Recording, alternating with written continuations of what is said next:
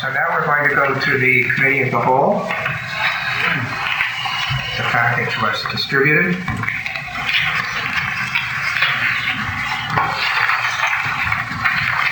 You have the agenda.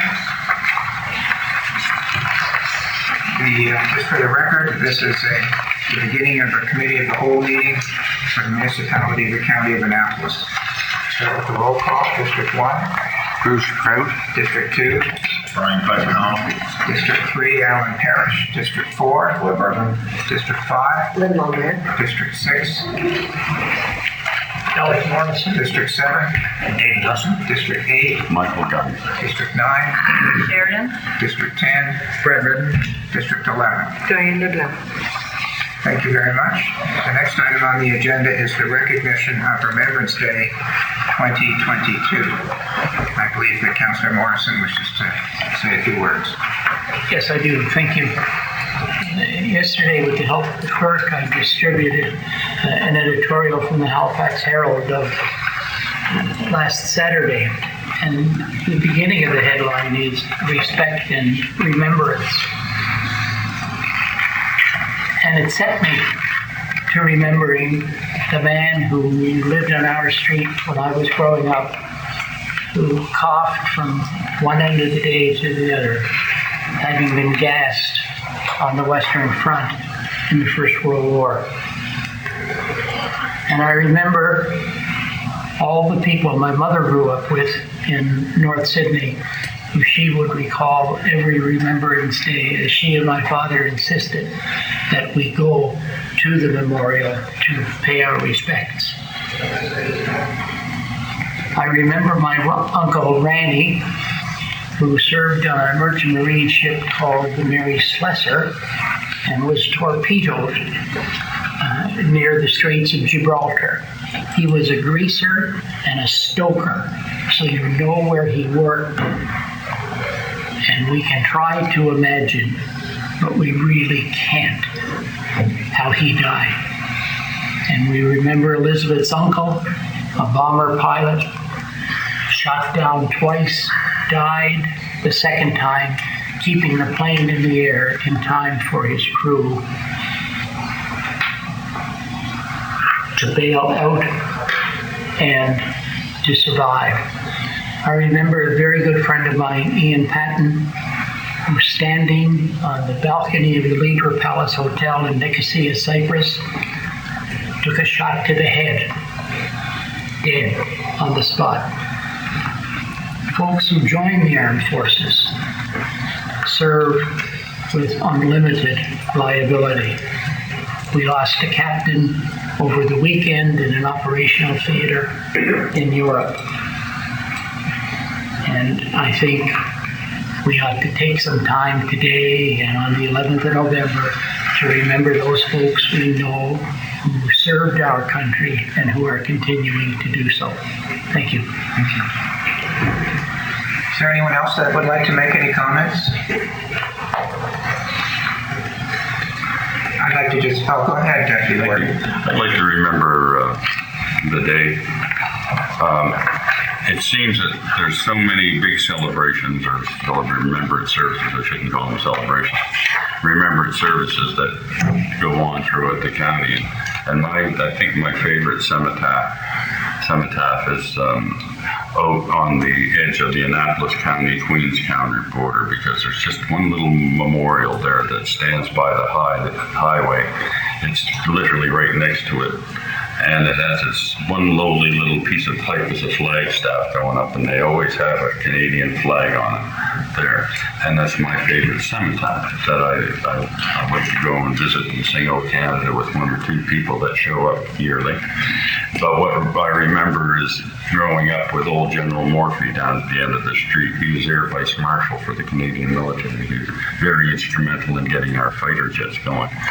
But him telling me the story of when he was a young man, and he was an observer in one of these dirigibles up in the air, and how we got shot down, the shot down in a dirigible floating to the ground. It was quite horrific, and I will remember him well on that day. Thank you. Thank you. Anyone else? Councillor Redden? So I'd like to remember my grandfather, who he was good enough. He left a memoir for us to read, because he went to Korea and came back from Korea. But when you read the memoir, the man who went is not the man who came back. And there are many members who make the ultimate sacrifice, and there's many who make other sacrifices. Thank you. Councillor Cotw? I always think, I remember saying my father-in-law, who served with the West Novus, and as I got to know him, and he was always great, Remembrance Day, we were there, we were at the Cenotaph in Kingston, and when questioned about things, he would tell you the more humorous stories. And that was, and there were plenty of those. And I think I shared a couple with Alec since coming on council and so on. But I can see him still standing at attention in the Cenotaph. Snow. We're not going to have snow. We may have rain this week, but snow over shoes and so on, and marching around. And you could go to a West Nova reunion, you would see this would be 40 years after World War II. And folks who were of an age, but when they started marching, whether it was down the streets of Kenthal or around the square of Kingston on Remembrance Day, it looked like they were 40 years younger. So it's important that we remember. Thank you. Councillor Bardo? Not to pick anybody particularly, but so many lost their lives, kept their lives short, having to experience as we are, in the effort so that we would continue and have a way of life. These individuals are gone, but what is more affected is the people they left behind. They're not for dead. It changes everybody. There's spin-off to events that greatly enhance your history. All I'd like to say is we will remember them. Anyone else? I'll just say a few words. I'm 74 years old, and when I give thanks to the veterans of the wars, I do it on a part of the basis that I've never had to fight a war. My father was in the Air Force in the Second World War. My grandfather was in the British forces on the Western Front for 4 years, and he made it. He got gassed. He was never the same. But in my generation, I never had to fight a war. Very privileged. Very, very privileged. So I thank those who had to go through what our generation didn't have to. So thank you. Next on the agenda is the disclosure of interest. I don't see any hands up, so we'll move along to the approval of the agenda. Move to approve the order of day be approved as circulated. Is there a second for that? Councilor LeBlanc, are there any changes to the agenda? Were we going to add an item to informer? Yes, if we could, I would like to add an informal item on contract negotiations. Okay.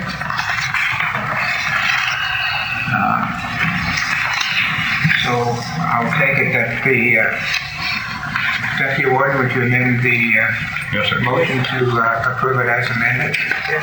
Yes, sir. And Councilor LeBlanc, you agree with that? Yes. Any other amendments? Seeing none, I'll call for the vote. All those in favor say yes. Yes. Opposed, no. Next, approval of the minutes from the regular meeting on October the 11th. Move to approve those minutes, sir. Second.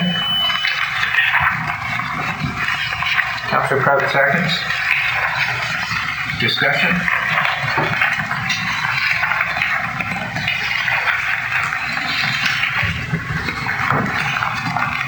Seeing none, I'll call for the vote. All those in favor say yes. Yes. Opposed, no. Motion's carried. Next item on the agenda is correspondence. It's a letter from the Department of Municipal Affairs and Housing. Are there any comments arising out of that, Deputy Warden? Yes, sir. Does the way that they've said here, the long-term approach is not really short-term, and the invoices for municipal charges such as fire, sewer, wastewater will continue to be paid by RCE without interest and charges. So when they get this straightened out, does that give us the possibility that we're going to end up with some back pay that the government will come back at us on? Is there anyone in staff that can respond to that question for the Deputy Warden? I see Ms. Anderson, I see you nodding your head. Would you like to respond? Yeah, so they have been withholding funds for probably the past 1 to 2 years for the sewer charges specifically, indicating that it was more of a tax than a user charge. So this is just indicating that they're going to pay us current. We were fortunate enough, there was turnover in the accounts payable department and we ended up getting paid last year, so it doesn't really impact us. However, we have had to write off some interest as a result, as they won't take care of interest. But they have given us 12 months notice, so I'm not sure where it's going in the future. So we won't get back pay per se. They're kind of addressing the issue going forward. They're negotiating with municipal affairs and housing as to how sewer rates are treated. Does that answer your question, Deputy Warden? I'm sorry, no, it doesn't. Whereas it says here, continue to be paid by RCE, it says in the second paragraph, continue, and it's the third line down, will continue to be paid by the RCS without interest, long-term approaches in place. New invoices from municipalities and villages will continue to be paid as appropriate. As the long-term approach, maybe it answers me, the long-term approach is determined, municipalities will be kept apprised of the appropriate methods outlined in the MGA. What that tells me is they're going to continue to pay us for these services, but that at some point it's going to stop. And what I worry about is that they're going to come back to us and say, oh, well, you know, we decided that several months ago and here's your bill. So we'll need you to pay this bill now because we stopped paying for that. And, you know, now you're going to have to pay for it. Is this going to line us up for any bill that's going to come down the line? In 6 months, a year, I don't know how long it'll take. Back pay, yeah. Can you respond to that? Right, no, we don't anticipate any back pay. The MGA requires 12 months notice if they're going to change their support in payment of these sewer charges. So 12 months notice has been given along with the re-examining roads, so there might be services downloaded, but if that happens, we do not expect a retroactive bill. That's what I was looking for. Thank you. Thank you. Councilor Morrison. Thank you. The business of 12 months notice, do I understand we were just told that the province gave us 12 months notice that they're working on something? My understanding is that the 12-month notice gives us a year to adjust to decisions that have been made. I would think that's the case. Would anyone on staff, anybody respond? Ms. Anderson? We did get a letter, and it was on one of the council packages, and I'm not sure how long ago. I want to say maybe 3 or 4 months ago. We can redistribute that 12-month notice. It kind of indicates on there what the future plans are. It talks about roads, and then there's a small paragraph on the sewer charges. I think that would be nice. Yeah, that would be good. If you could do that then, Ms. Anderson. Anything else under correspondence?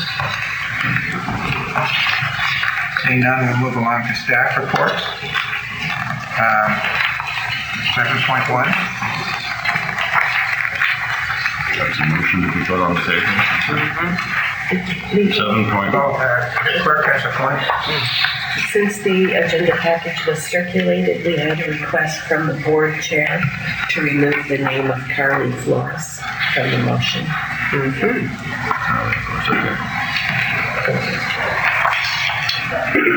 Now we're ready to go with that. Yeah, go ahead, Deputy Thank you. Warden. 7.1, SR 2022-21, Annapolis County Municipal Housing Corporation Board Member Appointments. That Municipal Council appoint Carol Ward, Ann Burns, Paula Blitz to the Annapolis County Municipal Housing Corporation for a 2-year term ending November 30th, 2024. Seconded by Councilor Morrison. Discussion?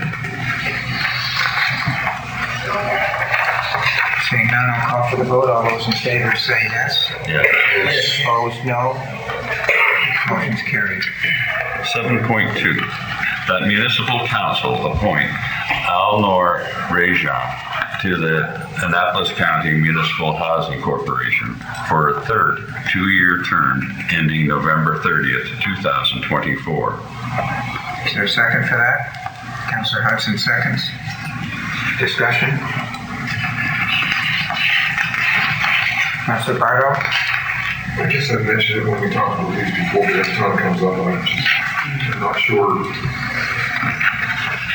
our involvement in this corporation and why we, like the board, and what's the legal aspect of it, that there is someone that requires us to make these appointments where we have no information on these candidates. I don't know from all of them.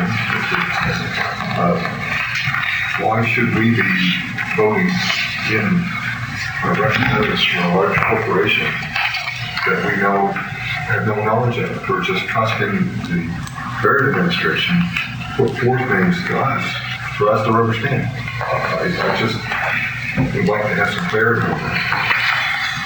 Yeah, I think we dealt with this tangentially a few months ago. Ms. Campbell, can you respond to that question?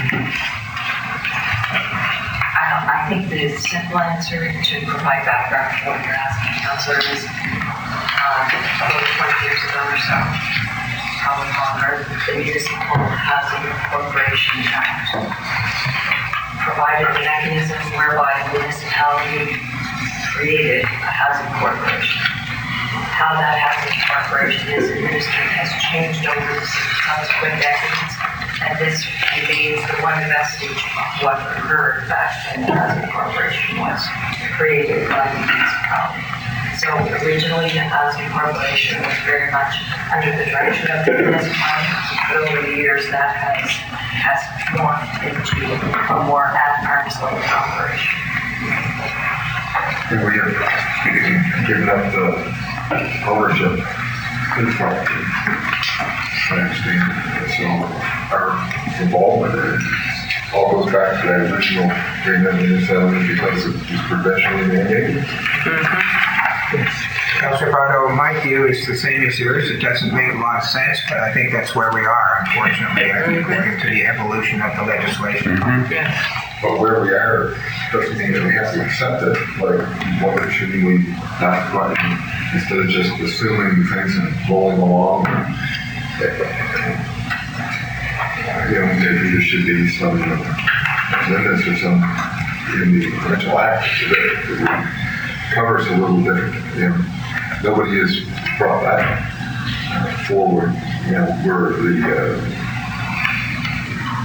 situation has changed. It's morphed. So shouldn't the agreement be consistent with that and walk along with it? We're just assuming that everything that was passed 20 years ago applies to the current situation. Well, we're advised by staff that that's the situation before us today, and if you wish to bring a motion next month or in the future after you delve into this in more detail, it would make sense to me because, as I said, I agree with your observation.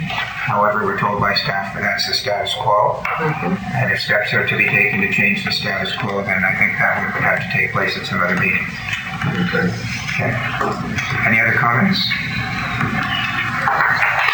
Seeing none, I'll call for the vote. All those in favor say yes. Yes. Opposed, no. Motion's carried. 7.3, and that the municipal council extend the appointments of Nancy McGrath and Gail Grover to November 30th, 2027, as requested by the province, Seniors in Long-Term Care, and by resolution of the board and municipal council's recent amendment of the instrument of incorporations. Is there a second for that? Councillor Longmire seconds. Discussion? Councillor Longmire? If I can just, and I don't know if this is appropriate, but I'm going to put it out there. The letter that was sent to us on page 18 of 72. I'm not a fan of redacted information. I would have rather seen something that didn't have all this blockout on it. It's probably That's confidential information. Sure. confidential. And that's all I needed to hear. Yeah. And I would have to agree as well on the last motion. I think it is time that we have some additional information, a package put together. So I would be interested in the future in requesting that through a motion. There are a lot of questions that citizens have. Thanks. Madam Clerk? I believe there was information circulated within the last year, certainly within the last two, that we can resurrect and circulate again. It's the instrument of incorporation that we cannot change. We can amend it. We can, if the board of the Housing Corporation wants it amended, which was driven by them, because we were the initiators of it, and it's more than 20 years ago, John, because it was long before you had that there. It was in the late 70s. We follow their lead because they are the board. We are now hands off in it. We take their recommendations. They advertise, they interview. It is their board. It is not our board. But because of that article of incorporation and provincial legislation, we still have to have the last say. And I hate the term rubber stamp, but in this situation, that really is all that this council is responsible for. It's their board, not ours. It's legislation that drives us to do this point. Councillor Longmire? So, indirectly, I mean, it does put us at risk that we approve and appoint. It's their board, and we know we have no information on the persons being appointed, and we are rubber stamping it. So I just think that there's just questions there. You know, there's always liabilities, and you know, I would like to think that we would have a better understanding of that. Although I know that all of the documents are there. I've read them. I've seen them. I still have questions myself. Yeah, I'll leave it there. I share them. And we're advised that this is the status quo, and I invite any councillor to speak to staff to understand better what's going on and to take steps by way of bringing a motion to have it changed. I think that would be a good idea. Thank you. Any other comments? Seeing none, I'll call for the vote. All those in favor say yes. Yes. Opposed, no. Motion's carried. 7.4, SR 2022-22 AM-1.4.22 Traffic Authority Policy, new. That municipal council approve AM-1.4.22 Traffic Authority Policy as circulated, 7-day notice. Is there a second for that? Councilor Redden seconds. Discussion? Deputy Warden? Thank you. So does this mean we're creating a new position in the county as this traffic authority? And I'm going to go to this 25th. It's a formality. It's just a formality. Is all it is. We haven't had this up before, this traffic authority policy. Yes. It was previously held by someone who has since retired and was just never reappointed. Okay, so we're going to actually appoint somebody to be our traffic authority. I expect so, yes. Thank you. Councillor Redden? Our policy here says a lot about conveying the powers outlined in the Motor Vehicle Act. And powers weren't outlined in the section of the Motor Vehicle Act we were doing. I was wondering if it could briefly be described to us. Say that again? So our policy says that we're going to appoint a traffic authority. Right. And that they will have the powers assigned to them by the Motor Vehicle Act. Correct. We've been given an excerpt of the Motor Vehicle Act, but the excerpt only covers that we need to have a traffic authority. It does not cover I see. the powers we're giving to the traffic authority. And I was wondering if we could briefly have that described, the powers that we are being conveyed. I'm seeing Ms. Campbell starting to stand up as we speak. In the whole motor vehicle act, it's really through the entire motor vehicle act, because the powers that are given to the provincial traffic authority also adhere to the municipal traffic authority on roads that follow the municipal jurisdiction. So it would be very difficult to give you one set of responsibilities. It's really the entire motor vehicle act with possible exception of running after vehicles and charging someone for speeding or something. It's the entire motor vehicle act with regards to, for example, closure of roads, in some circumstances, speeds that are posted, the signage, crosswalks, various signs and signals. It's a quite read authority, and it is for the entire motor vehicle. Does that answer your question? Yes, and I thank staff for not giving us the entire Motor Vehicle Act. I wonder if somebody could close that door. I'm hearing people talking out there.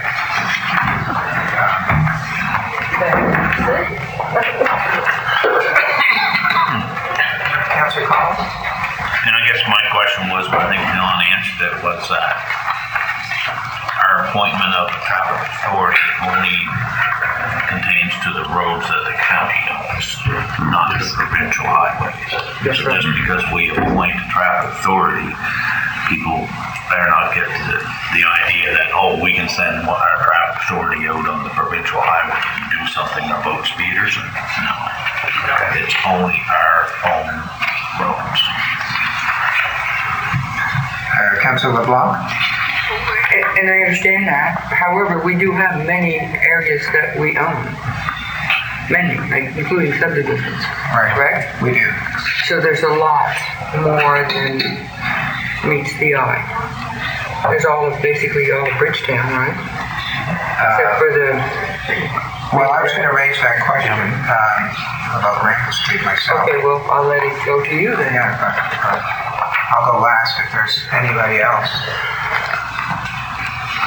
Well, my question, if you look at the draft policy under scope 5.1, it says the traffic authority shall exercise their authority in regard to municipal streets or roadways located within the community of Bridgetown and any other municipally owned streets or highways located in the county, excluding those for which the provincial traffic authority has authority.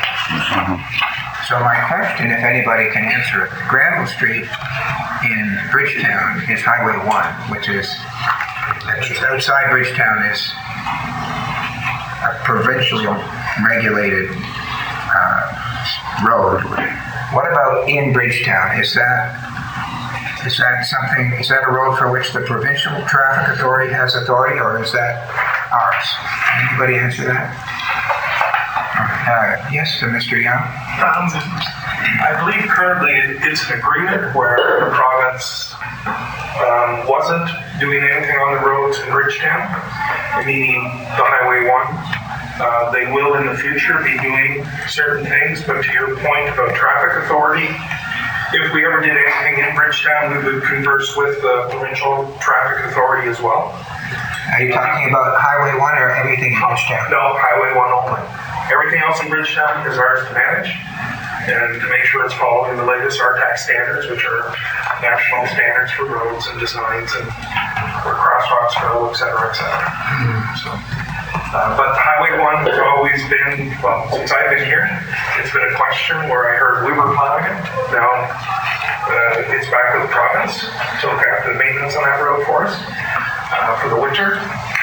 They also do the paving on that road. So the responsibility seems to be there. So I would want to confer with the provincial traffic authority if we were going to make any changes to the flow of traffic on that road as well. Thank you. Councilor Cotw? I think you would find it when the dissolution of Bridgetown took place.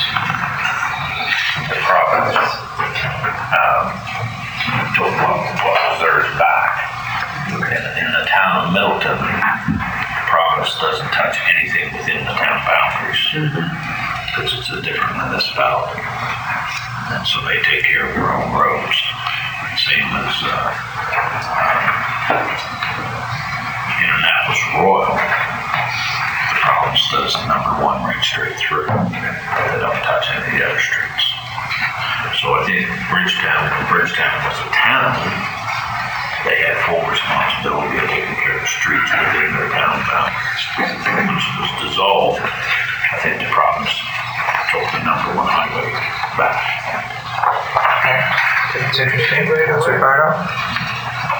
I'm just curious about the connector roads and who's maintaining them, like I said, just pick examples, Church Street, right here, just from Clarence Road to number 1.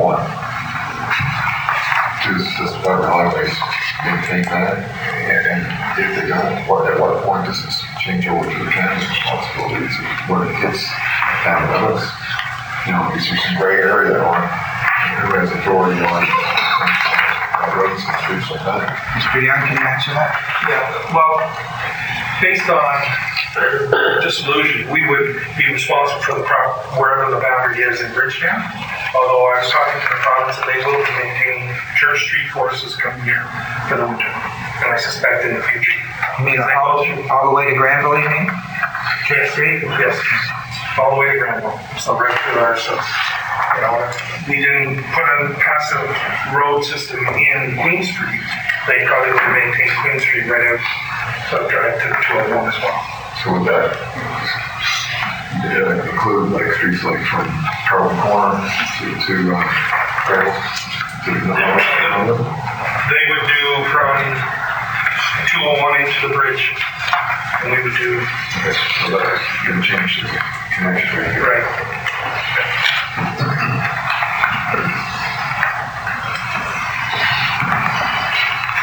Thank you. I don't see any other hands up, so I'll call for the vote.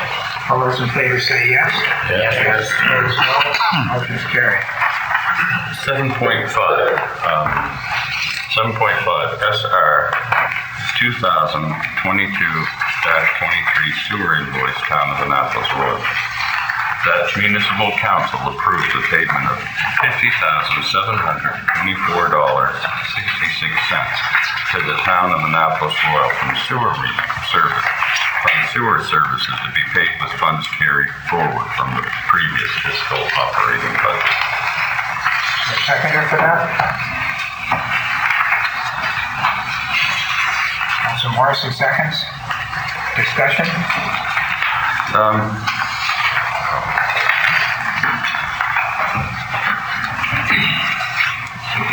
Deputy Ward, sorry. Thank you.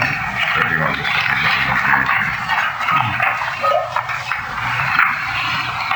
a couple of questions. Yes, is this just a one-time payment, or is this a yearly line item that we're going to start coming up with now? I think I can answer that. Right now, it's a one-line item for this year, and the idea is that there will be, again, a payment, but the amount and the method of calculating the payment will be determined pursuant to an agreement that has yet been worked entered into. All right, thank you. And the other thing was that, now this is pertaining with water as well.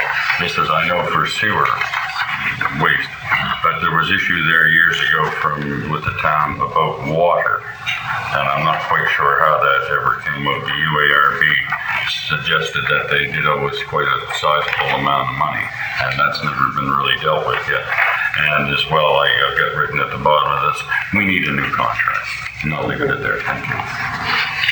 Was there a question in there about water that you would like a response? Well, I would like a response to the question of water for the UARB. I forget the gentleman's name was here years ago. He's going to be coming back and he does our rate studies and such for us. He mentioned that the town still owed us quite a little money. I think it was in the round of $1 million from some water service that they didn't agree with or something. I'm not sure how it all worked out, but nonetheless, that's what the gentleman told us a few years ago, that there was an unsettled amount there that hadn't been dealt with. Is there anybody on staff that is aware of this issue that might respond to the deputy warden? I'm not sure we know the history of something older, but we can look into it. I would certainly be able to show you what our current agreements are, for sure, of course. But if that sounds like something that was negotiated or reviewed at some time in the past. I don't think it's ever been dealt with, sir, to tell you the truth. But I've heard that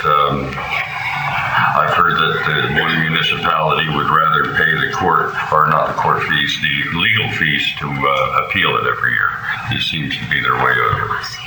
Anyway, I'll leave it at that, and perhaps you can look into it. Councillor LeBlanc? I remember something to the effect of there was somewhat of an agreement that was not really binding according to the UARB. Something was being done. That's why we're looking into a new agreement. I believe that's what it is. But there was something about the water. I remember such, but not clearly how much. Yeah, there have been a few applications to the UARB, and in fact, a court case arising out of it, which I've read. And there was a dispute, and Annapolis was successful in the fact that I won't get into the detail. Annapolis Royal, to my recollection, was making an argument that they were a partner in our water system rather than a client. And the court, I think eventually went to court, found that they were not a partner, they were a client. That's right. Yeah. That's all I can say. That's what it stems from. That's what it comes from. Yeah. Councillor Cotw? I'll be voting against the motion. In August of this year, our previous CAO sent us out an email on the calculations and the questions he had asked staff. They weren't answered. We haven't had the answers. And now we're just agreeing to write them a blank check. Taxpayers' dollar. Give us the answers. The email from David Dick made it very plain that they were overcharging us. Why wasn't it looked into before all of a sudden we're going to give them the check? I'm not voting for it. The information should be given to us. This is what this council has said from day one, that we have not been given the information to make good decisions. And here's a fine example. We have Morristown sitting on the hatch for money gas tax. We've never gotten anything from staff to support why we should give gas tax to Morristown. I don't see anything in the agenda just to write them a check either. I am not voting for something that we're not getting an answer for. So I'll just make it very clear, but I want to make sure that the public knows that this council stood on ground saying that we were not going to write a check unless we got all the information. And I was fully disgusted when I saw this on the agenda. Next, Mr. CAO. Thank you. The reason why we brought this to you, so this is an old agreement with the town. We have agreed with them that the agreement needs to be updated and that future billing would be based on a new negotiated agreement that would be approved by council. The question before you today is last year's bill. So it was only when the bill had been received that we questioned, should we be redoing the agreement? So the question is, we have a premise and a plan with them that going forward, we need a new agreement. The question is, will we pay last year's bill based on the old agreement? And No, okay, are you finished? yes. I have Councilor Bardo. Yeah, I think the last month that this was brought up, and it was going back to analyze that, and because it was looked like it was more than what we owed it. But to come back now and then say that it approved to pay that amount that was of some concern at that point.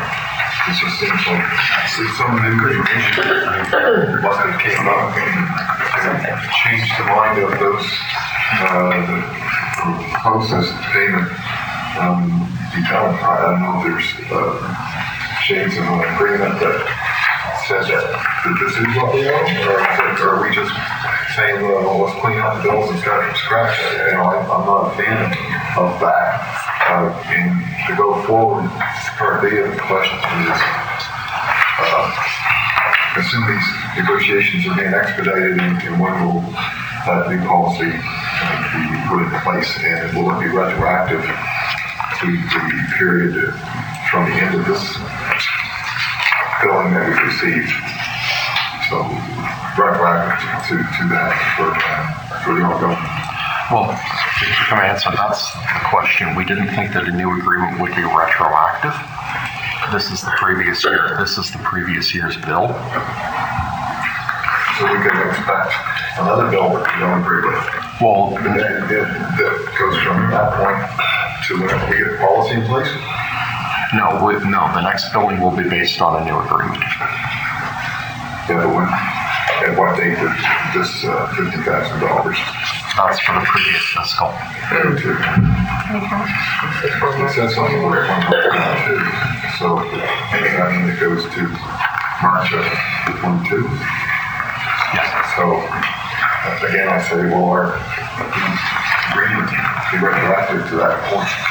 You can't make an agreement retroactive if there's an agreement in place. So what the second point is that we're to expect another bill that we'll disagree with from March 31st until when this agreement is formulated. No, future bill will be dependent on a new agreement.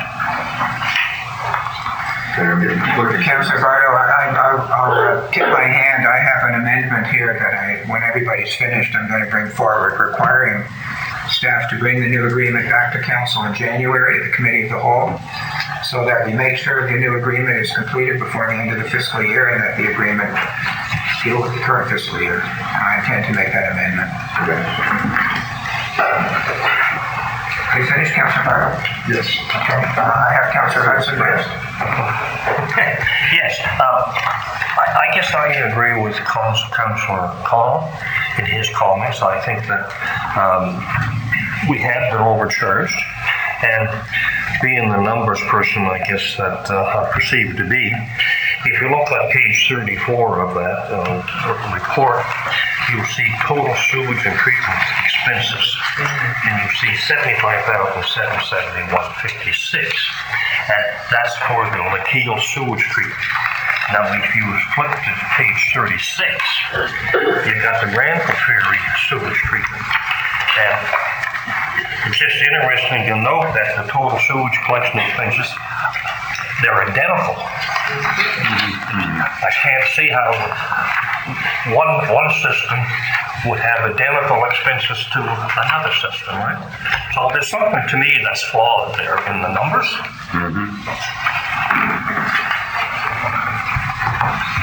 And I say I will be voting against the motion.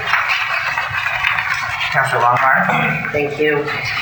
I'm not going to back over all of the other comments that the other councillors have made, because I'm in total agreement with each and every one of them, and I too will be voting against it, all for those reasons. I am very pleased to hear from our CEO that we will see that new agreement, because that's vital moving forward. Again, the old agreement, I don't even know what that looks like. And as I was going through the numbers, and I'm not a number person, it just looked really awkward. I really couldn't say that I could find how two numbers could be so perfectly identical.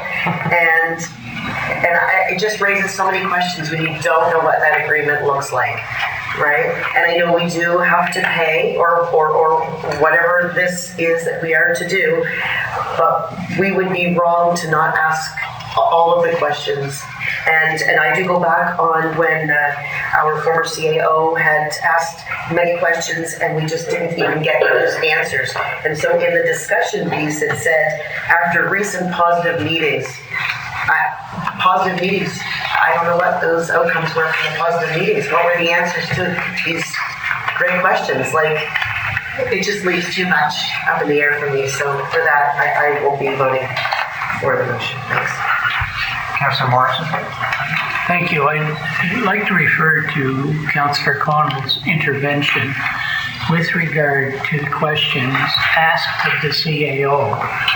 Questions that were formulated after the then CAO told us that, this isn't his word, that we were being bamboozled. He said in some instances we were being charged 100% more than we should have been, or he said we were charged 100% for service. Now, it may well be that in the interregnum between David Dick and the appointment of our interim CAO, that those questions fell through the crack in someone's desk. But I'm just wondering whether we can receive the answers to those questions. And they may include some answers to questions my colleagues have raised as well. Thank you. Councillor Sheridan? I won't be voting for this as well, for the same reasons that's gone around the table. It was brought to our attention with the previous CAO. He had questions, we were supposed to get answers, and just because the answers didn't get to us, it's being put in front of us just to, yep, that's okay. This is taxpayers' money, and if we're being overcharged, this is our job as a council to protect the taxpayers' money. So I will not be voting for this. Councillor Wren? Well, I do want to change tack a little bit here, but I'll start with, I'm in favor of paying our bills. I'm not in favor of voting for this motion today. I have a question for staff first, which is our total expense on our sewer collection is $50,700. What page you can change? Page 33, sorry. And if I remember, our charged sewer rate in the city is $570 change. I'm wondering how many ratepayers, like how many sewer services is it that this $50,000 is covering? Can anybody on staff respond to that question? Ms. Campbell? So you do have that information actually in your package. So in the breakdown of the bill, where you have the calculations and you see the fractions. So for example, at the bottom page where it says, one of them says 131 out of 524. That's what that number is. Okay, so what that's telling you is that in the entire sewage system that the town of Annapolis operates, there are 524 customers, and of that, the top number are the number that are located actually within accounts, and which the county is receiving the calculation of either collection or treatment of the sewage. Thank you very much. I've seen those numbers, but didn't know what they meant as they're not labeled in our documentation. So that's very interesting because I had run a little calculation on those numbers sort of indirectly, and we, by those numbers, are 25.5% of the customer base, if I've done this right. And we are paying 38% of the public works budget. If you look at this, $73,000 and change. Let alone that if I look at all three invoices, there is $73,000 $500 and change in the public works budget for the first one. And the same numbers on the second one, and the same numbers on the third one. And it says 50%. So double that comes out to 147 and change. And when I looked up Annapolis Royal's public works budget, it's 148,000. So we have 50% billed to us 3 times. Now maybe that's not what they're billing us when you do the numbers down through. I said we only pay 38% of the budget. But the invoice at the very least is not very clear. And now, the reason I'm in favor of paying our bills is because we have an agreement with them. And I think if we have an agreement, we have to follow the agreements that are in place, even if we want to change them. However, I don't know what that agreement is because I don't have it in front of me.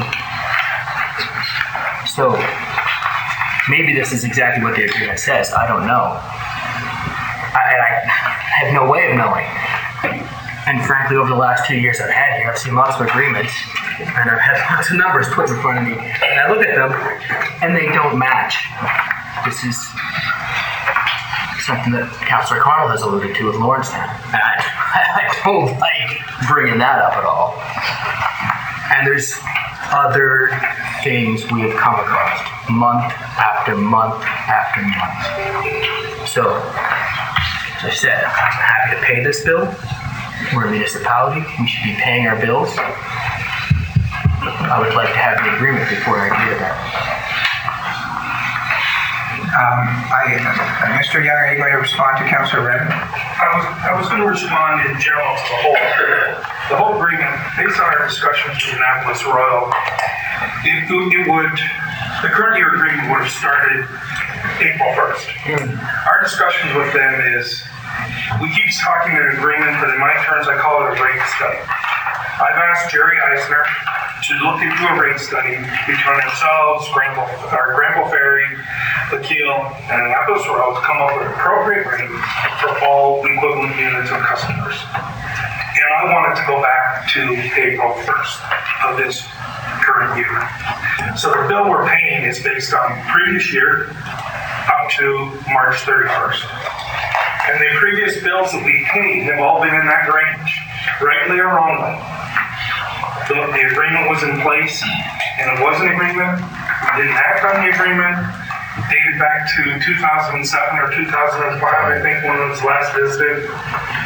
So, to Councillor Redden's point, because we didn't act on the agreement and made changes, we do have an agreement probably in place that we have to follow.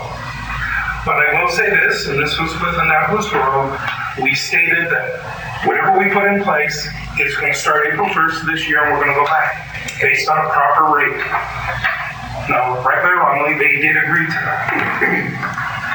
So, we expect to bring to you, Council, the new rate structure, that everybody can understand what an equivalent unit is for this area to be serviced by a sewage treatment plant in Annapolis Royal. That's all I want to say. I saw some other hands up. Councillor Bardo, Councillor LeBlanc, you've spoken. Anybody that hasn't spoken? Yeah. I'd like to take a turn then. 2 things. As I said, I intend to make an amendment that we have a new agreement before us in January, because similar to what Councillor Redden said, I've had a number of occasions in my time as warden where I've asked to see an agreement, and it's an agreement that's expired or is null and void or whatever. And so I don't want that to happen to this one. I want to make sure that we as the council ride this one pretty strongly and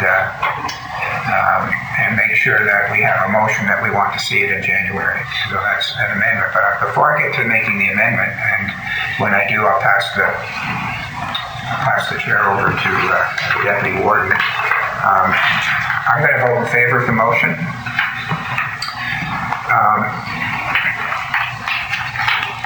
I go back to, I think I reported earlier that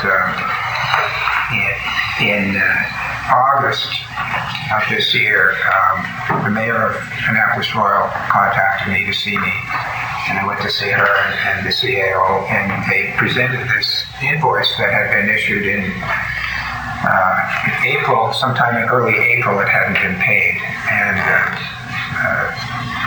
I was told that the county simply refused to pay it because they didn't think it was worth it. But there had been no negotiations from our side, delving into it to decide what it should be. I was told, similar to what Mr. Young said, that the amount we've been paying every year was in the same order of magnitude.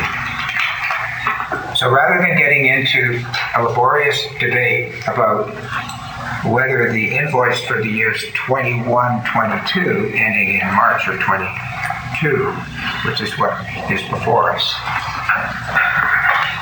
my view is it likely follows the old agreement,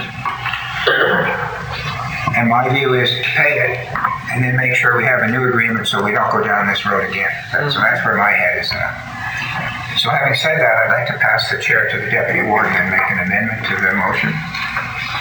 My amendment is to add a sentence, and that staff report to council at the January committee of the whole with respect to the progress on the conclusion of a new agreement with the town of Annapolis Royal.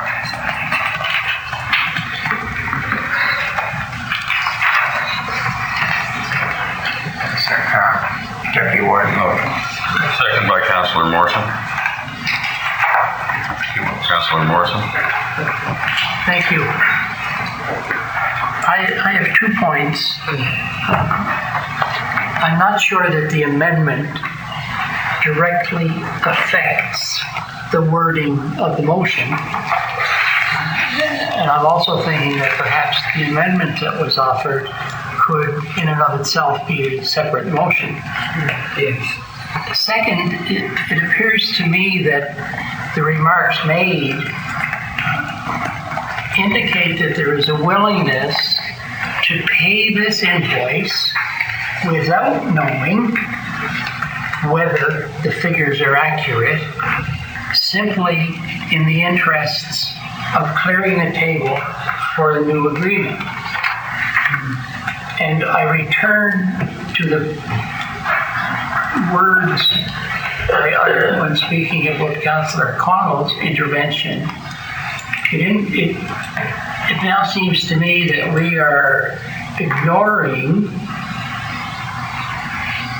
the answers we want to the questions we posed to the CAO, who very clearly indicated that the figures were not accurate.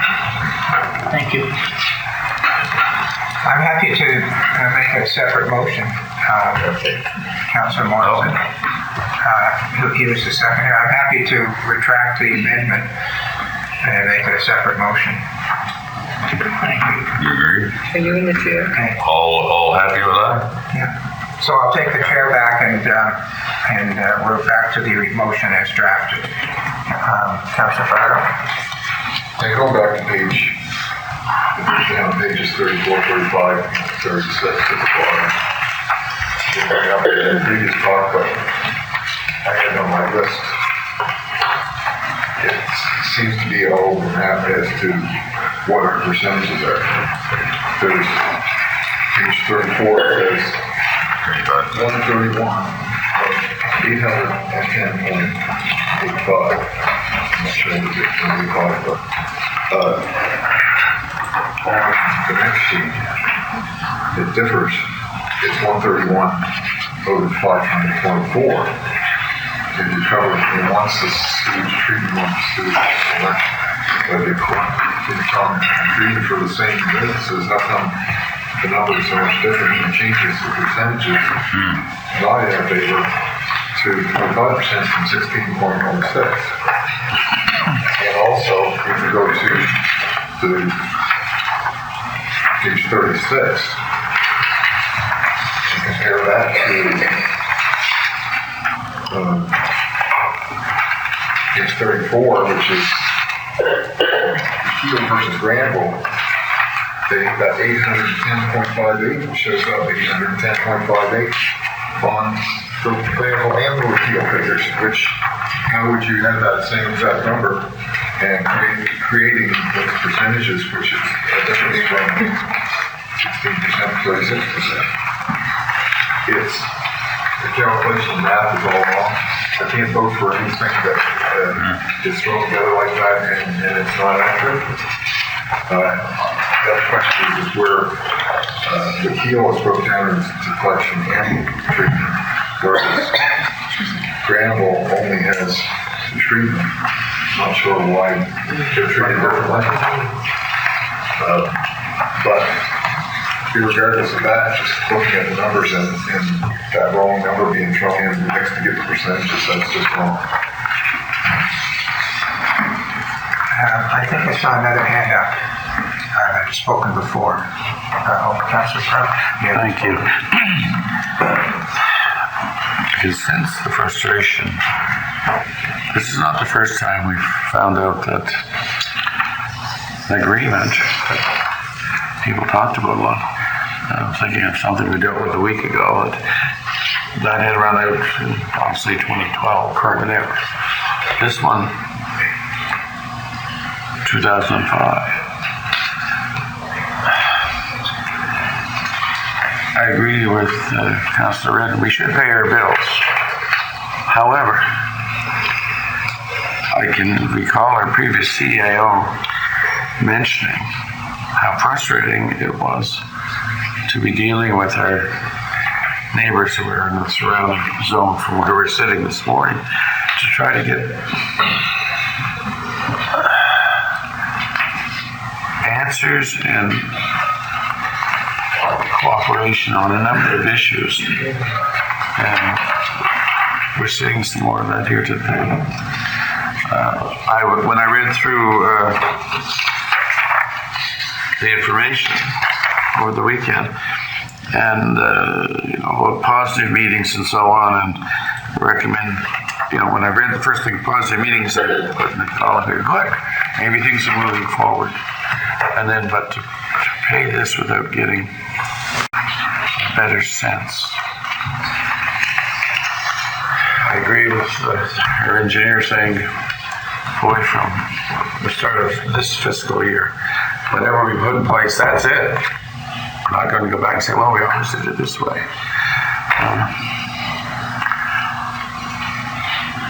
This has been a long time of dealing with this, and it's very frustrating. So, at the very least, the next fiscal year, or this fiscal year, had better be a new agreement. And I am still torn which way to go on this. I would like to see us have more information before we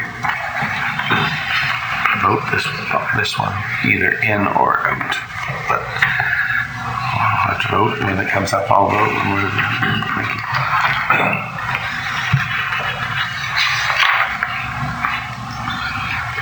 Yeah, just one more quick comment. We hire a CAO to do various tasks and perform different duties and things and all of that kind of stuff. And I think it's part of the CAO's job is to look at what we're paying, okay? And not just necessarily go along with, this is what we've done in the past, right? You just don't do that. I think it's incumbent on a CAO to ask questions and to investigate bills and to ensure that we are paying a fair price for the services that we're getting. I wouldn't expect anything other than that from a CAO. He should be in there asking questions. You don't necessarily just follow suit, just because we've done that for the past number of years and pay it out. So I like them up. That's all I have to say. Councilor LeBlanc. The problem is this is an agreement upstairs. This is last year's bill. We've come to an agreement that we're going to have a new agreement starting as of March 20th. So is there a breach? Or is there something, if we don't pay them, that could incur? Or just, we have an agreement? That's my concern. However, if our finance people find and look at these papers and say, well, these numbers are skewed, and they can tell us that there's something wonky. But again, it would have to be our finance people that would say, it should be this instead of that. But again, it falls back to the agreement. So that's where I'm stuck. Anybody, Mr. CEO? Thank you. Since a few of you have asked about our current meetings and work we're doing, so a key thing that we have focused on that the Director of Public Works and I have been working on is talking to the town about a future agreement. Definitely staff acknowledges that we feel that the old agreement is probably not where we should be. The question that we want, it's just a matter of that we want to work forward with the town on something new, and we definitely will. So future billing for this fiscal year and beyond would be based on an updated agreement that council will see and have the opportunity to approve. So definitely we are dealing with those issues. That's what we've discovered now that we have a really old agreement. So we are working with the town to develop a new one. So those things are definitely being worked on. We decided to bring last year's bill to you today because it is still potentially based on an old agreement, and it's an item that council has approved similar numbers for in the past. So we wanted to give you the power to have the decision. Councillor Sheridan? And I agree that yes, bills should be paid. I just don't like, I mean, personally, if you were to receive a bill that you didn't get the services for, would you actually pay it out of your pocket? None of us would, right?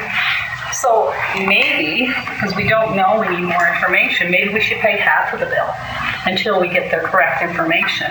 That way we're still paying your bill. Moving forward, we need more information. I'm just throwing that out for somebody, some thoughts. But more clarification. Yeah, I think we need more information. I can cover that. Councillor Cotw? I just wondered, where can I find the old agreement?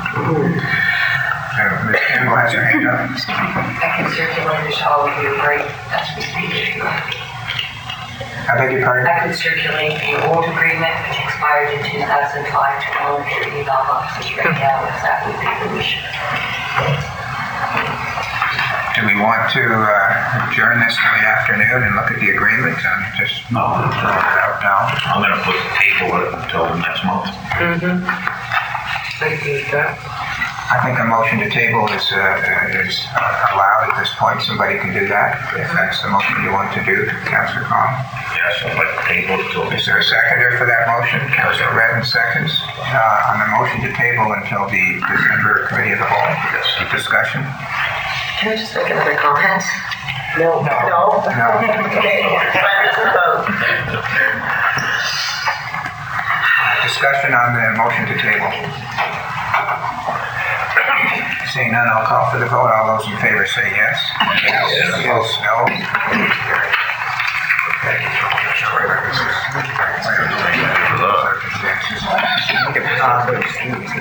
I do though not want to lose track of what I want to do, and I'll give up the floor to the deputy warden because I do want to make my motion. Okay. My motion is that staff report to council at the January Committee of the Whole meeting. I'll put or earlier. With respect to the progress on the conclusion of a new agreement with the town of Annapolis Royal. With respect to the, is it sewer and water? No, it's just sewer. With respect to the sewer agreement. That's my motion. Seconded, Deputy Warden? Yes, sir. Oh, yes. But Councillor Morrison, second. Any comments on that? Oh, you got a question? Okay. Not a question, just a comment. And we are being very efficient. with regard to conducting concurrent activities. While on one hand, we have tabled motion, we now have a very good motion, the implementation of which can proceed while action is being taken place on the other matter. Really neat way to work. Thank you. Oh, Councillor Ritten. Sorry, I'm looking Chair, I'm wondering if the motion is meant to encompass, staff had mentioned possibly retaining outside expertise to have a rate review done. And I'm wondering if this motion is meant to draw that proposal forward, or if it is meant to encompass approval of some sort. It's meant to encompass whatever needs to be done.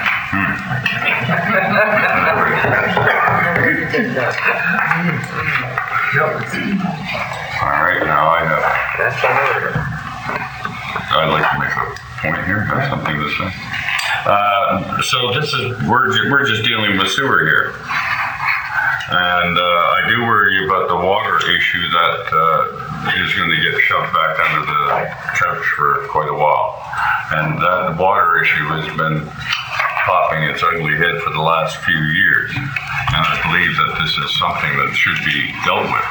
And if we're going back to the town of Annapolis Royal and getting this straightened out for sewer, we should be looking at our water agreement, or our supply of water to the town as well, because that's about as clear as mud right now. Right. And there's a hand behind you, Deputy Warden. Just to be clear, the UERB establishes the water relationship between ourselves and Annapolis Royal. The sewer is something that we develop with Annapolis Royal, independent of the UERB. So the man from the UARB was here a few years ago and telling us that there was some problems. That would have been probably the rate setter that I want to hire, Jerry Eisner. So it was Jerry Eisner who was telling us about the problem. He would be our consultant. He had a problem. I phoned him when I got here about the issue between ourselves and Annapolis Royal and water.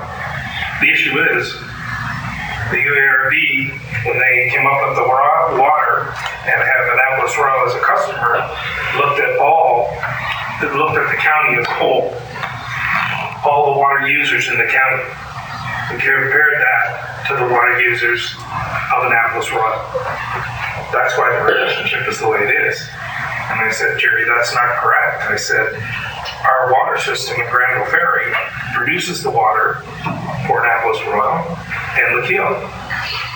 I said, if it makes more sense for us to have a standalone system independent of the county between Lakeel, Annapolis Royal, and Granville Ferry, maybe we should look at that.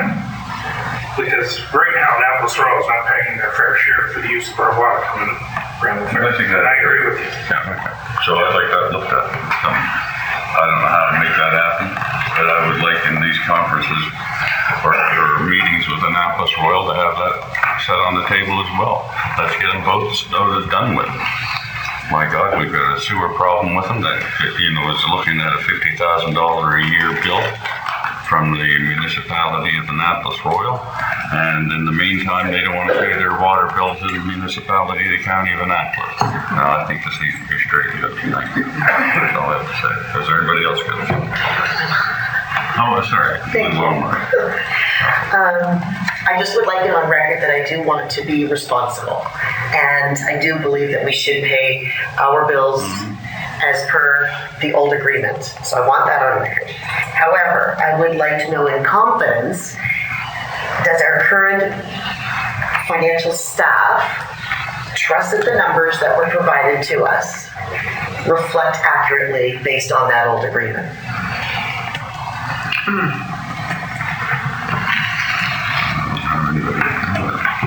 Anybody else? May I try and respond? It's at this point when we've received this itemized bill, we've accepted that as accurate from the town. We haven't attempted to audit that or have them prove the numbers.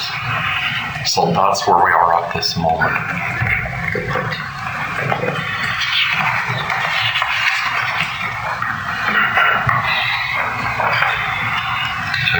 tell me where we're at. Are we at the point of this motion? You have a motion on the We have a motion on the table. Does anybody else got any comments on the motion? Just reread. Dan, could you repeat that motion for us, Madam Yes, Chair? was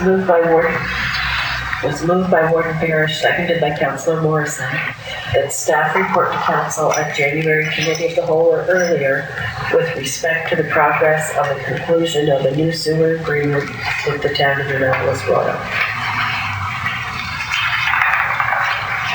Anybody else got any comments on it? I want to call the question. All those in favor say yes, raise your hand. Yes. Yes. Would it be to be unanimous?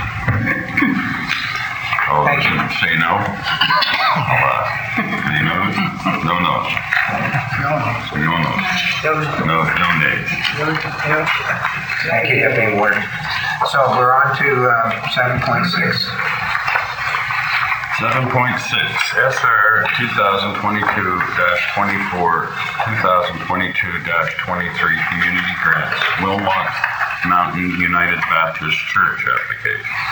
That municipal council approve a grant in the amount of $1,300 to Wilmot Mountain United Baptist Church to assist with their Mount Rose Church restoration project from Capital Projects Assistance Program, Small Project Matching Grants in accordance with AM-1.4.9 Community Grants Policy. Is there a second for that? In my district, so I'm looking for somebody else to second it. Councillor Morrison seconds it. And I thought I mentioned to Councillor Crowe that it's called the Wilmot. Yes, it is. Originally there were two townships in Annapolis County, Granville Township and Wilmot Township, and the dividing line was the Messenger Road. And I'm just to the west of the Messenger Road, or to the east, I should say, and so is this church in Mount Rose. It's in Wilmot Township in the old days. Anyway, just a historical. If I may comment on that, the first time that I drove by there and saw it, I thought, Wilmot Mountain Baptist Church. What's wrong with this picture? You know, in my head, because, and although I know a family friend who's long departed, worked on across from, in District 1, there was, I think it was the Plains Cemetery across actually from Andy Dorn's ice cream and confectionery spot. And so yeah, a lot of history here, and well, you know, we all know that, anyone who's in Annapolis County. But when I looked into it, and this was before I was on council, I said, oh yeah, that's part of the old Wilmot Township. Yeah, the old Wilmot. And they talked about Wilmot Mountain was what threw me off, because I'd never heard of a Wilmot Mountain, but the more you look into it, it's very interesting. And I was quite taken by the fact that it's used as much as it is. Any other comments? Councilor Morrison?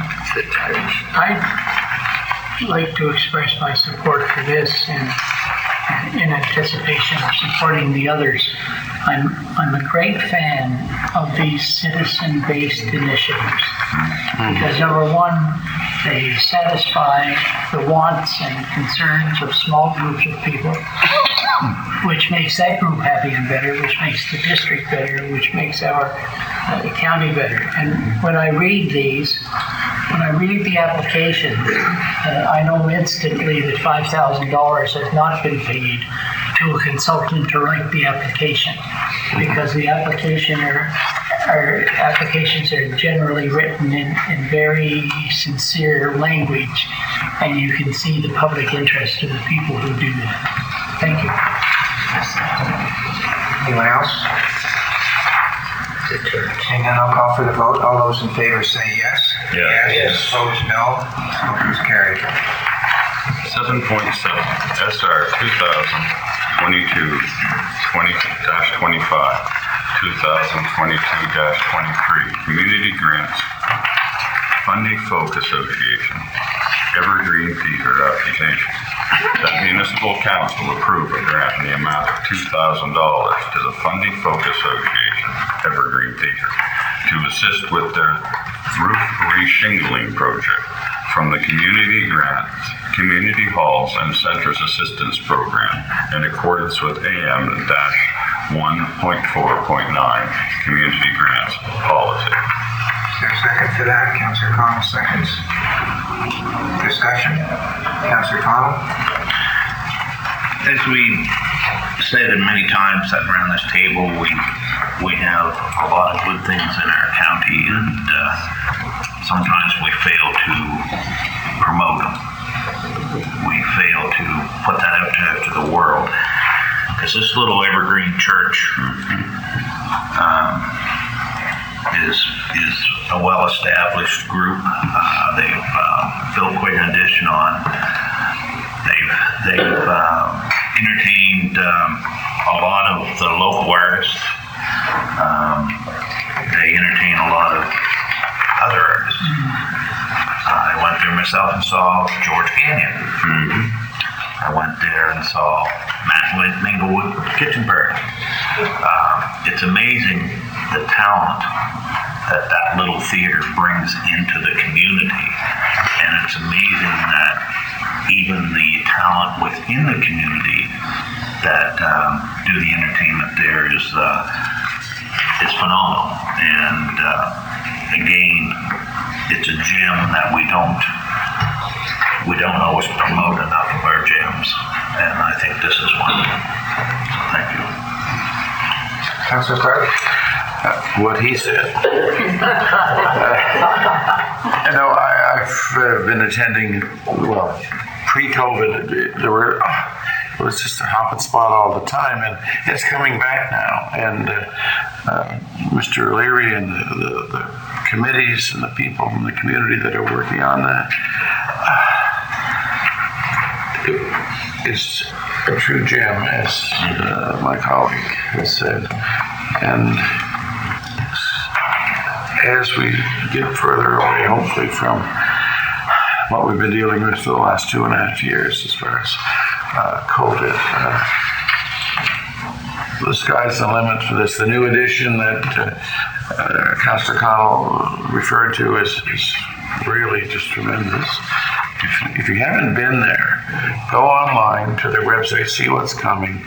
Lots going on, whether it's, if you like, Celtic music, Evans and Doherty are there occasionally, folk, I guess I would say folk music is maybe their biggest genre, but there's everything. You can get artists from Africa, from South America, from around the world who, when they're in the Atlantic region, quite often they'll be making a stop in East Margarettsville at the Evergreen Theatre. So I'm fully in favor of this. Thank you. Councillor Longmire? I would just like to say that, recognizing those volunteers that take the time to find these grants to write for, to keep these spaces alive in good shape, protecting the assets that they are so passionate for is so vital. And of course, we're starving for volunteers everywhere. So each one of them, from the last motion through to the ones that will follow this one, these people are instrumental in our communities and should never go unmentioned. Their amazing work that they do. Thanks. Deputy Warden?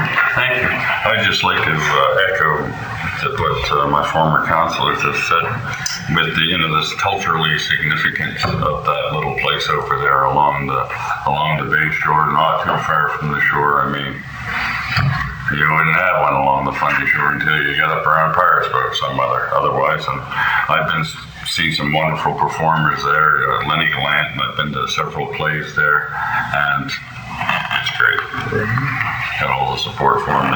Thank you. Seeing none, no other hands up, I'll call for the vote. All those in favor say yes. Yes. Opposed, no.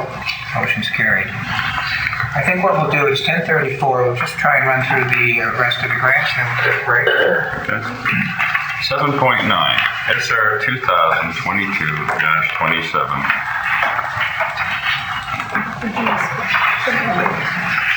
Oh, Grapples, I went ahead of one second. 7.8 SR 2022-26, 2022-23 community grants. Granville Center Community Hall Association application. That municipal council approve a grant in the amount of $1,200 for the Granville Center Community Hall Association to assist with their heating system upgrade for the Community Halls and Centers Assistance Program in accordance with AM-1.4.9 Community Grants Policy. Is there a second for that? Councilor Pardo seconds. Discussion? Seeing none, I'll call for the vote. All those in favor say yes. Yes. Opposed, no. Next. 7.9 SR 2022-27, 2022-23 Community Grants Margaretville Baptist Church application.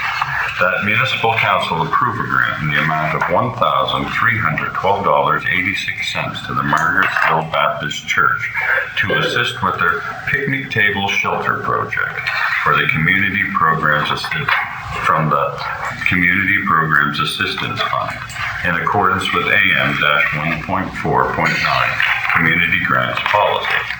Councilor Cotw seconds. Discussion? Seeing none, I'll call for the vote. All those in favor say yes. Yes. Opposed, no. Motion's carried. 7.10 SR 2022-28, 2022-23 Community Grants Melbourne Square and Area Community Center Association application. That municipal council approve a grant in the amount of $2,400 to the Melbourne Square and Area Community Center Association to assist with an electrical service upgrade to the community center from the Community Halls and Centers Assistance Program in accordance with AM-1.4.9 Community Grants Policy. Second, Councilor Cotw. Discussion?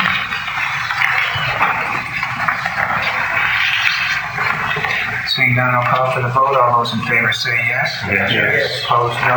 Motion's carried. So we'll declare at 10:36. Let's come back at 1:45. I'll wrap it.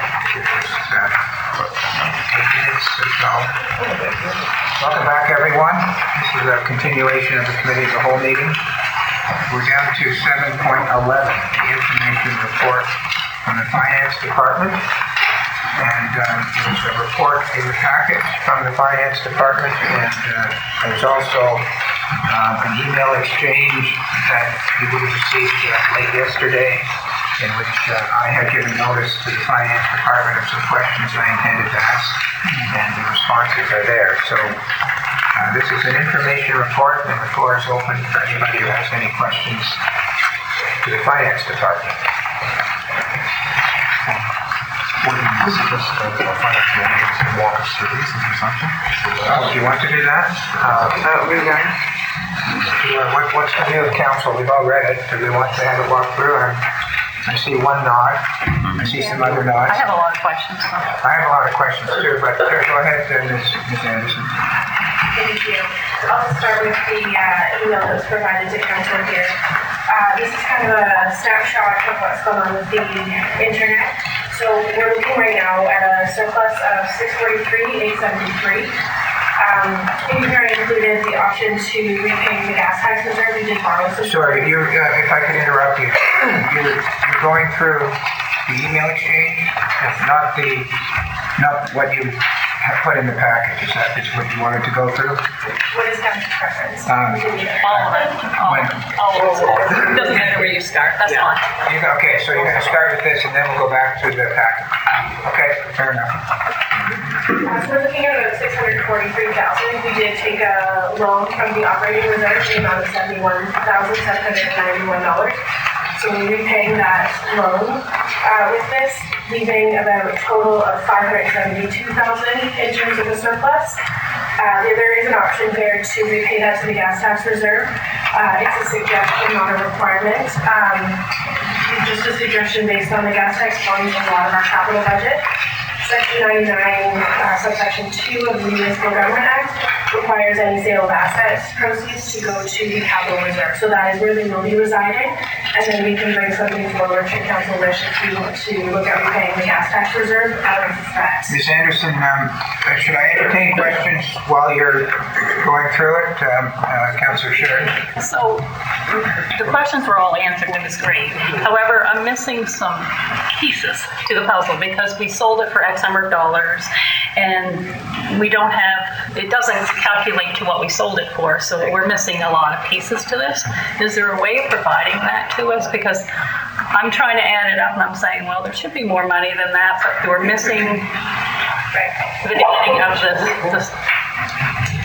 project or something. I know we're missing something. No problem.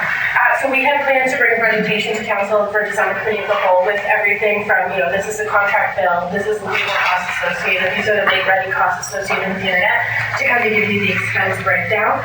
Should council wish, we can bring that to the committee of the whole, or we can distribute that via email sooner. If that's what you wish, we could also do both to have it in public, as public information at this December committee of the whole as well. But we do have all of that.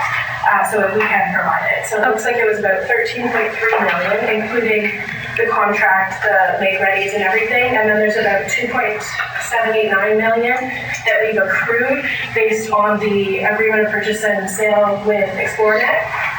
Section 2.13 and 2.14 indicate we do have some costs carrying forward up to the fixed price contract price for the Eagle bill, and then also additional make-readies, which there's about 3.4 million we're estimating in make-readies, all based on estimates of the best information we have at this time. Can I interrupt you there?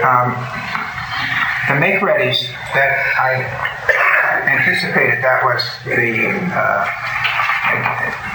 using the poles that are owned by Bell and Nova Scotia Power, and maybe doing some crossings and that sort of thing. Why is there so much still owing? Where did you get that number? So it's the difference between the budget for the make-readies and the amount we've actually spent to date, which is only $296,000 of that budget. But I'm going to have to. Sorry, which budget are you talking about? The original budget that was set for the internet bill. But the specifics on the make-readies, I'm going to have to defer that to Jan, as I'm not sure on the technical side of it. Ms. Young? We have not received billing for make-readies. We've only received billings up to $296,000 at this point. I do know that Explore is preparing to send us an invoice for some of that work. Who is, sorry? Explore. So,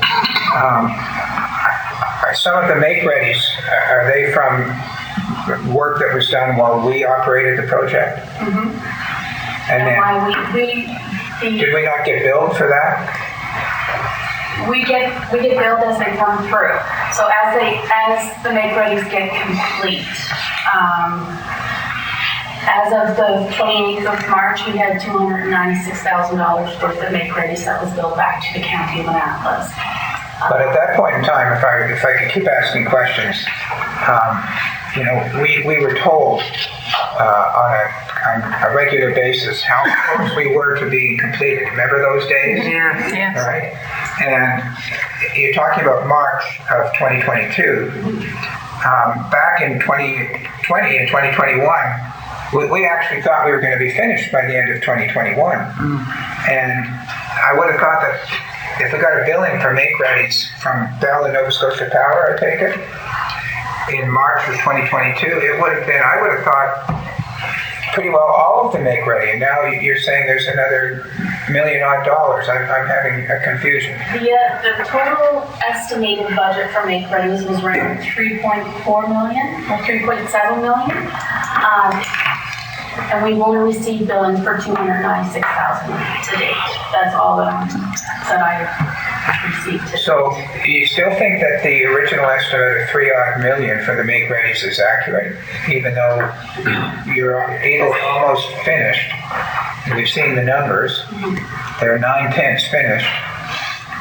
And yet we haven't got bills for the use of the poles for coming up to 8 months? It doesn't make sense to me. No, it doesn't. Okay, we haven't received a bill yet from Xplornet under section 2.13 or section 2.14. I will say in probably the last 2 weeks, we have made contact with somebody from ExploreNet. They did request invoice templates to start sending us invoices, but prior to that, there was absolutely no communication between ExploreNet and the county after the date of sale. So we have made that point of contact and are reaching out for estimates, and we're talking about the invoicing process. So we have accrued it so that the funds are there to pay for it, and it is reflective of the surplus, but they have not sent us a bill since they purchased. I've got some other questions, but I'll go out to the floor. Councilor Bardo. On that, XYZ kind of guy, right? We had a fixed contract with Eagle, 13 million or something. And we had a fixed contract for the sale to Cotw. Where are we talking about bills? Isn't there, like, bills can't keep coming, you know, once they use up the contract maximum, right? So I don't understand where the difference between 13 and 17 is $4 million. I know there was a little bit of other stuff that the seaside that we moved, but there's,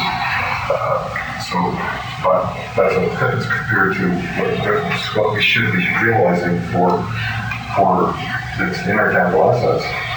That's right. Yes, and our surplus. Yes, so we will provide that breakdown between the Eagle bill, the make-readies, and then there are about $600,000 in legal fees, plus the $850,000 mainland settlement that are included in these numbers as well as part of the project. So we will break all of that down and send it out to you, so you will be able to minus Y gives us the surplus so that you can have it in detail. I summarized it a little bit more here. The contract price is about $11.9 million with Eagle, and we've spent $9.499 million. So it's a contract, and we've accrued the remainder of the contract less any funding from Develop Nova Scotia and CTI. As ExploreNet, we are anticipating to bill us the net amount. They are supposed to be receiving the funding now instead of the county and billing us the net amount. And the reason we're still anticipating bills is the agreement of purchase and sale with ExploreNet. This is attached to the email that went out as well. Section 2.13 deals with the Eagle contract, and it says until it's before or after the time of closing, including any holdbacks up to a maximum of the contract price plus value-added taxes, which includes any change orders before closing. So this indicates that the county is still responsible for up to that fixed price contract, even though it is after the March 28th date. I think we always understood that. Okay. Yeah, we always understood That's that. the premise of those invoices, and then 2.14 indicates it to the main records as well. So the invoices are to carry over from Eagle to that. It's not used.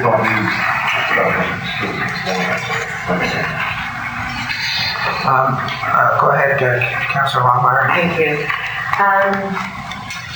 So Hatch was supposed to be managing this, correct?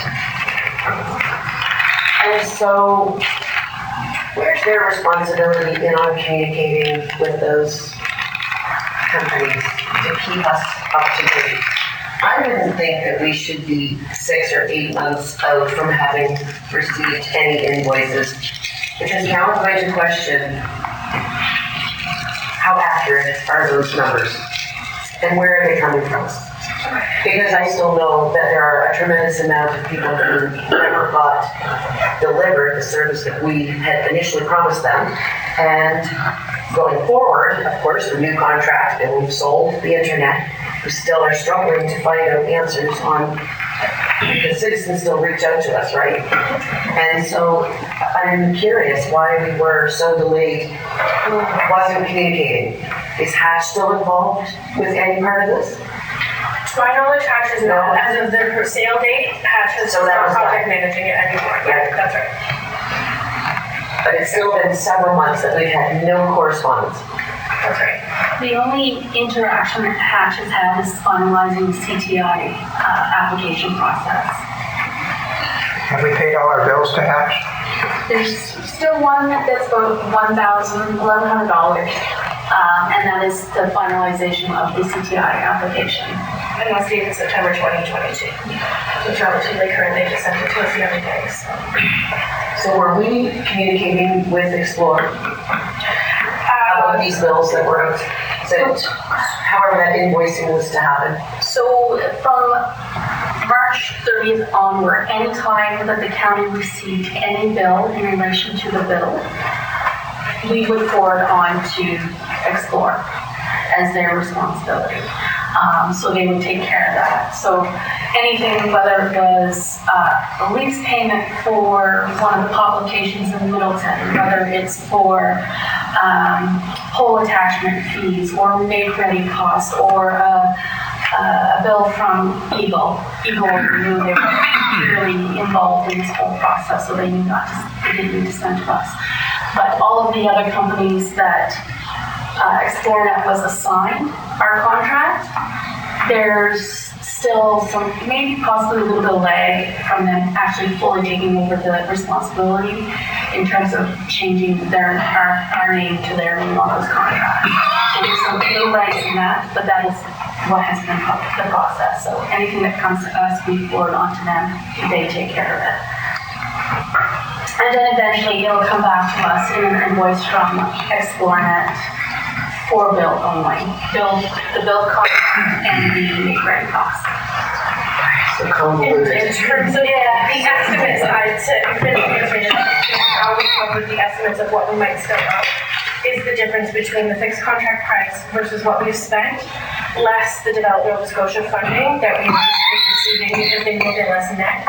So that is the amount that was included and accrued. And then for the make-readies, it was the same thing. There was approximately $3.7 million in make-readies. We've had 300, and then we took off a reasonable estimate for the CTI funding, which we anticipate between 2 and 2.4 million, I believe, in that. So we went with conservative 2 million. Just so we're not reporting back saying actually our surplus is lower. But those are the basis for the estimates that we did make on the amounts outstanding. If that helps clarify where we came up with those numbers, just because we don't have any concrete estimates. Sure. And so can we be certain, with good confidence, that they did everything they were to do per that agreement?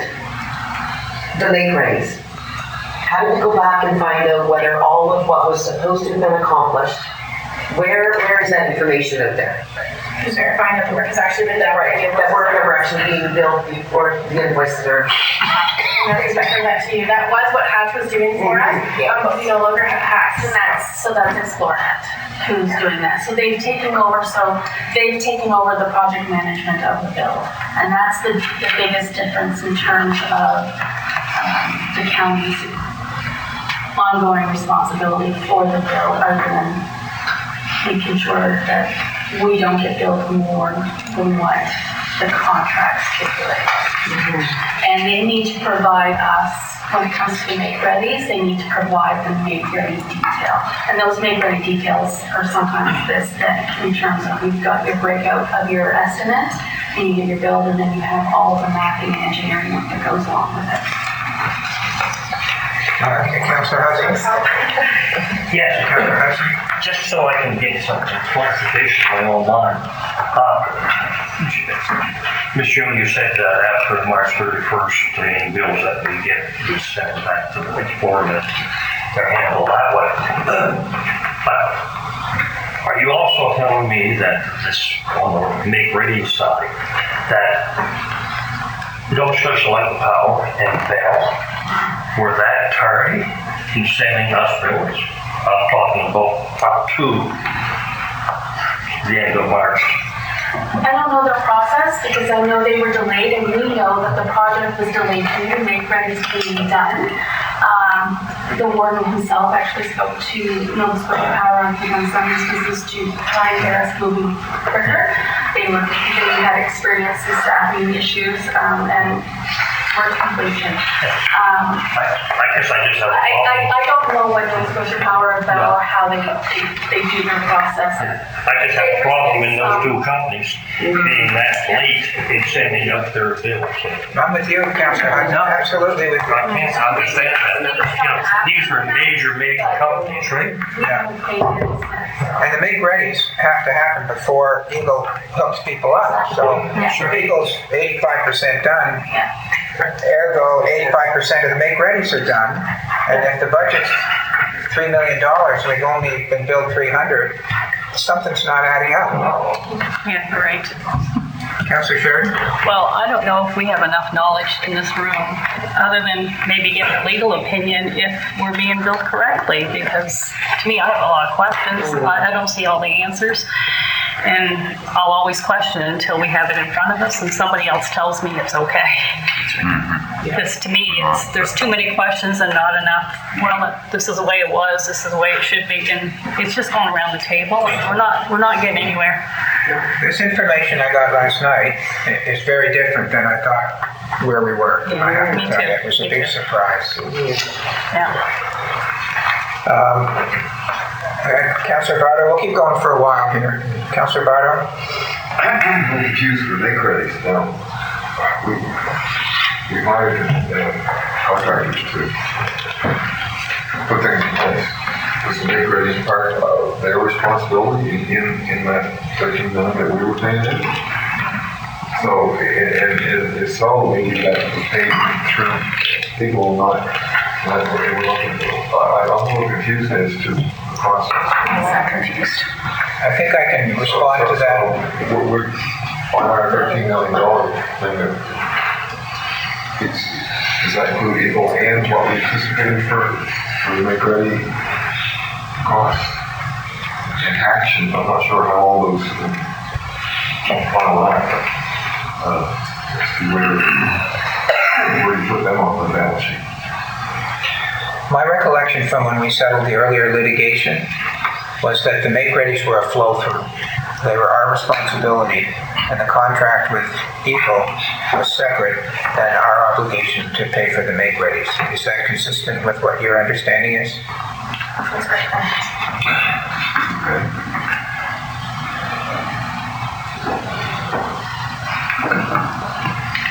And do I have an estimate on total on that?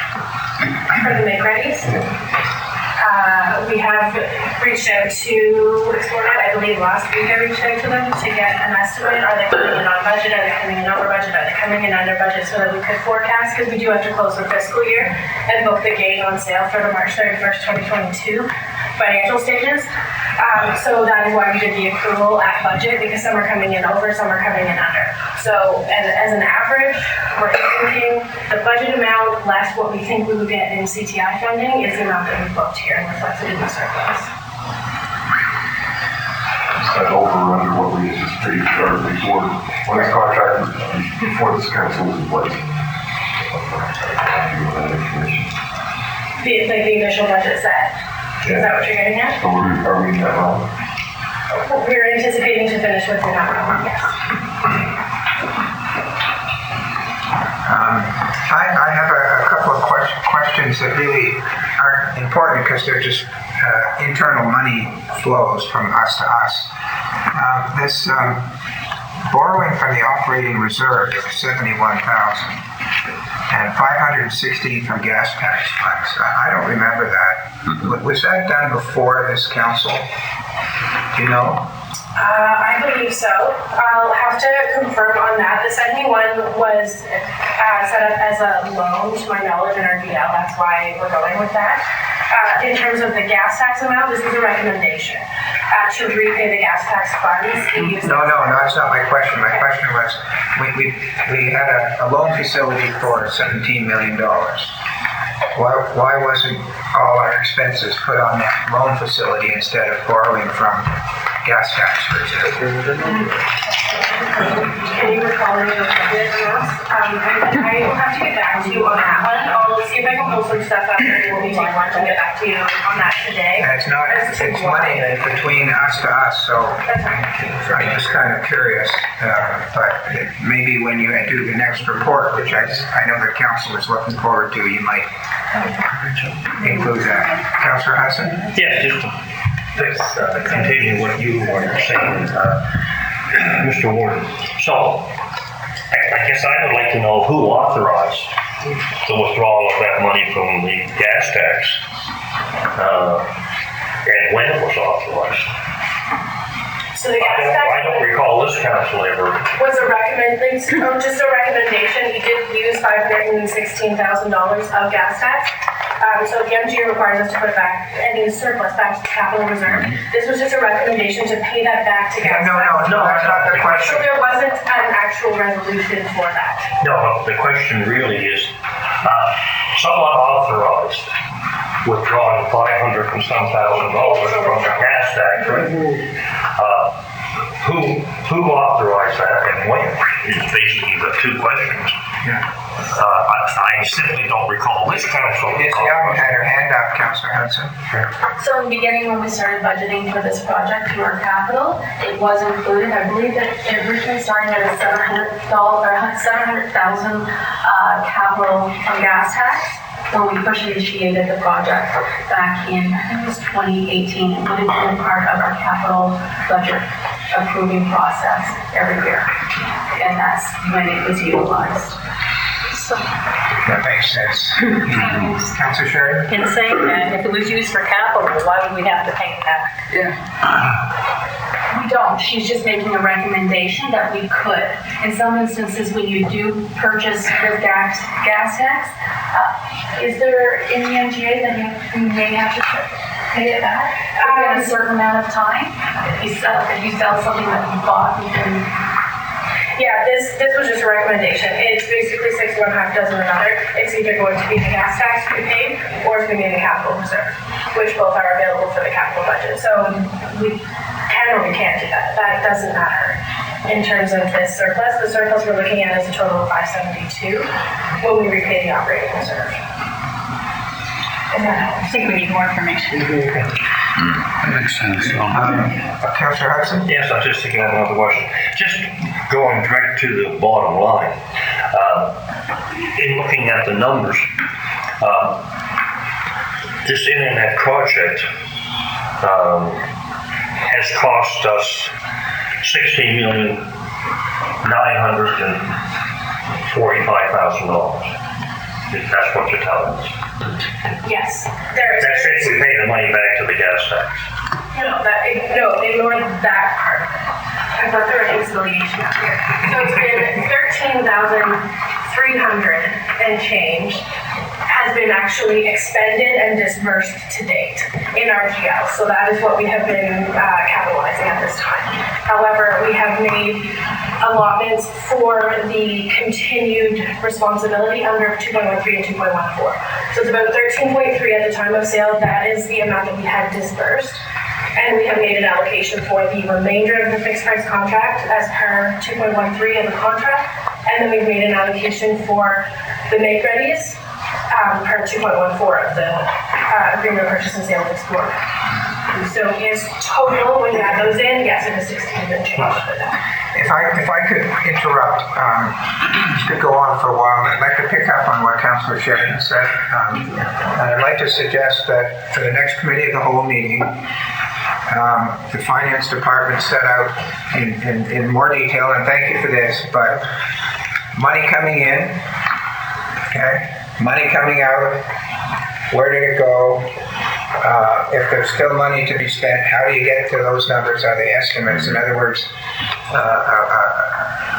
same idea of what you covered here, but in more detail, logical, and there'll be more questions next month if you could do that. Yeah, that's fine. And we were holding that together. We summarized it here a month in advance. So Thank you. Yeah, Councillor Morrison?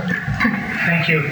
And could I suggest that any of us who have questions or have information and we don't know what the question is, in the interim, as soon as possible, send those to the CAO so that they can be taken into account.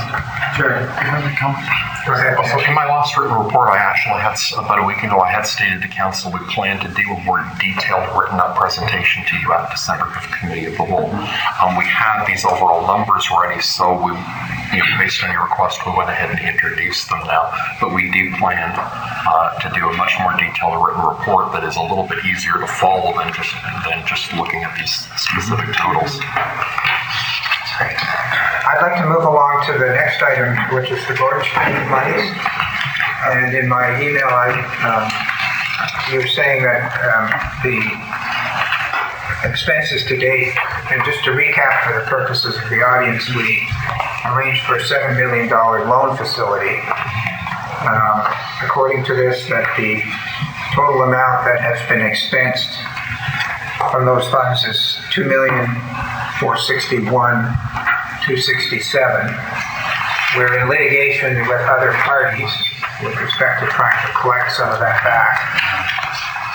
But in the meantime, and my understanding is that that amount of money is on a line of credit with the Royal Bank, and we don't have a prospect of immediate recovery. If anybody should know, it's me that litigation takes a long time. And therefore, it would seem to me that we should be making arrangements to start to deal with that debt, i.e. paying it down. Now, I will say that I have walked into this meeting today hoping that we would have enough money from the sale of the internet project to just do a swap and pay off that debt and come out clean. And it looks as though that's not the case. So your answer to my question of what is the plan to replay these borrowed funds is that we don't have a plan. And I'm suggesting that some kind of arrangement is made that we start to pay this off, is my sense. So could I have a response on that? Yeah, definitely. So the most recent budget, the 22-23 budget, did not include a plan to repay these funds. So this is something that we would be bringing forward either way in the 23-24 budget process, along with some analysis, of course, to determine what the impact might be to the county. Additionally, there are some decisions that are essentially up to you as to what we do with the property itself. So if there is appetite to dissolve some of it or sell some of it, then those proceeds could also be attached to that as well. So I think it needs to be kind of a holistic plan in council that, this is the plan, we'll be receiving recoveries, and then the net amount, if we still have some, we would definitely include in the 23-24 budget process for repayment. Thank you. Any questions on that subject? Councillor Sheridan? So in that regard, we may have to be forced to sell because I was reading here the interest costs are approximately $100,000 per year. It's going to take a long time to catch up and pay that loan off. So there may not be a choice in what we move forward with. Just want to make that comment. Councillor Cotw? And my concern is that I thought it was brought or mentioned to us that the cleanup was over budget. Somewhere around 600 something. I'm seeing some shaking of heads down here, Councillor Cotw. Sorry, can anybody say what cost was $577. is the cleanup over budget or under budget? Under budget at this time. So my concern is that we spent that money in which the taxpayer is going to have to pay back. And now the cleanup's been done for a month and a half. And we sat here as a council, what was down there in day one was 70% destroyed. So we paid that money, the taxpayers paid that money to clean it up, and we're sitting here a month and a half later, haven't even made a decision what to do with it. Are we gonna sit here long enough for them to destroy the rest, so we have to spend another $500,000 to clean up before we decide what we're gonna do with it? That's the frustration as a councillor that I find, is that the day that cleanup was done, the next month it should have been in this council chambers, what are we gonna do with the land? Are we gonna do something with it, or are we gonna put it for sale before the same action has to be done in a year's time? Because there's no doubt in my mind that people are still going in there. There's no doubt in my mind they're still in there ransacking the buildings that are left. Stealing the copper, stealing the wiring. It was frustrating enough to go down and see what they had done first round. It'll be extremely frustrating that all of a sudden our staff come back and say, we got a bunch more damage down there and we got to come up with how we're going to clean it up and how we're going to repair it. We got to make a decision. Completely agree. It should be on the agenda for an upcoming meeting. Absolutely. It's not an easy quick fix. There's going to be a lot of possibilities of what to do with the land, and we should start looking at them now. I agree with you. We have to start looking at them. I don't care what it is, but we got to start looking. I agree. So if we could start with something in the December Committee of the Whole, even though it's just, here are the possibilities, here are the timelines, here's the cost. And because, we're not going to, this issue is so big, we're not going to bring it to council and have it decided at that meeting. We're going to bring it to council. Council is going to fine tune what maybe staff should be looking at. Staff's going to, it's going to take a little while till we get it out. So it would be, I think, helpful to have it on the agenda with the information that we now have for December Committee of the Whole. Deputy Warden. Thank you. I'm kind of just broaching through the numbers here, and something don't add up. We're like $1 million. Did we advance Mr. Fearon, the developer, $1 million? Pretty close. Pretty close to $1 million, eh? Okay. It must have been in the 900,000 range. It's 900 and change, yeah. 900 and change. Okay. Thank you. And what are our plans to get that back? We're suing them to get it back. Thank you. Councilor Bardo? That is a continuation that is also involved with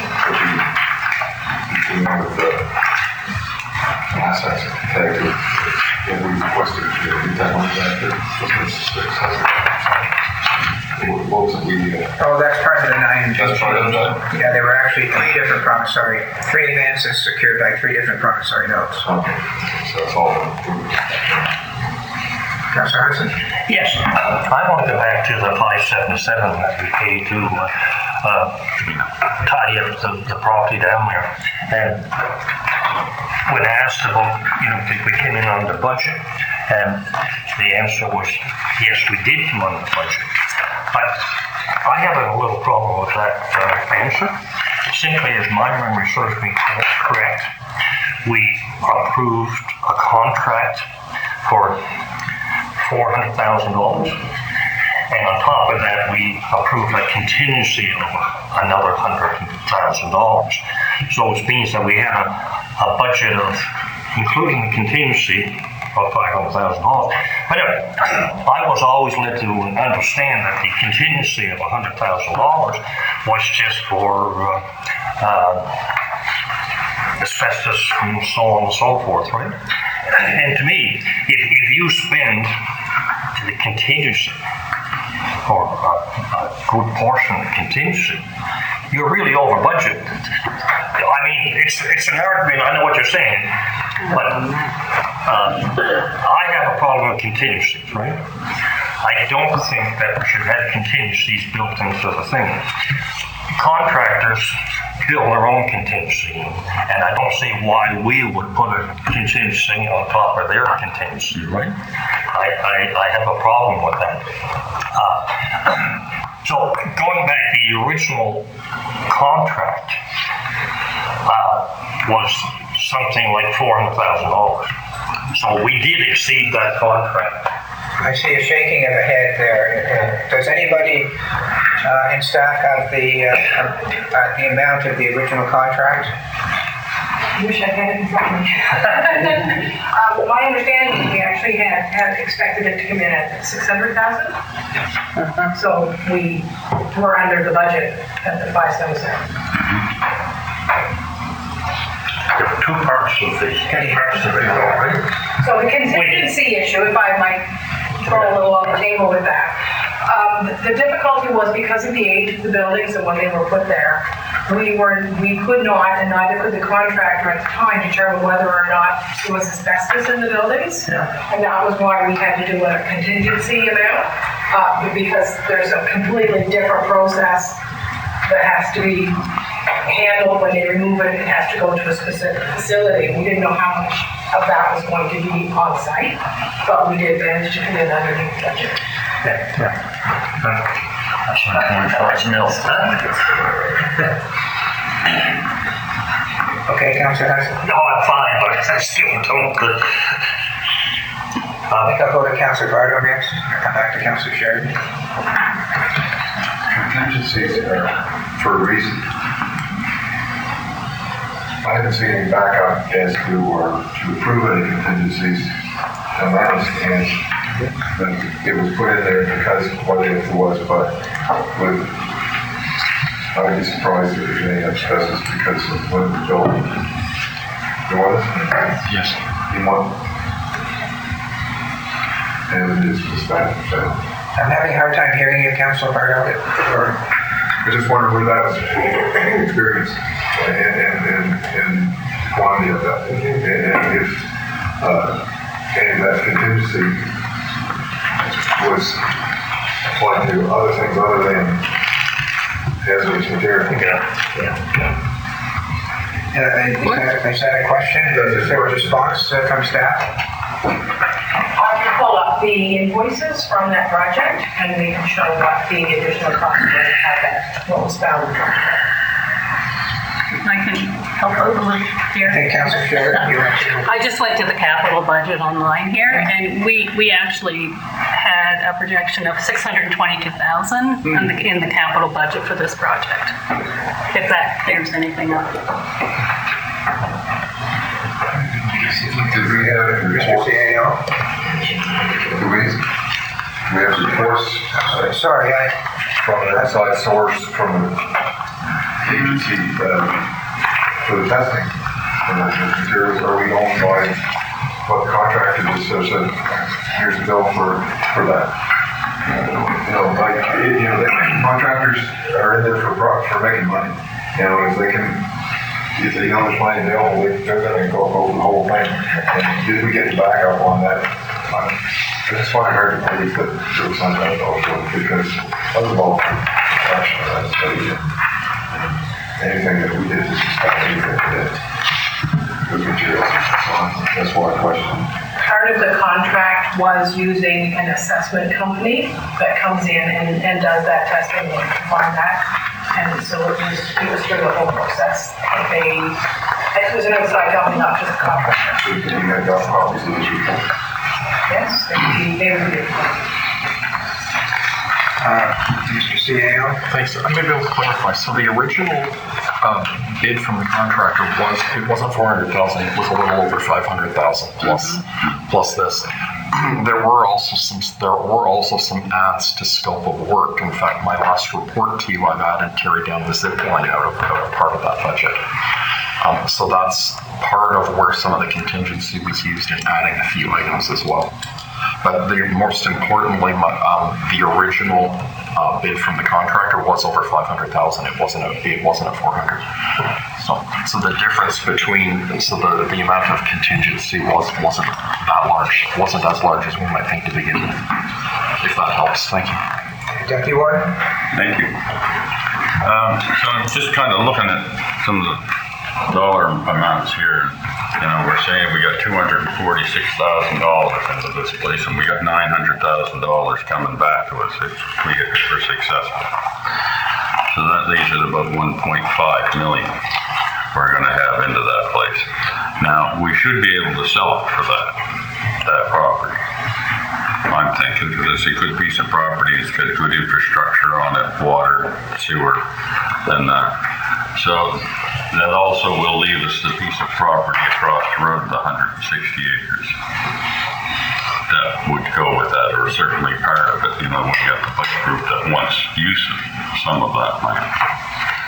So, and that's what I look at is ultimately in the end, we're going to have to to think about putting this property on there, because as Councillor Sheridan put it, it's getting us $100,000 interest we're paying a year, and we don't want to carry that for another year. That's almost a percentage point on our tax rate in the county.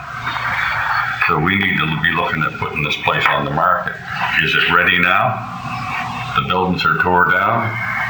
It's there. I would think that a willing developer would look at it now.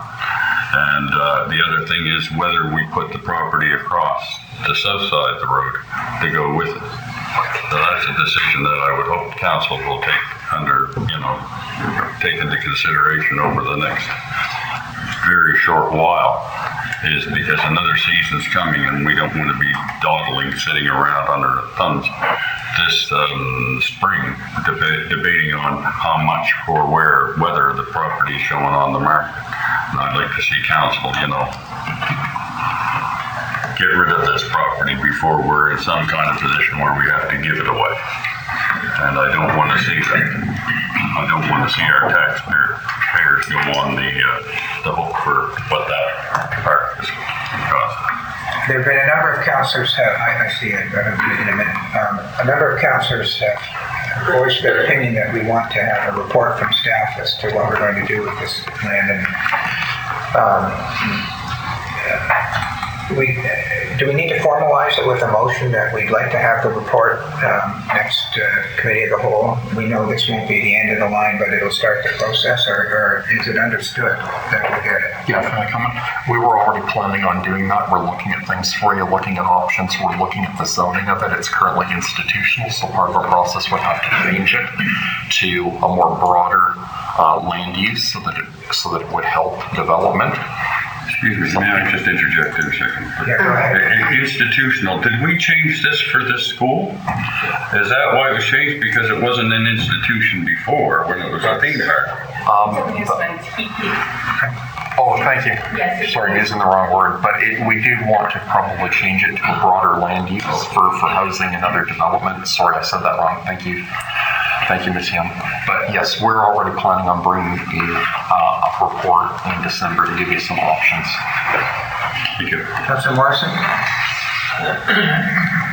With all due respect to what's been said, I would like to move that staff present at the December Committee of the Whole an orderly sequence of events and options to deal with the former Upper Clemens Park lands. Since this is arising out of the information report that we're having, I think it's appropriate that we entertain the motion, so I'll entertain a seconder. Councillor Longmire seconds. We'll get back to the discussion on the merits of what we're doing and stuff later. Right now, let's deal with the motion and just stick with the motion. Do we want to have this report for the December Committee of the Whole? Would anyone else like to speak to that small issue? Councillor Hudson? It's just one small thing. Will that report include future costs that we may be looking at in respect to that property down there? And the one that comes to mind immediately is the zip line. I think that has to be it's unsafe and so on and so forth, and it has to be taken down. I don't know if there's any estimate on what that's going to cost or not. But, I thought the motion was widely worded. Perhaps the clerk could read it back. It was moved by Councillor Morrison, seconded by Councillor Longmire, that staff present at December Committee of the Whole an order of events and options to deal with the former Upper Clemens Park lands. I consider the costing part of the... oh, okay. Anything else on? And then if not, I'll call for a vote on the motion. All those in favor say yes. Yes. Yes. Opposed? No. Motion's carried. So back to where we were. And there's been a good discussion about the internet project, a good discussion about Gordonston lands. There was also an information report itself in our package. If there are any questions arising out of that. Councillor Red? Here we go. Before we move on to the rest of the report, I wanted to make one other motion, and I move that the body of the email with the answers to the warden's question be appended to the council package on our website, so that that's what it's in my motion. For the December committee of the whole. No, that it should be appended to this month's. Well, I don't know if we can do that, can we? It's already gone out. It's already circulated. It wasn't part of this agenda package. It is not part of this agenda package. Yes. So, but we spent 40, 50 minutes talking about this email. I mean, either way, I just want to know mechanically if you can do it. Mechanically, I can. I don't know that it's appropriate. I guess it was not circulated as a part of this agenda package, so I don't know how I can now make it a part of the agenda package after the meeting.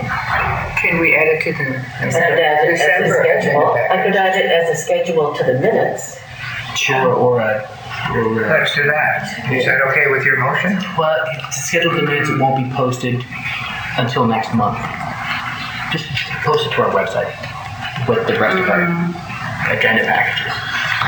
But it's not part of an agenda package. It's not. I understand that. I don't know where we should post it, but residents should be allowed to see this information as we've spent an hour talking about Was it. there a seconder? Pertinent, isn't it, that they should be? Was there a seconder? No, I don't think. Was there a seconder for Councilor Redden's motion?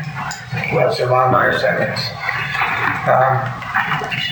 Look, I think we all agree we want to get it out to the public. We want to do it soon. We're just looking for the best way to do it. But when we're presented in December, couldn't this be part of it to bring with it? As I'm easy. It'll be on. It's just that's a month away. I do agree it's a month away. Do we not have a location on our website we can post information on? No. But we don't even have all the information yet. They're going to bring that I think forward. the thing is just to put it with the next package. When we get the report that we've... Appending to the minutes is You'd rather do it to the minutes? Yeah, let's do We're not going to get sued somewhere here. I can make it a schedule to the minutes if that's the wish of the body. Okay. That would be... So you'll amend your motion to make it scheduled to the minutes when the minutes come out? And that's okay with the seconder? Any further discussion on the motion that's amended? Deputy Warden? Thank you. There's nothing in this, what they've sent us out here that's not a part of a contract or something that we're involved in or something. Somebody's not going to come back and say, oh, you published that, and that's out there. I fight for one Mr. Farron who loves to sue the county if they're correcting him. So there are two issues. Staff told you last month that this detailed report was already coming from finance in December. On a Saturday after this agenda package was circulated, questions were asked and answered. So they're not really part of the agenda package. Correct. Because they've been referred to in your discussion, I can include them as a schedule, but those were last minute information for today. It wasn't the proposed detailed report that you were going to get in December. So they are partial. They were referred to when you were discussing it, so I could have had the body of it as a schedule to the minutes. I think that's if where there's nothing in there, I would have to look. Someone would have to tell me if I need to block anything else in the schedule. If you want, personally, this talks about county finances, and there's, as far as I'm concerned, there are no secrets with county finances. No, I agree.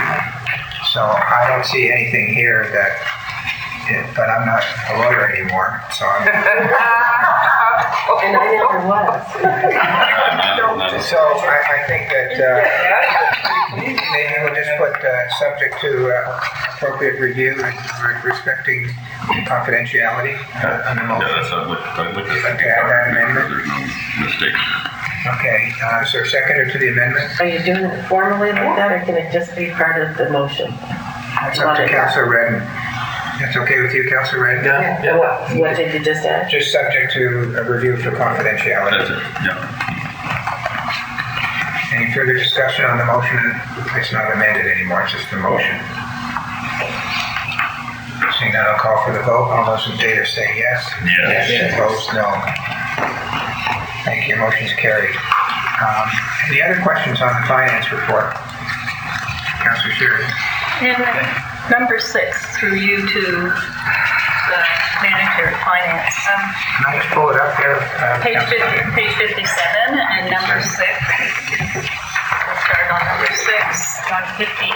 Number 6, the investments. You were going to include what you were doing in investments, but I didn't see it in the package, and I just thought maybe it just got overlooked, but I just got to inquire.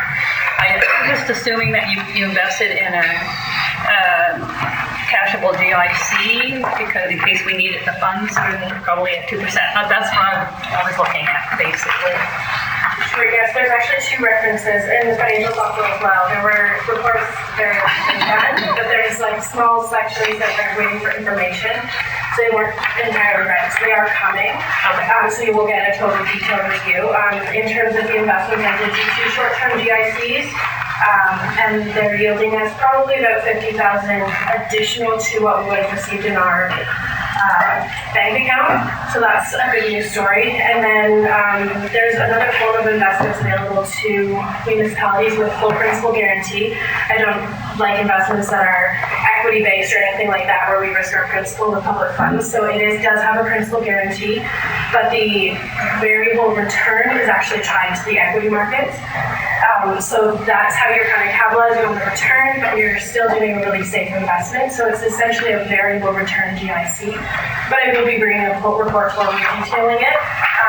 We expect some exciting returns on that one in the amount of, if it's called in the next year, which we anticipate in the next year or 2, we're looking at almost 7% per year in terms of interest income on about $4 million. So that will be really substantial for the county. And so that's the one that when it comes due the day of, it depends on what the market did. That's right. So it could be just the opposite of what you're saying as well. It could, I've been invested in those, and it's one way or the other.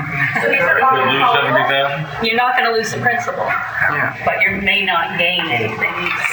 These are annually auto-callable. So what happens is if the market is up by 0.1%, we get the full coupon. So the full 7%. But we also have 10 years to get that, and it's cumulative. So if it doesn't get called in the first year, the second year gets called and get 14%. So you've locked something in for 10 years? Daily liquidity. Pardon? Daily liquidity. It would just adjust the returns. But we anticipate it being called within the first year or the second. What I'm asking though is it funds that we won't need at all in 10 years? Like, is that what you've invested? No, it's daily liquid. So we can withdraw it at any time if we see. So it's a cash flow. We don't see a need for that. Yeah, it would be more.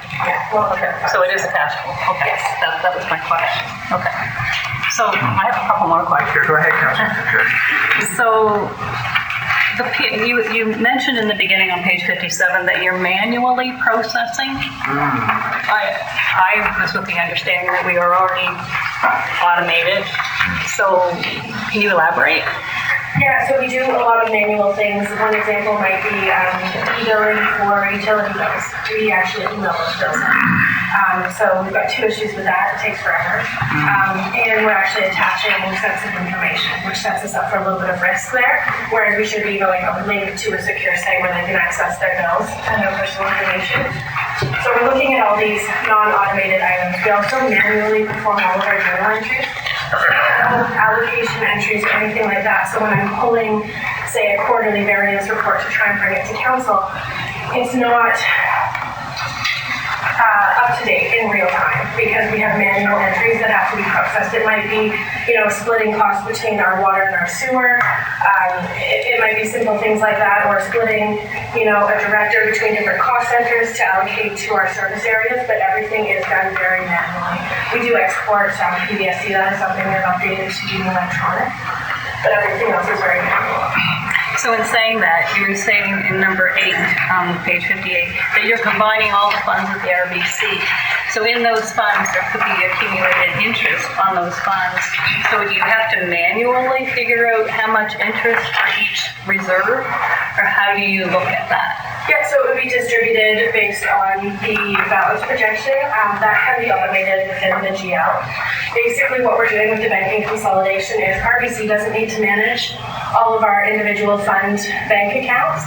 We can do that in our GL. That's where we should be doing it. And then we might have 3 or 4 GLs that make up one bank account, and then we reconcile those on a monthly basis. So that's all the banking consolidation is doing.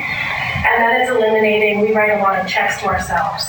So if we use gas tax, we write ourselves a check for the gas tax to get from the gas tax fund into our capital fund. So we're trying to eliminate all of those manual entries, in which case, a funding entry could occur once the fund is approved and all the funding's kind of allocated, and then we can get a snapshot of. But my question was, if you are investing some of this, which I assume you are, how do you determine what reserve gets what portion of the interest earned on that investment if you're doing things manually and time consuming and as to when you consolidate? It's just, I was trying to understand that. Yeah, no, that makes sense. So it would be on a balance basis. So if we were doing, say, quarterly reports, then it would be something that we would pop in quarterly. We'd have a recurring journal entry set up essentially, and you populate it based on the balances of the reserves, and any income earned will be distributed as a percentage.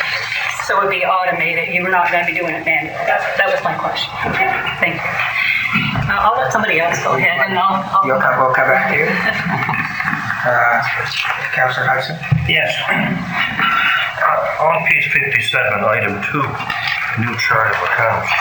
And it's good that those are being updated, and because it appears that they haven't been updated for some period of time. Are we currently using those new GL accounts? Or have we transferred the information from the old GL accounts to the new? And if we haven't, when might that occur? So this process is just starting. This is basically a lot of strategic priorities that we're taking on. So this is kind of opening the doors for discussion and giving council ideas for things that we're kind of tackling over the next year or two. The new chart of accounts is dependent on where we go with financial software. We made our chart of accounts in 1999. That's when SAP was implemented, and there have absolutely been no changes since. It's just kind of sticking things in to kind of make it work as the operation changes.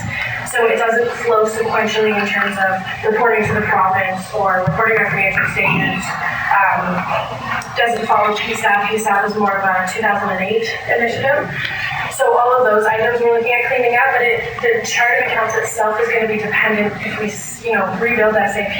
Do we go with a new financial software that can maybe automate things like our e-billing processes and stuff like that? So it's kind of dependent on that. I don't know if that answered all of the question or. Okay, the question is, so that process or conclusion on the process is down the road. Yes, I anticipate how far down the road? I anticipate the next fiscal. As soon as possible to increase our reporting abilities, because you're asking for information, you should absolutely have that information at a more timely basis than we've been able to provide in the past. My next question, if I may, Go ahead. has to do with number 3, financial software review.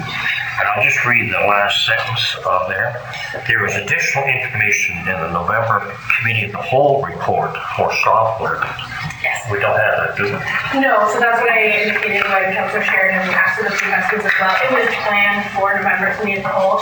I was just waiting on some quotes, because if I bring you a bunch of information with no financial component to it, we don't really know if it makes sense for us or if it's something that we want to consider. So we are waiting for a few more pieces of information to come into that. And we have pulled the whole IMANS network of municipalities to see who is using what software as well, just so that, we can see what is being used in Nova Scotia. Can I ask a question? What's GL? Because I've been talking about GL and I just need what does GL mean? General ledger. Okay, thank you. Councillor LeBlanc.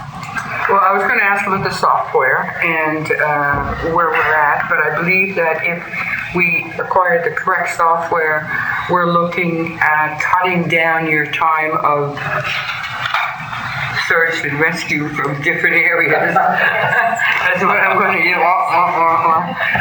What would you think that the cutting time would be?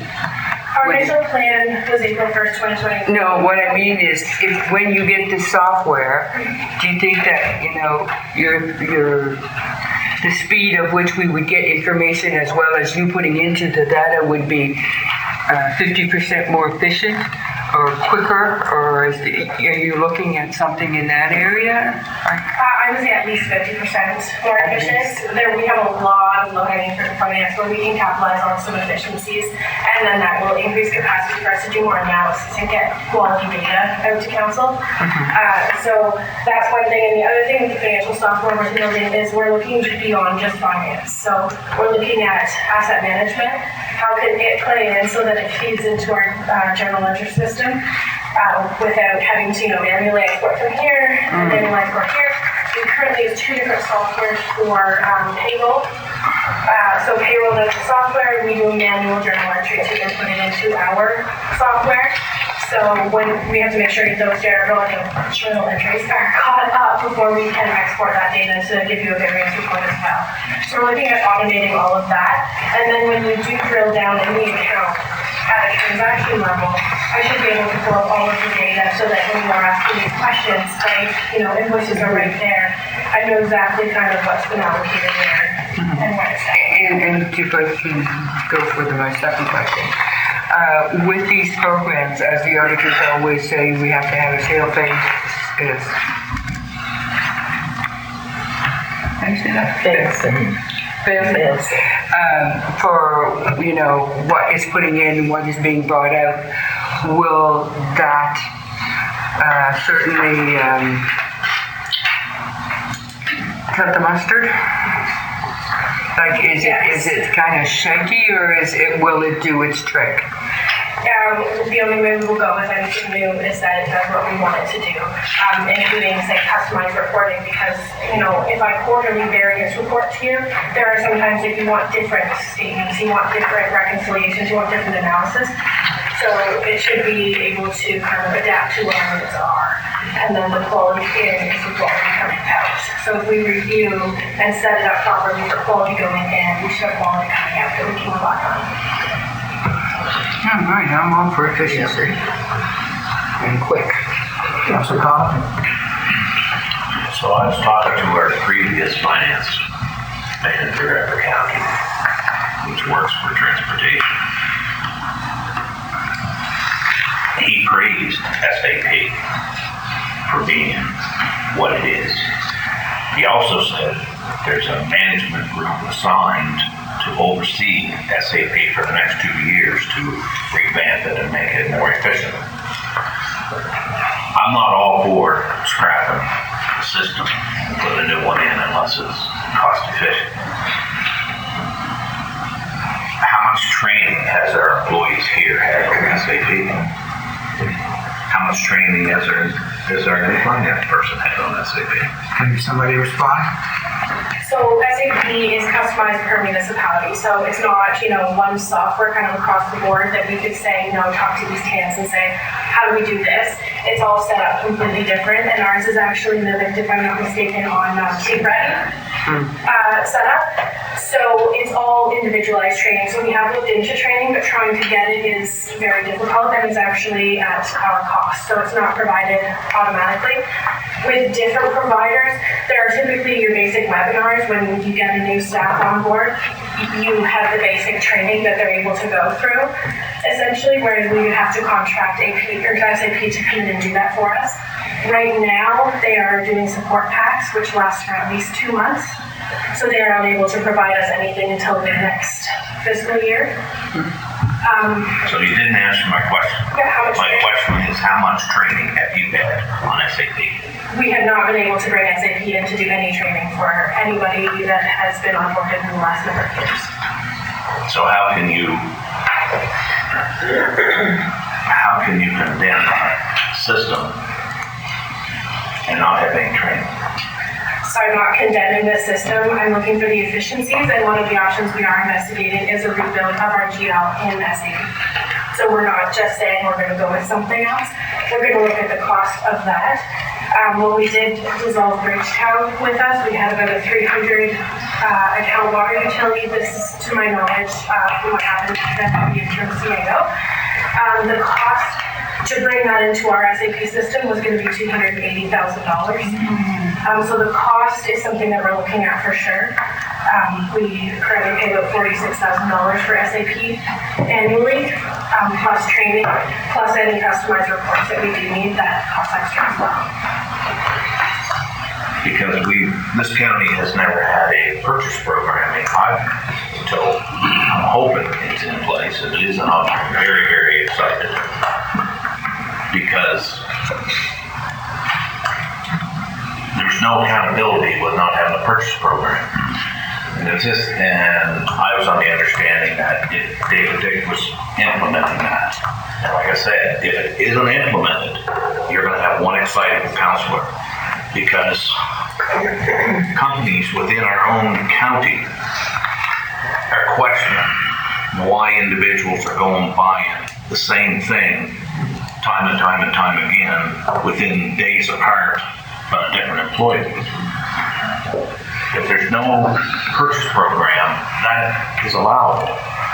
The same question I asked Steve McGinnis when Steve McGinnis was here about how much gas did it cost to run the generator system at the C&D site. His answer was, everyone buys gas, we don't know where it goes. If there's no purchase program that anyone going to buy a bolt and a nut can't relay that back to a purchase order number, which is very easy to put on SAP to continue the addition printout of what a project costs or what it's used for in what department, then a new program's not going to fix our issue. If all employees are allowed to go by whatever they want without having to identify which program or which job or which event it's happening to, there's no way you can come back and give us honest answers with finance. SAP allows that. Like I said before, I put a culvert in $250,000 and I can tell you right down to the 5 washers we bought at Home Hardware. Because in one printout at the end of the month, the former finance person said that in our county, the Middleton office runs Wakeel, Middleton, and Digby County all under one finance group of 3 people.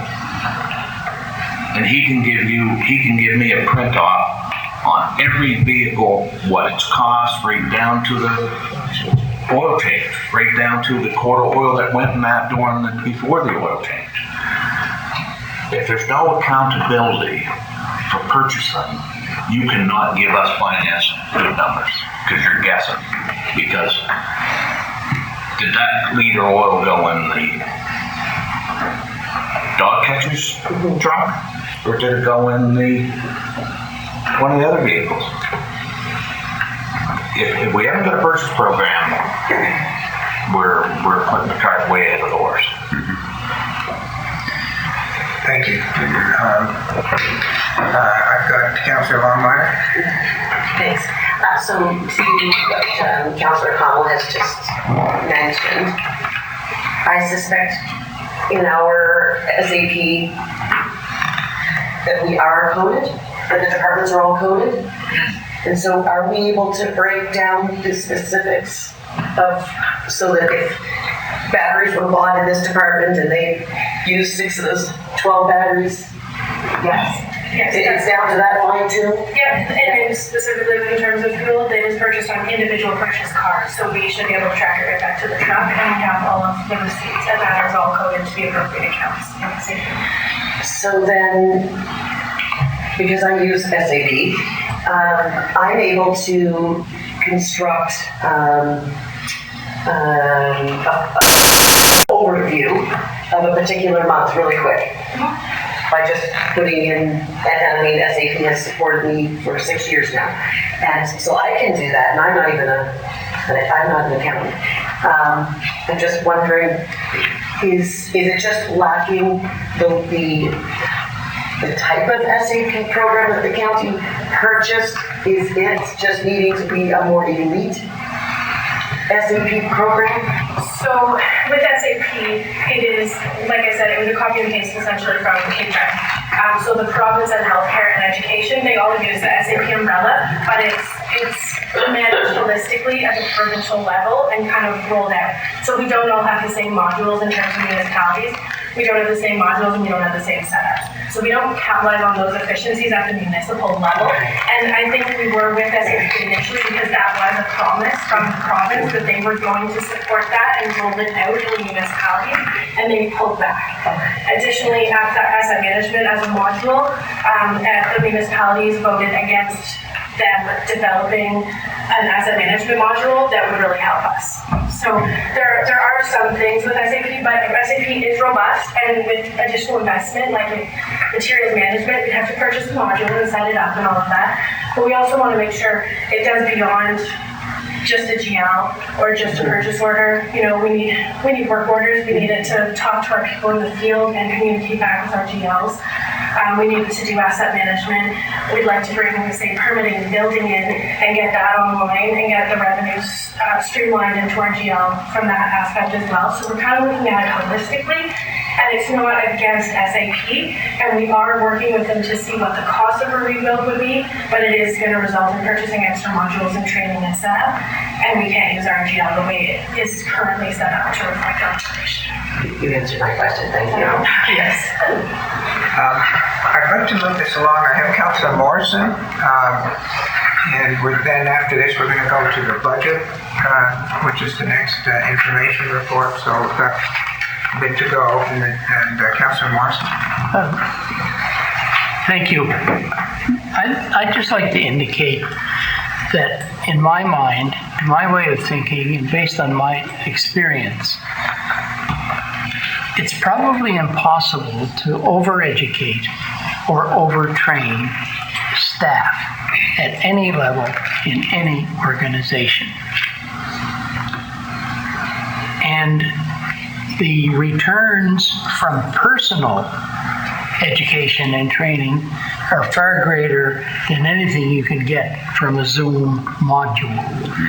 So I would urge the CAO not to be cautious or nervous about ensuring that this type of activity is undertaken. And it's also good for another reason. We've been talking quite a bit about succession planning. And the more that individual staff members know not only their own job, but the milieu in which they operate within the county staff can only bring additional benefits. At 12:01. Thank you. Before we leave 7.11 about the report, maybe we'll just try and tie that up, and then we'll come back at the budget plan. Is there anything else with respect to 7.11? If not, I'll declare a lunch break. We'll come back at 1:30. This is the resumption of the Committee of the Whole meeting. The next item on the agenda is 7.12, an information report on budget plans for 2023-24. Do we want to have a presentation or just ask questions? I'll ask the Finance Department. Do either way, whichever council prefers. Well, it's been circulated and we appreciate the memo, so I think I'll just invite questions.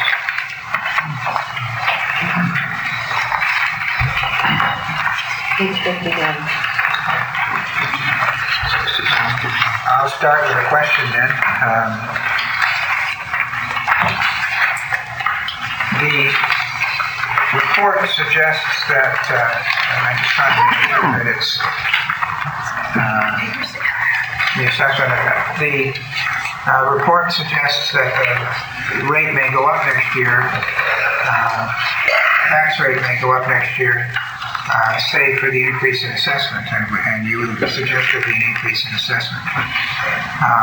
Is it possible that your predicted possible rate increase might be completely mollified by the increase in assessment? Yes, so the increase in assessment won't impact the actual tax rate increase. The municipal price index on the second page of the report, I'm sorry, in the package, I don't know, page 60 of the package. Underneath, it suggests, based on CPI, this chart is sort of used to normalize CPI as it relates to the government services that we provide as a municipality.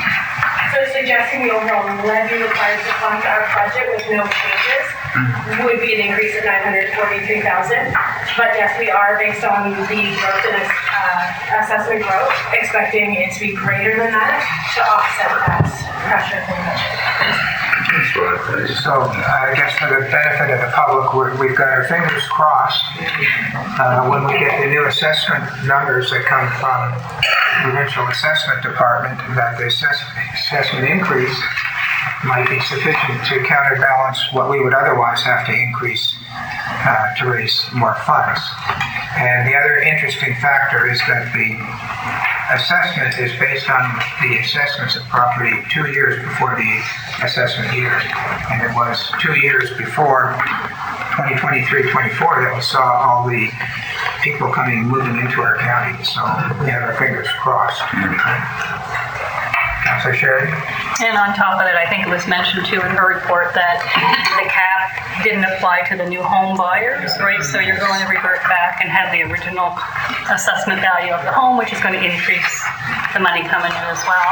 And the other thing is that I really like is, because I know the previous CAO spoke about starting with a zero-based budget for departments, which could make a very big difference in the budget as well. So thank you. And before I go to you, Councillor Morrison, a zero-based budget is something I just learned since I became a councillor, and the public may not know what it means. And do you want to tell, just for the record, so the public knows what a zero-based budget is? Yes, definitely. So that takes our budget and eliminates the base. We go back to $0 for the budget, and every dollar that staff is requesting is documented and justified to build an appropriate base for the budget going forward. Thank you. Apropos, as opposed to previous years where sometimes the finance department would just take a multiplier of 2%, increase everything by 2% and go home. This time, zero-based budget means we can start from scratch and build it up. And Councillor Morrison? Thank you. The last paragraph, page 62. The second sentence, beginning many sales. I'm not sure that it's true that newcomers to Nova Scotia are ineligible for the assessment capping. They are eligible for the assessment capping, but the cap is cut when they buy the house. Then you get the increase, and then the cap sets in for them. Correct. And it doesn't result in large assessment increases. It results in large increases in the amount of tax collected. The assessment remains the same, or remains whatever property valuation services corporation says it is. That's true. If I remember correctly from my tax notices, they do have the taxed amount and then they have your capped amount, which is a different number, a lower number, right? Any other questions? Deputy Ward? Thank you so much. I'm not quite sure how this all fits into it, but I brought it up at lunchtime with Councilor Morrison. Excuse me. The Minister of Municipal Affairs stated this weekend that this year we'll be able to levy a 3%, I'm quite sure it was a 3% tax on B&Bs and Airbnbs in our municipalities. And I'm wondering if that will affect what our tax rate is this year, but if we have that extra funding coming in, will that keep us from putting our tax rate up again. Ms. Anderson, before I go to you, I see Councilor Morrison wishes to add. Thank you. Yes, Councilor Gunn and I discussed this, and the marketing levy can be imposed on all accommodation, not just B&Bs and Airbnbs. But it requires action by council to do that. HRM has been doing it for a number of years, and those who went to NSFM, you'll notice you had your hotel bill, you had HST, you then had the levy, and you had, I think, 45 cents HST on the amount of the levy. CBRM does it as well, and I understand from the media that Digby is going to do it, but it's a process we have to undertake if we wish to do that. Ms. Anderson, have we considered this levy in your calculations? So the marketing levies, to my knowledge, are something that we can levy on any type of accommodation. However, I believe they have to be reinvested in terms of tourism. So it can't just offset the overall levy, but it has to be an economic development or tourism-related expenditure as a result. We are looking into it. It has to be in practice as well, and Halifax and the CBRM as well. But we are looking into it this time, and it would require a policy initially set by council to determine how to proceed. Thank you. Any other questions about the budget information that was distributed? I just had a note on the bottom line. I said, hoping to keep the tax rate stable. That's my bottom line note. Yeah, me too. 2 years in a row. Yeah, done well. Councilor Red. I see we have capital budget submissions due to finance December 15th. Could somebody please advise Lawrencetown of this? That'd be nice. Councilor Cotw? Before the capital budget is submitted, I was talking to Jason Hahn, and he said that he'd be more than willing to come down to council with the gentleman that helped create the gas tax program and explain to council how the gas tax works with the village. Because I've never had any staff or previous councils ever really tell you exactly how it works. So if there's a process that works properly with the village, then we're missing out by not knowing that information. Again, we're making a decision without having the right. And in my mind, it's done on assessment, and we're collecting X dollars for the assessment that's within the village. My question to Jason Hahn is why aren't we just giving that to him when we get our gas tax? And he had all kinds of answers, but he's more than willing to come down and give whole council an educational process on the gas tax. Can't hurt. It can't hurt, because in all the years I've been there, I've been here, and we've never been explained how the gas tax works with the village. It's another one of those, we always did it. Would we like to invite Lawrencetown in here at the same time? Yes. Okay. If you have, I don't need a resolution if you want one. I would love to set this up. Did he give you a specific contact person or? Him. Oh, himself. Okay. And he said he would bring the gentleman with him that he works with to help settle that program. So we know how the gas tax can be spent and works. Should be good. And I'll work on that. Let's set that up. Anything else on the budget? Councilor Hudson. Yes, just talking about the capital budget again. I guess perhaps I'm skipping ahead a little bit on the agenda to 10.1. And I guess I made a motion there that we should receive the capital budgets at the December committee of the whole meeting. But in the submission that we have here, it looks like that won't be till January. And I guess I look at the capital budget, that's a function of Mr. Young. He's the one that mainly is the spearheads that, and I don't really see that. I'm not saying that the finance department is not involved in that process, but I believe Mr. Young would be going out to the different departments or whatever and asking for their input into the capital budget as to what they may be looking for. So I myself would like to see the capital budget presented to for the committee of the whole earlier than January, and I would suggest the December.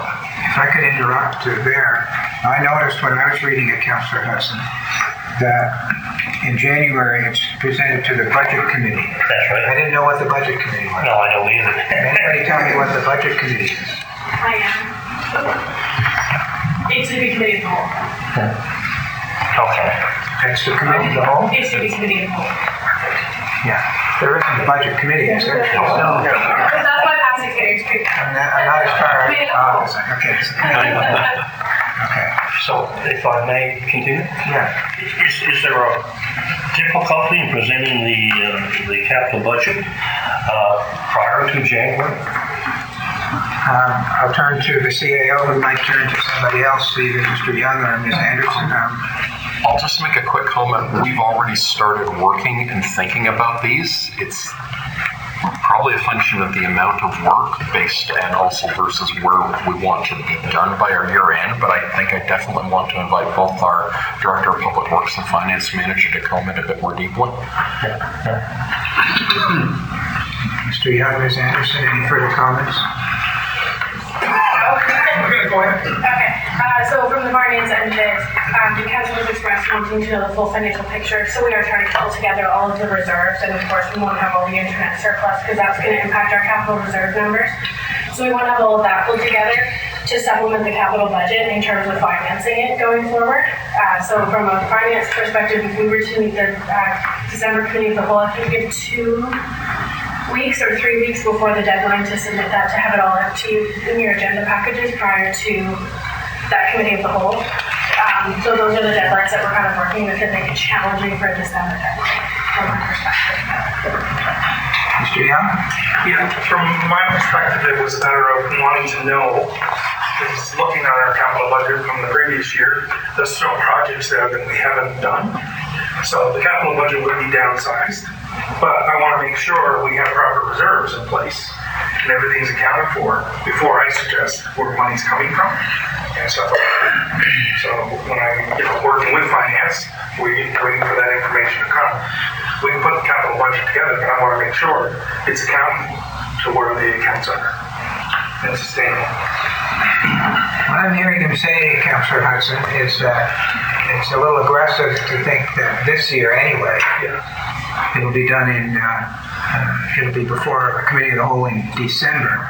According to what we see here, the idea is January, but as I read your motion, it would apply to this year, but it also would apply to other years. Is that right? That's right.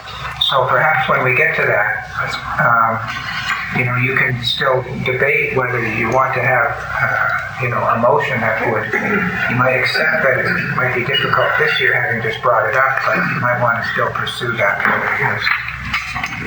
Councillor Morrison?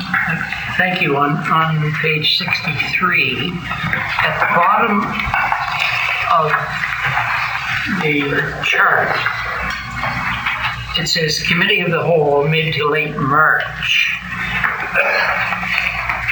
So we'll be having 2 committees of the whole in March? Good question. No, it would be the scheduled committee of the whole in March. All right. And then... Sorry, could I stop you there? What did you say? It would be the scheduled committee of the whole in March. Last year there were special committee of the whole set up for budget, so that is an option. Kind of giving us the flexibility in March to get it before you if we can't make the first committee of the whole date. So the January budget committee, that's a special committee of the whole. Is that what it is? It is committee, the budget committee is committee of the whole. We don't have a budget committee, we have committee of the whole. That's just a kind of graph. So it does come before the committee of the whole twice to answer Councillor Morrison's inquiry. Is that right? Capital budget would come to committee of the whole in January, and the operating budget would come to committee of the whole in March. So if it does come to committee of the whole in March, I don't think we have to wait 6 weeks to the next month's council, do we? If it comes to committee of the whole, I hope we make a recommendation to council. That's correct. This is the April 18th is when we need it to be approved in order to continue with our June tax bill that is due June 30th. So the April 18th is kind of like the deadline to have an approved budget with council. So ultimately, if council is comfortable with that committee of the whole and it gets referred in March, we could have a budget in March. But the April 18th is kind of the last possible time for setting our rates for our billing cycle. Thank you. And I would express the hope that in future years, we would adopt the budget for a fiscal year before that fiscal year starts. Yes. Yes. In March. Thank you. Thank you. I've read through a lot of this, or all of it, I guess.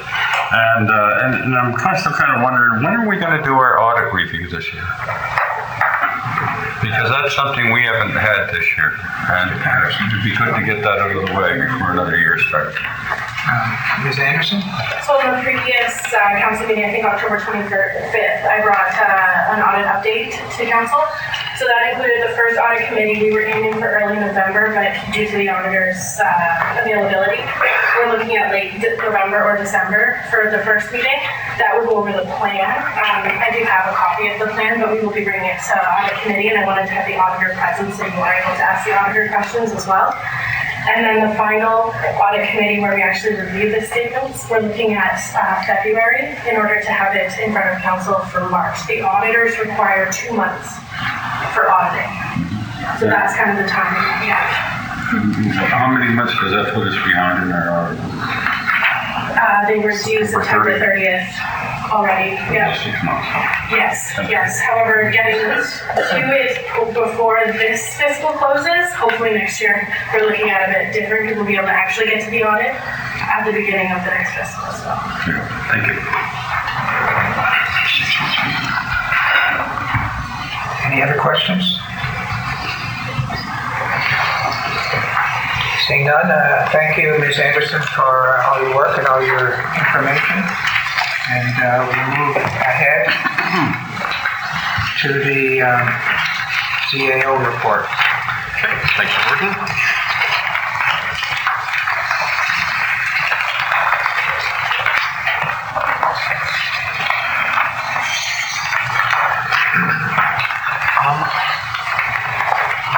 So I've got a couple of things that are mostly upcoming. So the Director of Public Works and I are going to meet with Valley Waste later this week. As we've reported to you, we currently have no agreement with them.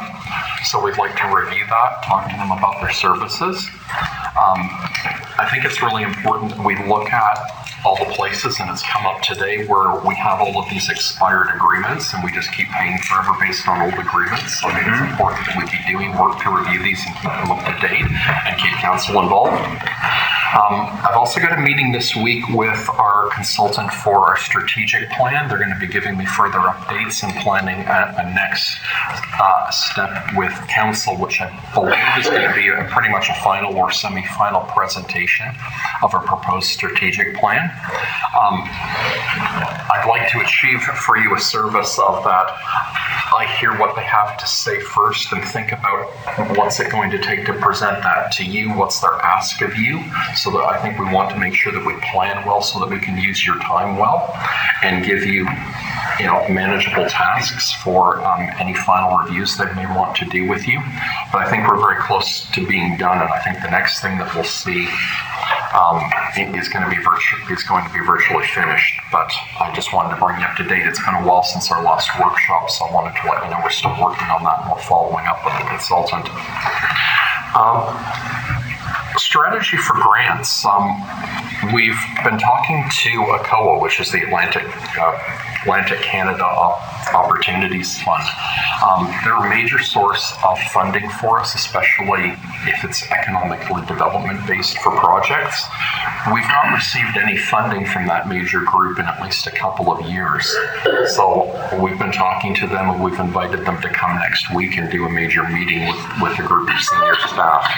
And the purpose of that meeting is going to be to begin reviewing potential projects, build our understanding of their needs so that we plan projects well enough in advance, plan the right kind of projects so that we can get more approved grants. We haven't had an approval from that major funding group since about 2018, 2019 when we got a small grant to build a comfort station in Bear River that we haven't completed the project. So there's some major work that we have to do there better to be able to get funding support. So this meeting is the first start for that.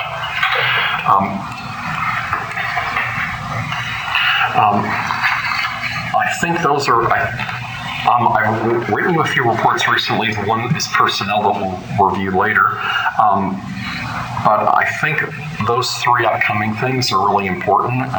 Really interested if you have any questions, especially about next steps for the strategic plan, or if you have any questions for me about some of the recent things I've written you. A few of you had mentioned that the report I wrote about a week ago, October 31st, you had a few questions from. So I'd like to open that up for you. Are any questions for the CEO, Councillor Cotw? My concern is that with the COA, is that if a not-for-profit group applied here for a grant and we gave it to them, and 2 years or 3 years later we heard they never spent the money, how bitter would we be about giving them another grant when they haven't even spent the money we already gave them? And this is a situation we are with the COA. COA gave us a grant to start a comfort center and haven't even cut solid. And now we're going after them to think how we're going to get more grants from them. I know what my answer would be. Spend the money we gave you 3 years ago and we'll talk. Like, that's a kick in the head to them. They gave us funding to do a project and we're sitting on the money and not one thing's being done. So I agree we should be doing projects and trying to get funding from a COA.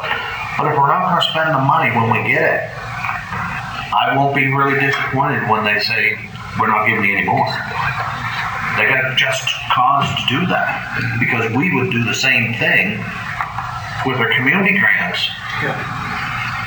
If a not-for-profit came to this county and got money and never spent the money and we heard about it, the next time they come, we'd say, no, sorry, we gave you money, you didn't even do your project. So we got to do some cleaning here. We got to, if the money's there to start it, we should get it under the go. Either that or pack it up, send it back to them because somebody else will use it. It's the same old thing that we just drag and drag and drag and drag. Did you want to respond? Yeah, I'd love to. Thank you, Councillor, for your astute comments. And they're aware of that. They are also aware of the fact that part of that, a bigger part of that project was bringing water to the area. So they understand that the challenges that we've had with that. I would be remiss at a public meeting if I didn't point out that this is a great government group, that they're eager to come and meet with us. They want to help us. They want to help us do better and organize projects that are going to get funding. But you're right. There's a long list of things that we need to work on. Deputy Warden? Thank you. I was just going to sort of add a little bit to that and saying that, it is the money for the comfort center I do realize was also tied to the money for the pipe in the ground. So we couldn't really build the comfort center. And I think there was one part a couple of years ago where they once we found out that the money that Cotw was going to fund that, it seems to me we had to, it was with the Canada Water wastewater, that we had to get confirmation that we were going to get before that. Dependent on. That the Cotw money was dependent on whether we were going to get the Canada Water wastewater. Unfortunately. And it's interesting though that that's still open here these years later. Thank you for bringing that up. Any other comments on the CAO's report? Seeing none, I'll thank the CAO and we'll move along. Recommendations and reports from boards and committees. 8.1.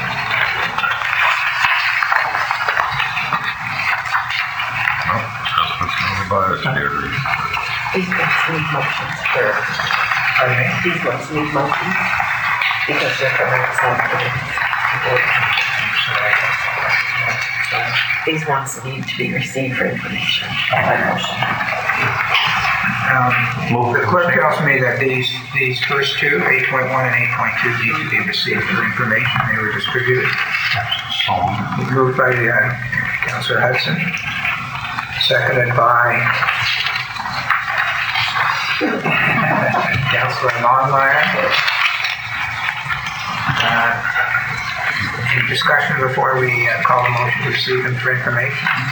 They were distributed. Thank the committee. I'll call for the vote we'll do both of them together. No, I can't. no thanks. Okay. First one, 8.1, was Councillor Hudson's motion was with respect to 8.1. All those in favor say yes. Yes. Opposed, no. Motion carried. Councillor Hudson, you're on a roll. Do you want to do the next one? Sure thing. Okay, 8.2.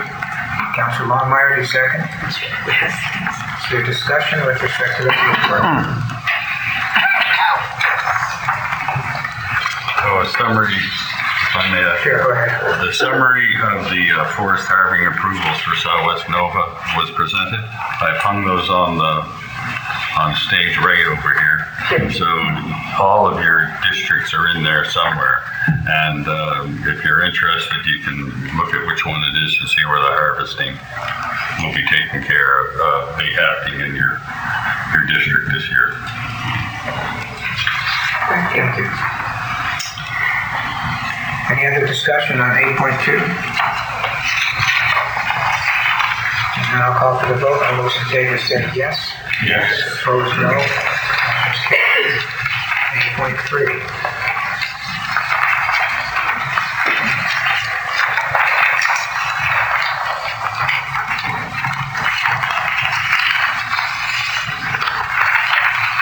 Do you need me to read this recommendation? Yes, please. Yes, sir.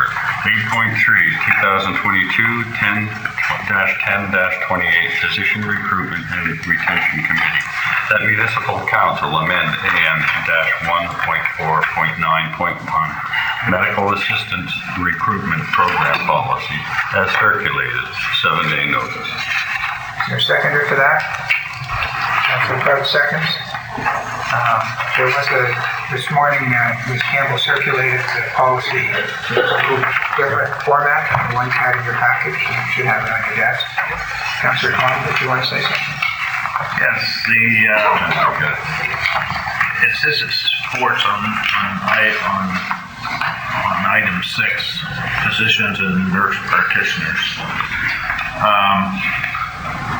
And it also kind of keeps pointing to the health foundations at the Middleton and the West Health Foundation. Does Lordstown fit into that if they're going to recruit a nurse practitioner to work in their office in Lordstown? Are they acceptable to apply for this grant too?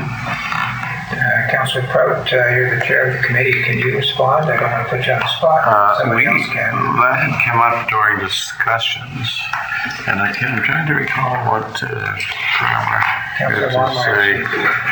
With that. We left Lordstown, it doesn't hurt. I think the idea was that if it were to happen, that that would also be part of it. It just wasn't mentioned in here. I know they've got a new doctor's facility there and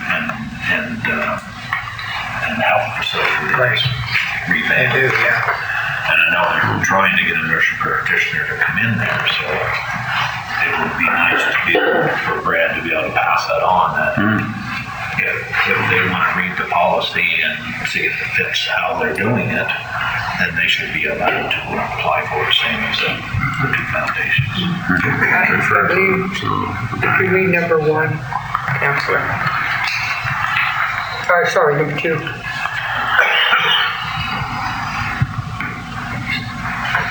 The program shall apply to recruitment for both physician and nurse practitioner with a current license from the medical.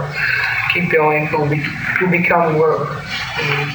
Keep going in the third line. At a family medicine practice in Annapolis County. As well as. Thank you. I forgot. Thank you for that. I knew somewhere's in there. Yeah. Well, I was thinking there at some point because we did discuss it at the meeting. Yeah.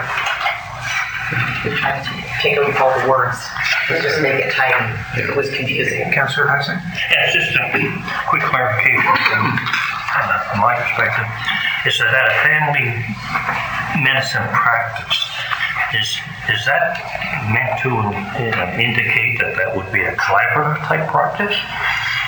Or would it include a doctor setting up his own practice in West Alsea? No, I would think it would, but I'm not the one to answer the question. It could be a single physician if he or she was setting up and whatever. As long as it's within our county. Yeah, the license from the medical regulatory authority. Councillor Ryder? Good. Thank you, Chair. Picking up on what Councillor Cotw said there, at the last village meeting, the village announced that they have a pretty solid line on a doctor for their facility there, and they were questioning me in particular about this policy. And in particular, it used to not include Lawrencetown quite explicitly. It only had the 2 hospitals. So I'd spoken with staff and Councillor Proud about this and being the chair of this, and they told me roughly of what their changes were going to be. So I'm very happy to see this, and I will convey a copy of it to Lawrencetown so that they are aware of what the situation is. The question I'm quite sure I'm going to have from Lawrencetown, as I've already had it in one form or another, is it says we will disperse the funding through the 2 associations associated with the 2 hospitals. And my question would be, how does the committee envision funding getting to Lawrencetown? Will these organizations relay it the way they would to the hospital, or is there? I would think a request would have to come from, and I'm not aware of how the facility in Lawrencetown operates. Can you enlighten us on that?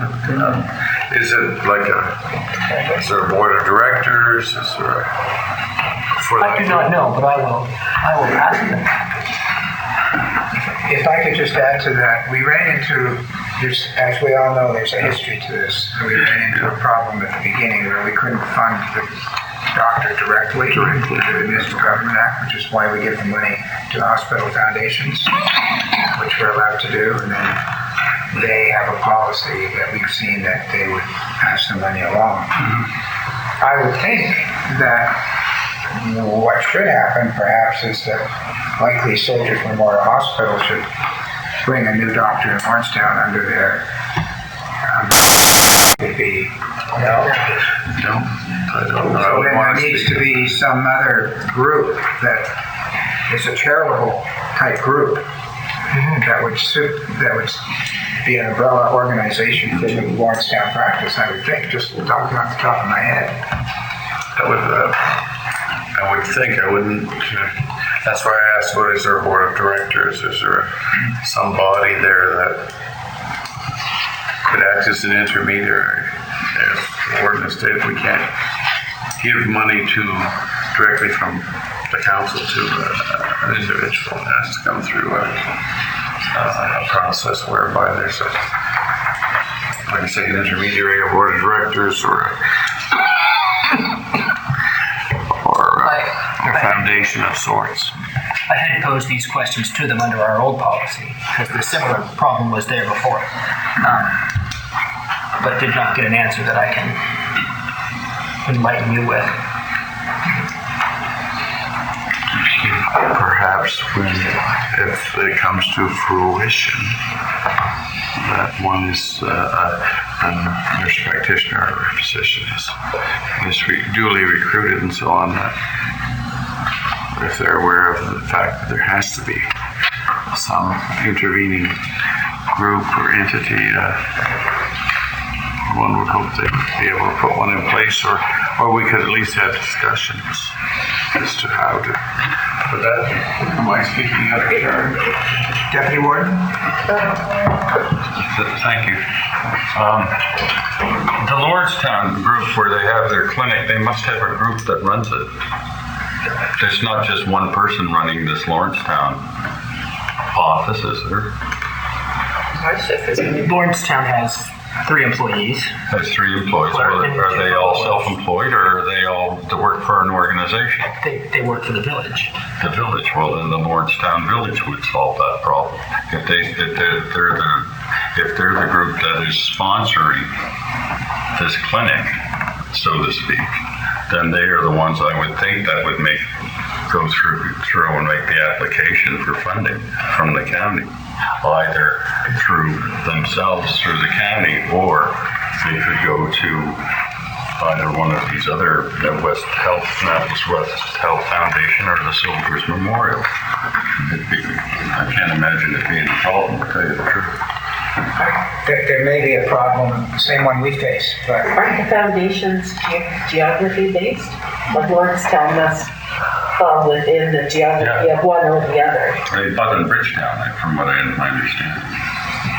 I thought they were geography based. They covered a certain area. I think Don had something to say. well, half the battle is identifying the problem, which we've done. So I don't know if we need to solve it sitting around the table, but having identified the problem, somebody should be dedicated to finding a solution. Maybe it's your committee, would it be? Well, I just wondering, Ms. Campbell, would you have anything to add to the discussion? Or do you feel? Yeah, go ahead, Ms. Campbell, if you... I never had an opportunity to get to speak, so I think the thought when we started this policy is that exactly what Carol said, that there's a geography associated with those 2 organizations that are named in the policy, and that we got around exactly the problem that the warden talked about by doing it this way when we were following the practice of other municipalities. I would think there should be able to be some kind of arrangement that could be made with one of those 2 organizations, because there is a geographical association. It's not just a hospital that they're associated with. It is a geographic region. That's a Sheridan? So there is a catchment area, and what I would suggest is maybe the committee get back together, maybe reach out to the Soldiers Memorial Hospital Foundation and ask them, does the catchment area go that distance? And ask them if they could include that funding through the foundation for the village. That might solve the problem.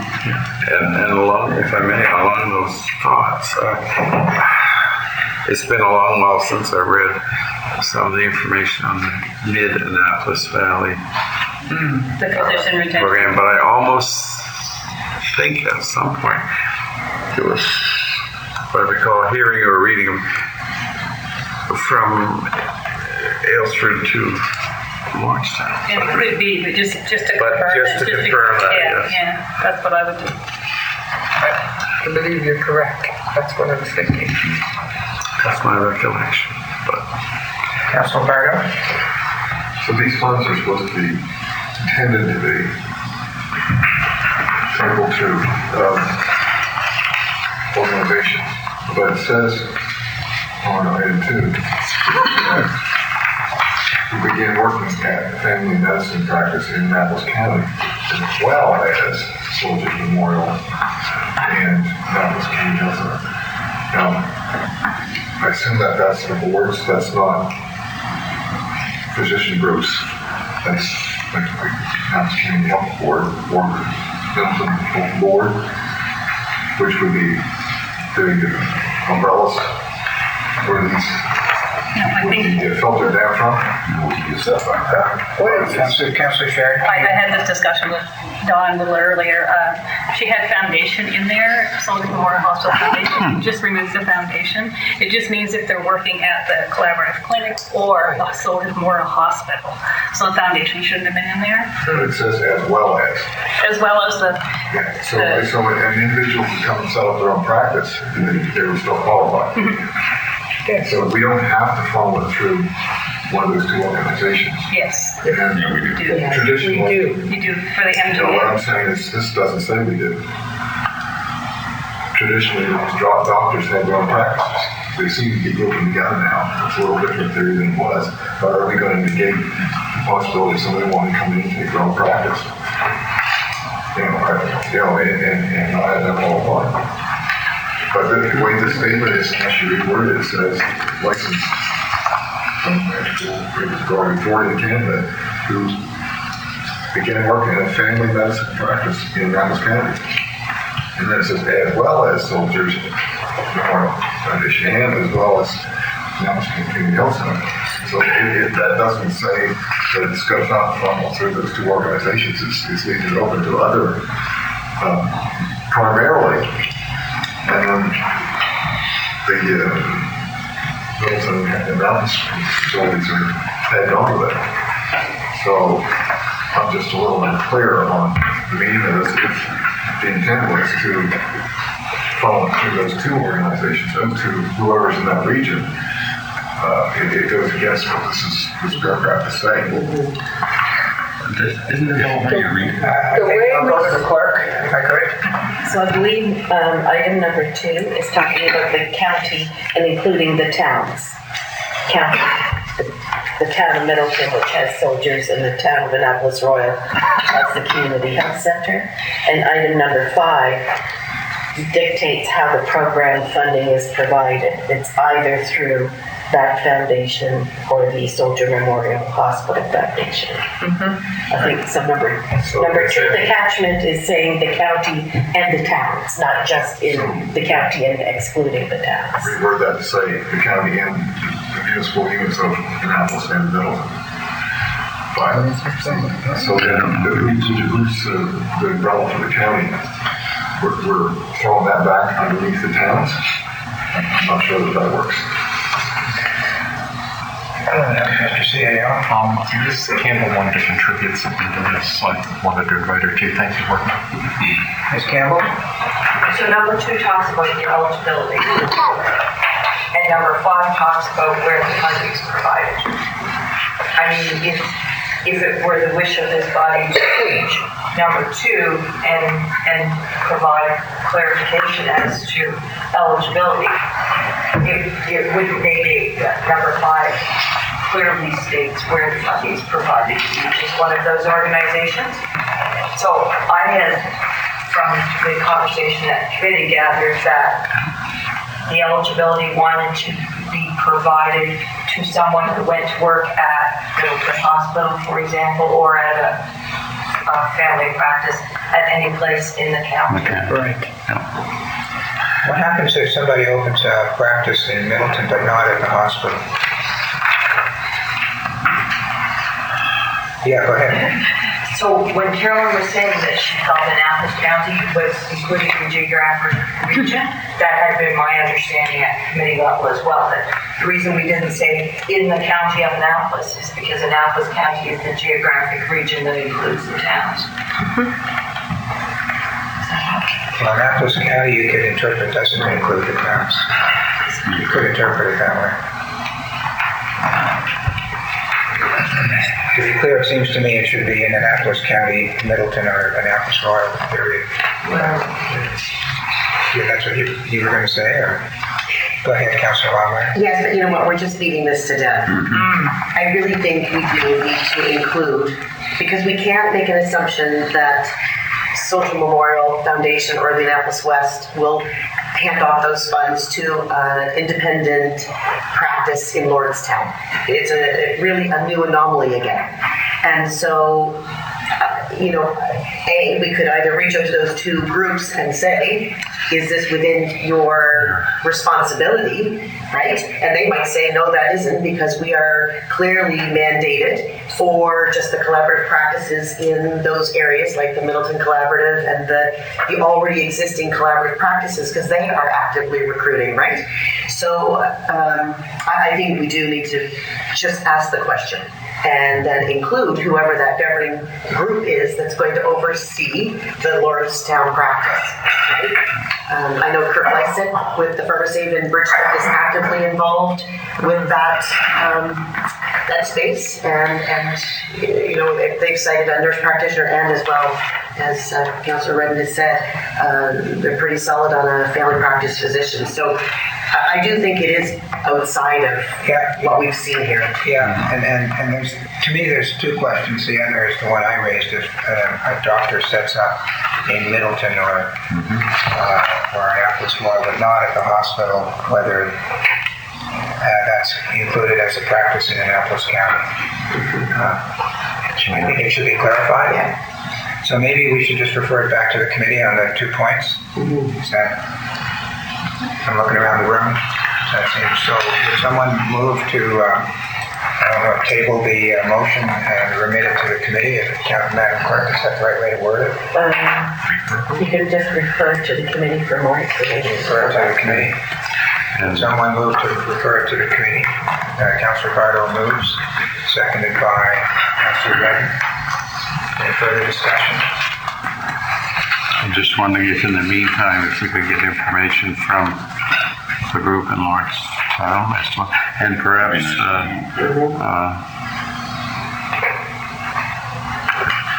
we could approach the Mid-Valley group and see if indeed, I don't know where I've got this idea that it used to go to Lordstown. Maybe I'm mistaken on that. Your committee's going to look at it. It does, you said? So. You're thinking it does, or you said you can't guess? It's too unclear. I think we just need to go after the answer.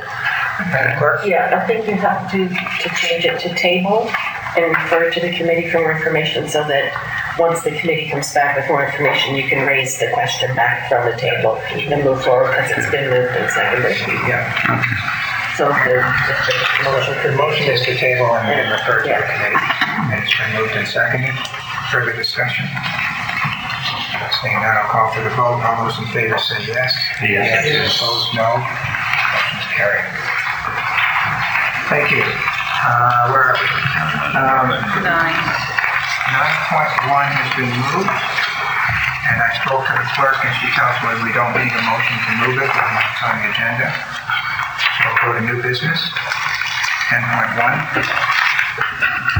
Councillor Hudson has brought this motion, which we did discuss earlier. Do you want to put that on the floor, Councillor Hudson?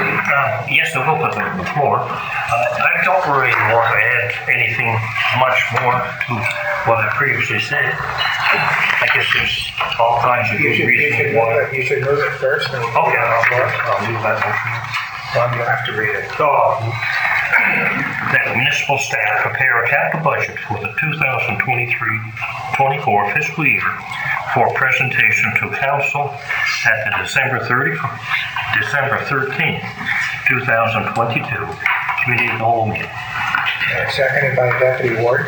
Now go ahead, Councillor Hudson. What do you want to say? Yes, I'm not going to really add too much to what I previously said. I guess we're all aware there's many good reasons why we should get the capital budgets done ASAP.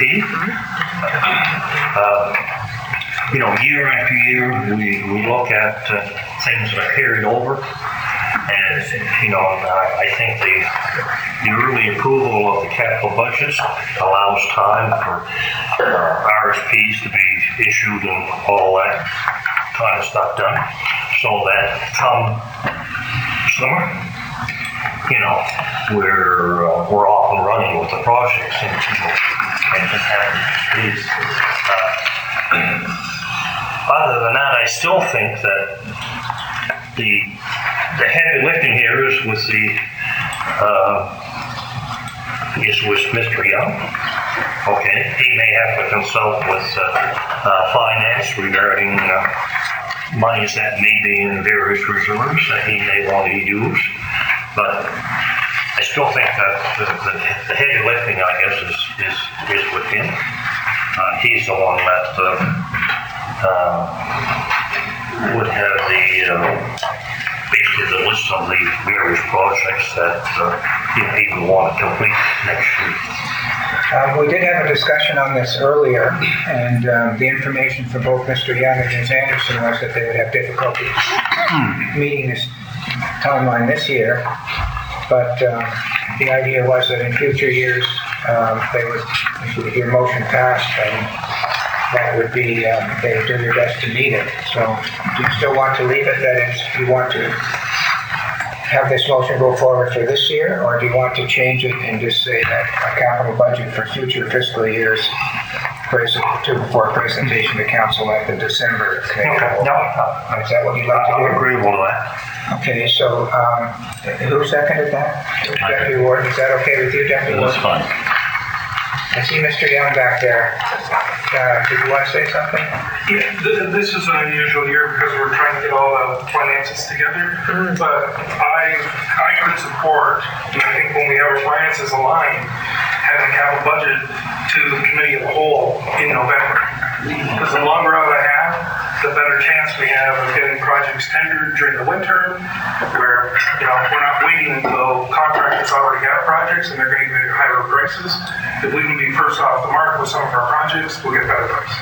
Are you suggesting that you would like Councillor Hudson to change December to November? Is that what you're suggesting? In the following years. In future years? Yes. And Councillor Hudson, how do you feel about that? Full agreement. Deputy Warden, is that all right with you as the secretary? So, Madam Clerk, could you read what this has now evolved into?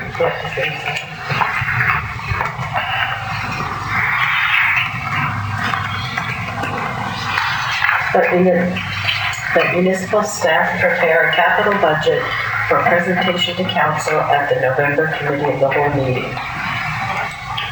No. That municipal staff prepare a capital budget for future fiscal years for presentation to council at the November committee of the whole meeting. Further discussion on the motion on the floor? Seeing none, I'll call for the vote. All those in favor say yes. Yes. Opposed, no. Motion's carried. Thank you. Okay, next, 10.2, this comes from Councillor Sherritt. Would you like to put that on the floor, Councillor Sherritt? To refer the matters of speeding and the increase of thefts in Annapolis County to the Police Advisory Board. Is there a seconder for that? Deputy Warden seconds. Would you like to speak further on? Yeah, I just, because of the presentation from the Granville Ferry people that were here in regarding the speeding, and it's not just, and we all participated in that, and so it's not just their district, it's all the districts in the county. Along with, I've had a lot of conversations with residents, they're having a lot of things stolen lately, so I just thought if we were going to deal with the speeding, we could deal with the thefts at the same time, and at the board, and those people could go and voice their concerns at the Police Advisory Board. And that's where it is. Further discussion? Councillor Cotw? I've previously been on the police advisory board, and I've come to a point where I don't know if I really want to be on that board, because we've asked the province to go down and explain to us what our contribution to that board is, and they never came down. Is it just a formality to say that we got a police advisory board? That's my concern, is because if we've got if this county has no clout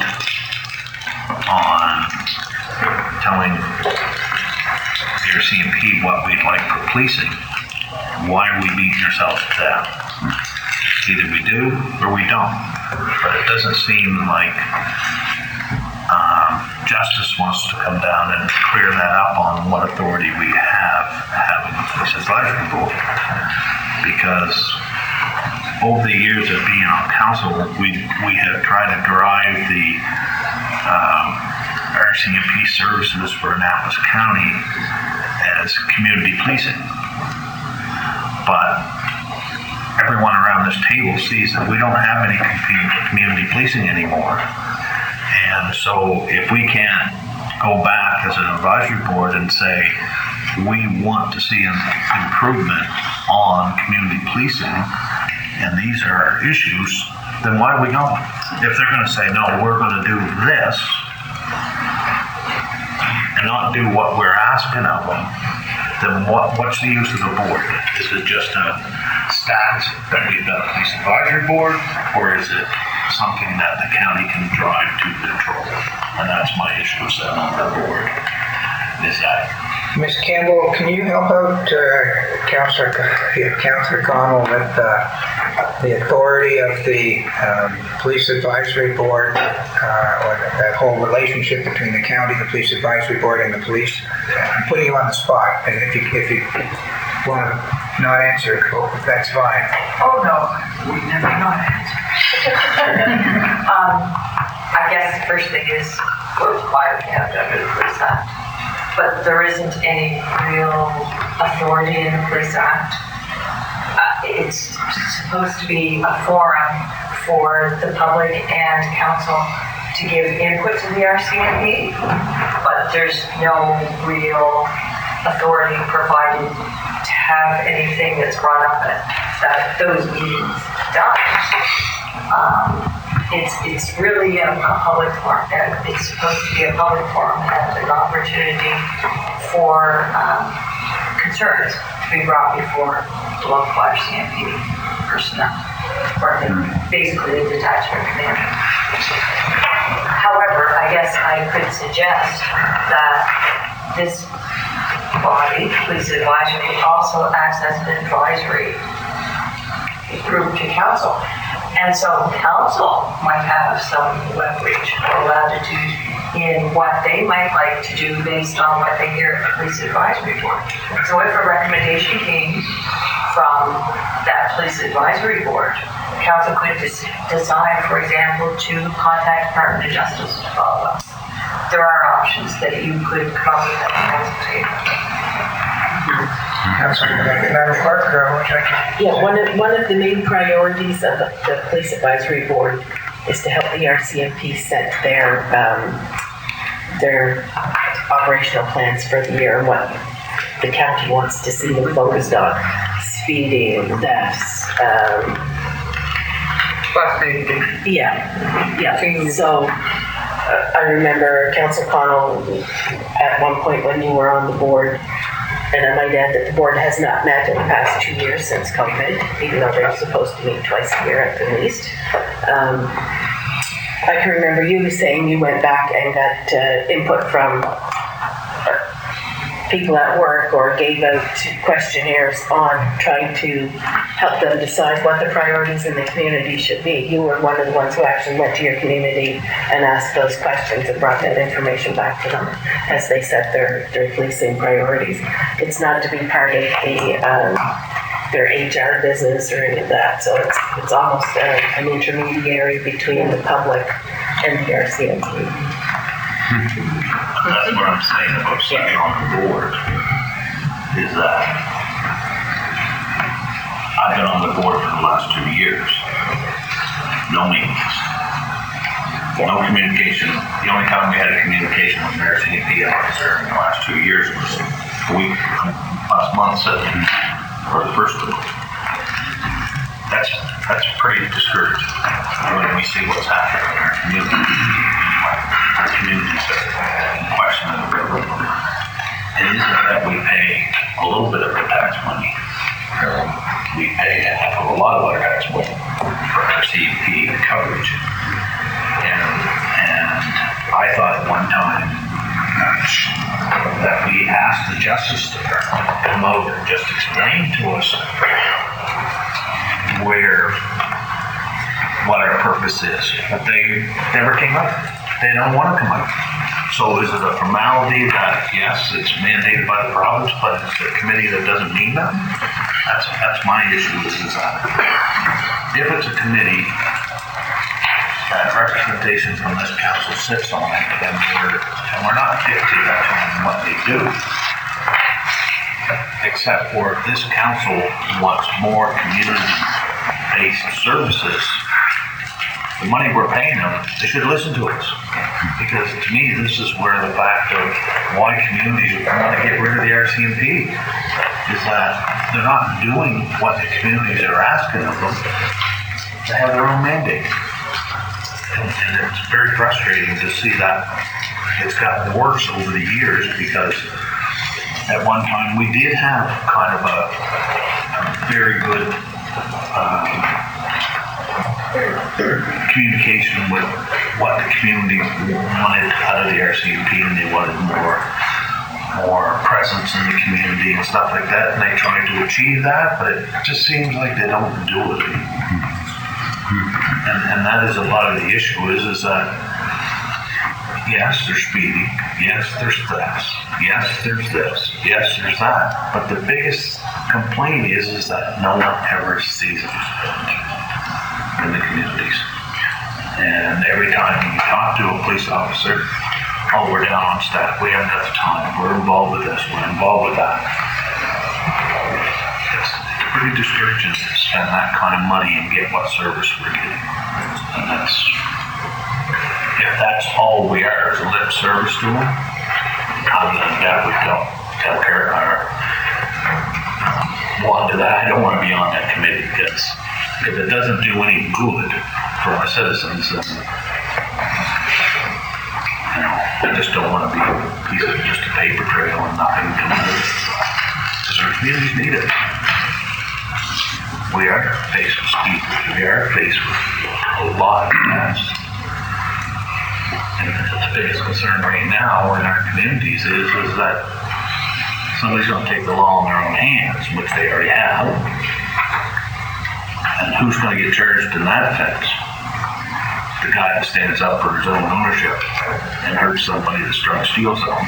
He'll be the one that gets the charges laid against him versus the ones that are doing stealing. I mean, there's a chop shop.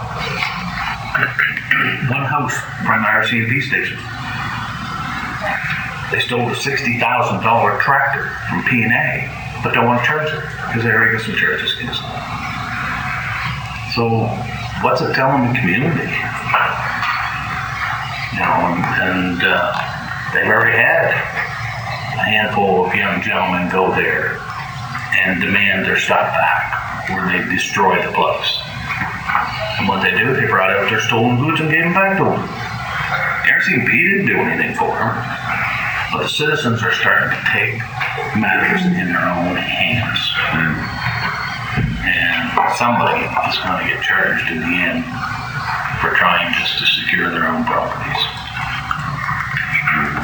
I saw a couple of hands up over here. Councilor Morrison. Thank you. I spent an hour at a table with about 10 other people at NSF panel last week talking about policing.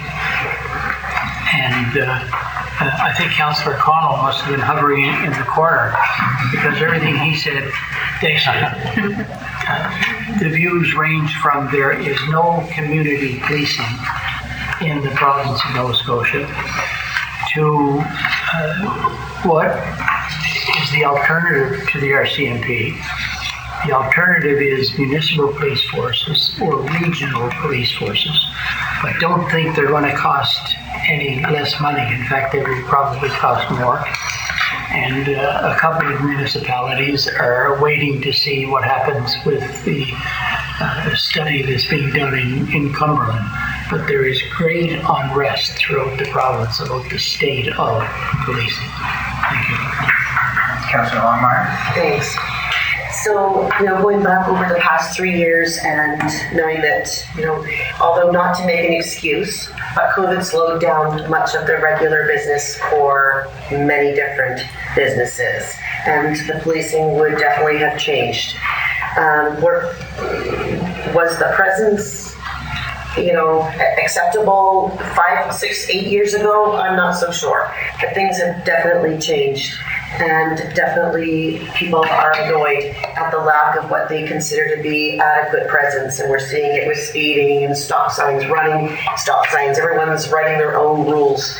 I don't think we give up. I think that the committee does have a voice. I think it needs to get stronger.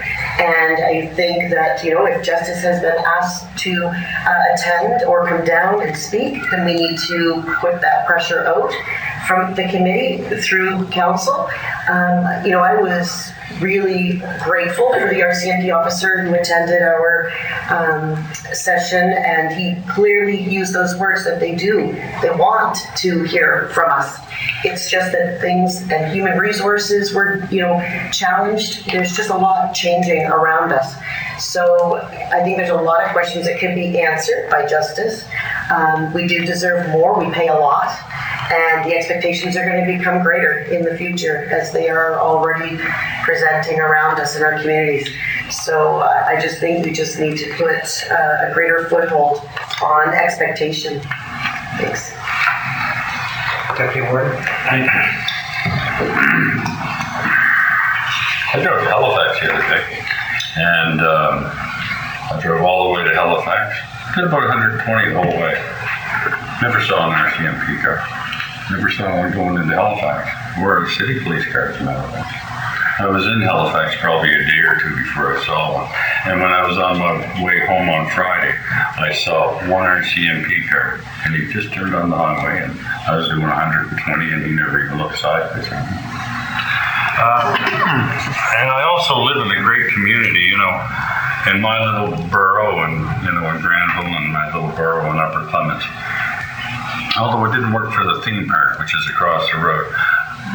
But for anybody in my communities, we have a great community watch program. I got people. I might not be at my shop up there for a week, but I don't have to worry about a thing. My yard can be full of stuff. Nobody will touch it. I've got the little house next door, and they keep an eye on people down the road. Just about everybody in Granville keeps an eye on other people's property. I think that works quite well for us in most cases, that, we don't have a lot of theft off our property. The speeding is rampant throughout the county, and not just rampant throughout the county. From what these same issues that we have, I spoke with other councillors about, it's right across the province. The RCMP not showing up, it's right across the province. And what we pay them, scandalous. And now we're going to be on their, what was they talking about? Their contracts have been renegotiated. So we're going to have a whole bunch more money to pay this year, and our RCMP services are going up. What are we going to do about it? I don't know. I think Community Watch is a great program that was started back in the 70s and the 80s, to keep an eye on our communities. Because we can't, it's proven, we can't rely on the RCMP to be there. People do get break-ins now and again, and they're 4 or 5 hours away. A couple of years ago, this is a little story, and if you'll allow me. In Annapolis, we had a couple of kids right in the town, and they were running around, literally busting in people's houses during the day. And now Annapolis Royal has 3.5 or 4 police officers. So a woman that owns a store in Annapolis heard and saw these kids around. She was standing over by her shop having a burn and just waiting because she knew that they were in the neighborhood. And all of a sudden she heard them crash. There goes the window. And she goes over, stands by the fence and watch them there. They go in the back window, and here 5 minutes later, they come out with their arms full of stuff. And she says, "Hey, home. And he tries to clear this fence. Couldn't get over the fence, lands on the ground with the stuff all, beat himself all up. Well, one of the women that hangs around town a lot came over and sat down on him. Said, you know, there were 4 hours before they got Annapolis police officers. And Annapolis is not a very big town. It's 450 people roughly, that population. And there were 4 hours before they got a police officer there. It turns out that their police officers from Annapolis were at some kind of thing up in the valley. And there was really nobody on duty that day. So that's your policing in Nova Scotia. I think community watch is a great thing. I think that we should be well with our neighbors and our friends and ask them to keep an eye on their properties the same as I would do for theirs. And as far as the RCMP and policing goes, I don't know what we're going to do with that unless we go to a regional police force, and that will still cost us money. But will we get better service? I don't know. And we'll still have to have the RCMP regardless. Thank you. If I could just interrupt, the motion on the floor is simply to refer this speeding and theft to the Police Advisory Committee. I don't think, and I haven't heard anything any different, that there's really nothing much else we can do. It's the stark reality of it. So, you know, we might as well do that, and then the Police Advisory Committee can meet with the police. We're kind of in a situation, if you remember the Freedom Convoy in Ottawa, where they had a municipal police force, but politicians can't tell policemen what to do. So, of course, all the councillors in Ottawa were going nuts, saying, our residents want us to do something. Well, there wasn't really anything they could do. Eventually, I think they got their police advisory committee to fire the police chief or something like that, I forget. But we can't tell the police what to do. We have a police advisory committee that advises the police, and the other thing we can do is what's been mentioned is to talk about a regional police force. So that's kind of the structure of where I see where we are. But the police advisory committee is only that. They only advise. They don't tell anybody what to do. Councillor Sheridan?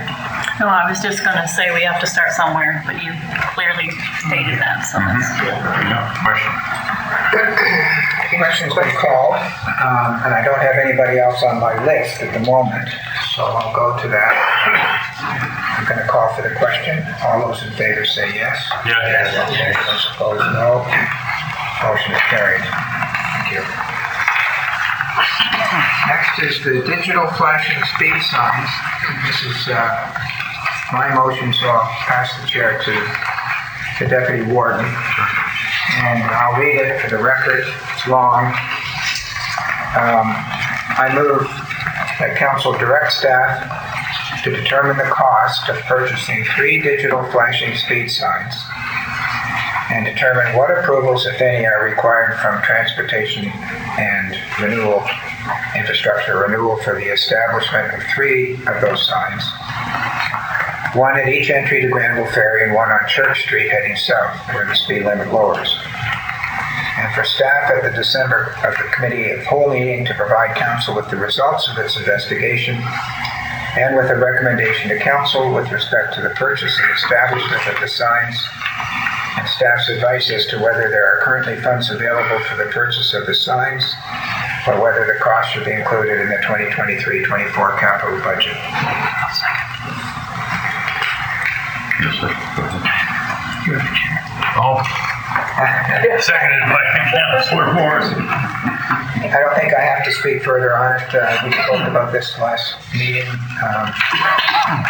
It speaks for itself. I think we have to do some investigation and bring it back to council with the cost and what you have to do with transportation and whether there's funds available and all that kind of thing.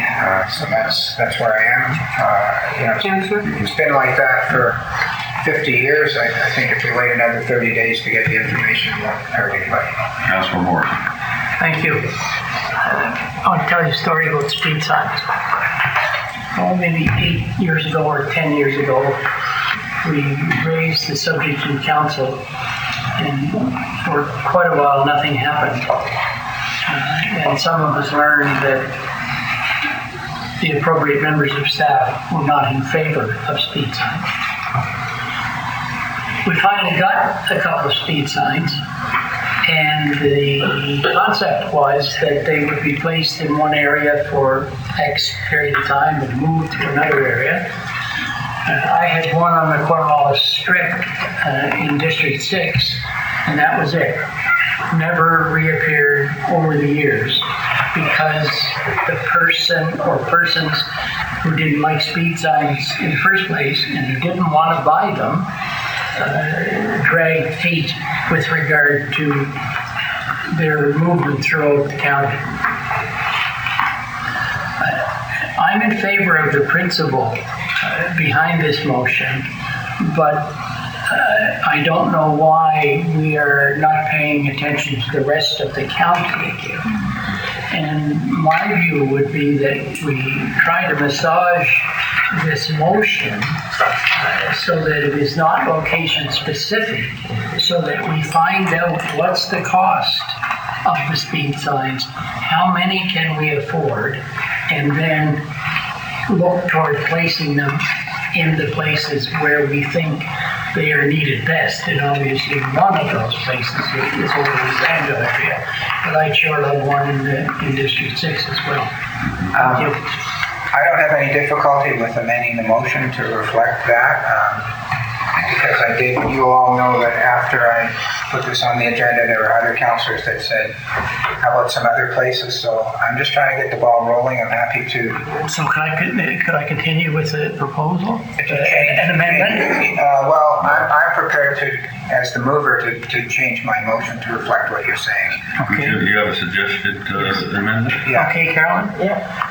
That this council directs staff to determine the cost of purchasing digital flashing speed signs and determine what approvals, if any, are required from TIR for the establishment of these signs.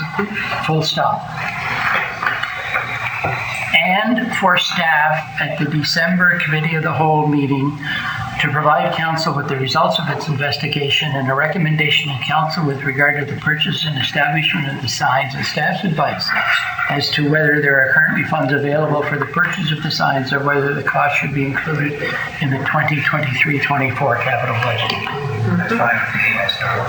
Did you say how many signs? No. What I'm interested in, what do they cost? If they cost $5, we could buy this. If they cost 10, we could buy that. I'll second that. The mover and seconder already agreed to it. Councillor LeBlanc, did you have something to say there? You had your hand up earlier. Yes, I have a question. I didn't remember how many signs we did have. Did we purchase 2 or 3? 2 on trailers. 2. They're up there in the big building. What building?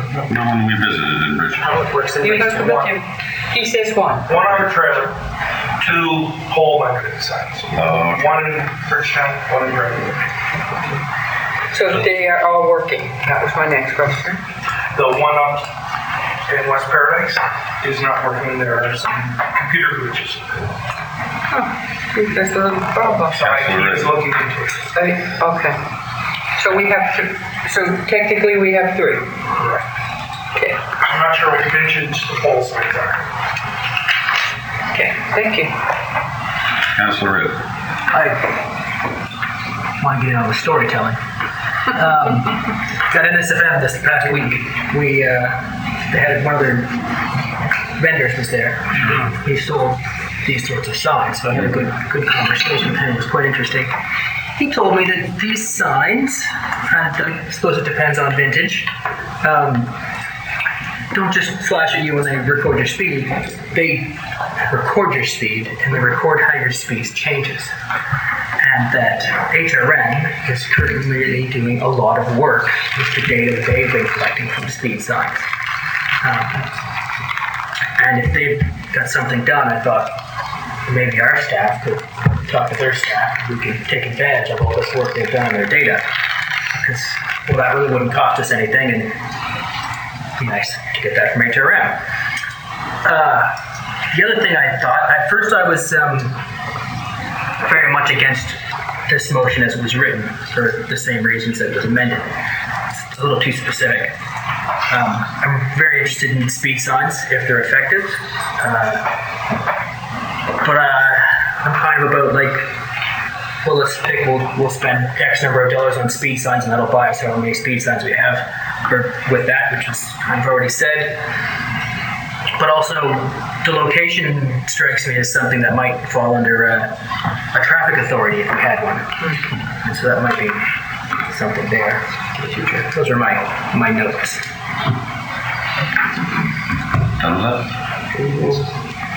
Those terrorists. Yes, thanks.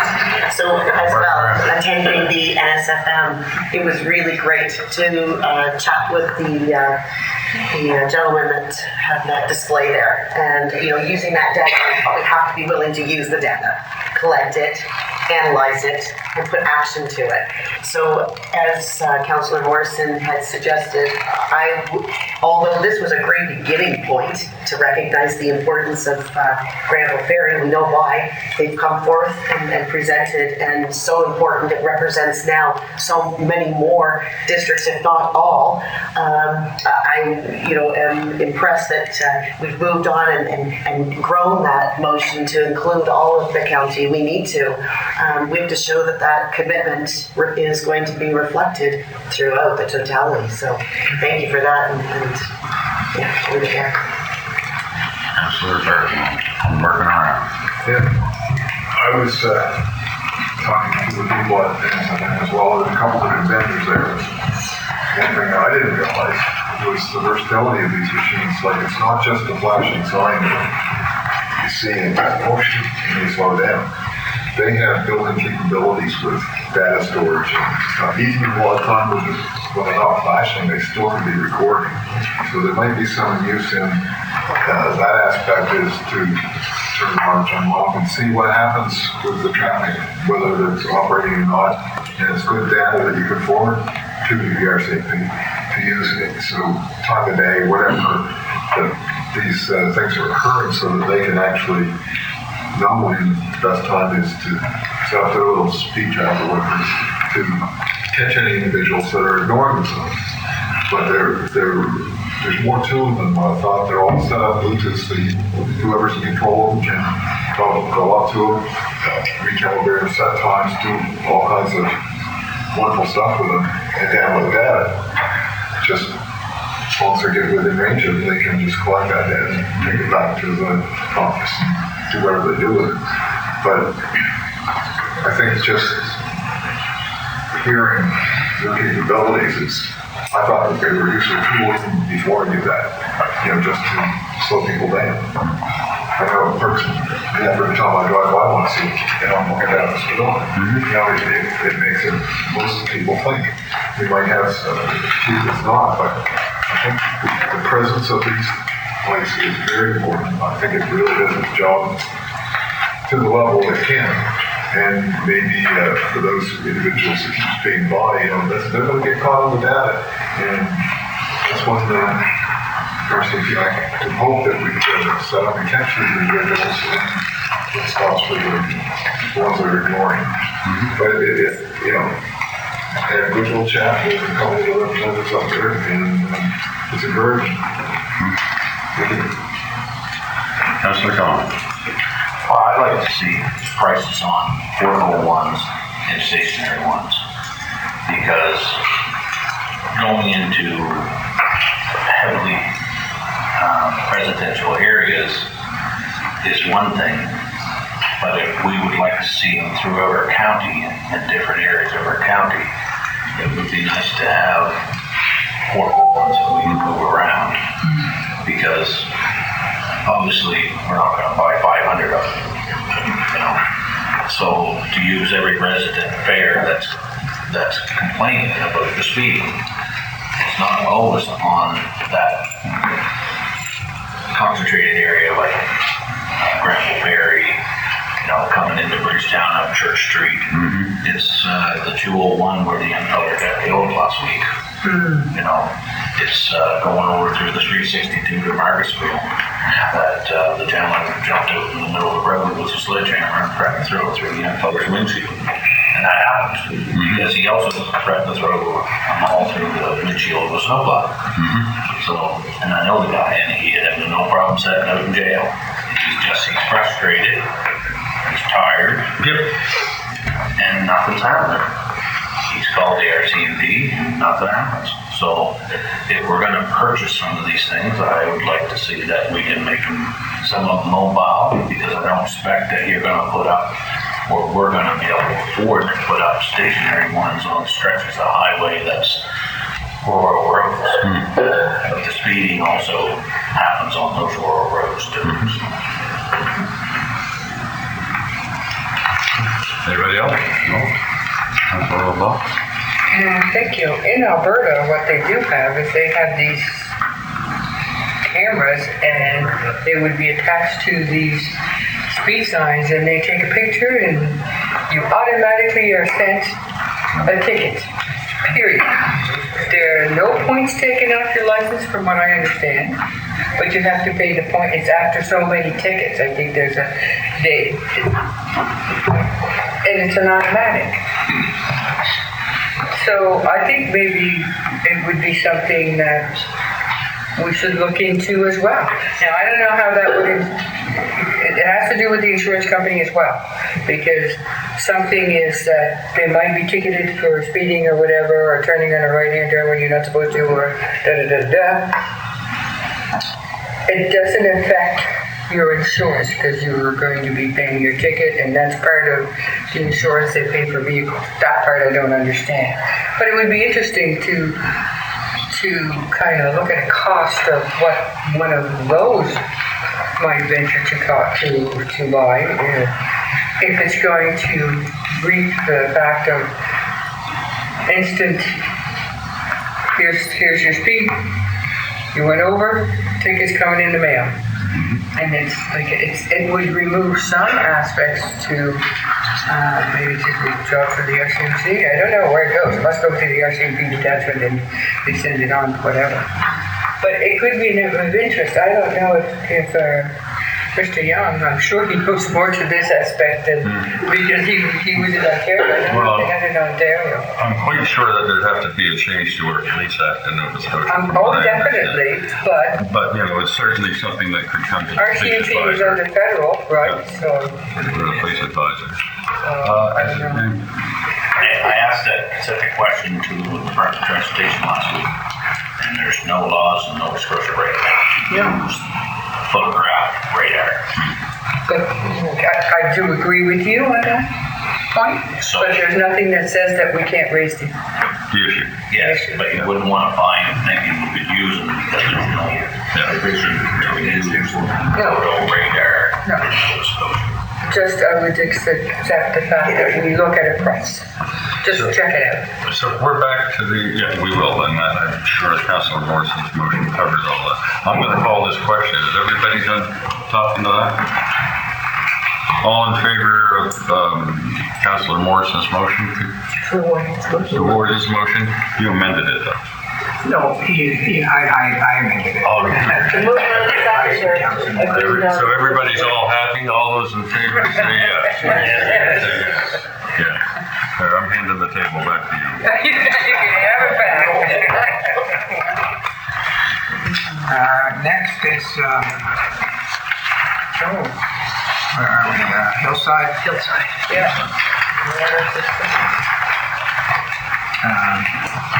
There's a report in our package. It's an information report. Are there any questions with respect to the report? Councilor Reddick. Some years ago, there was a little discussion about salt contamination in that area from the DOT site nearby.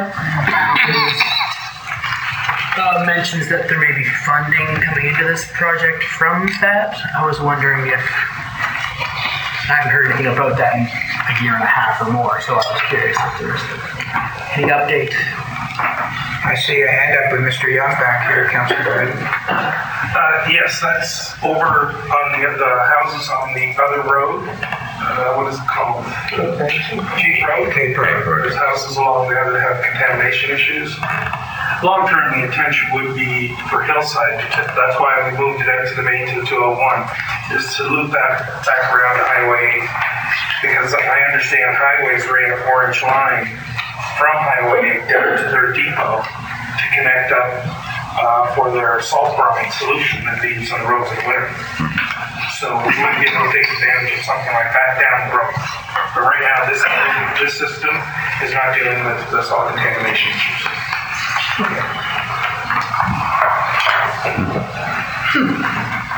Councillor Sheridan?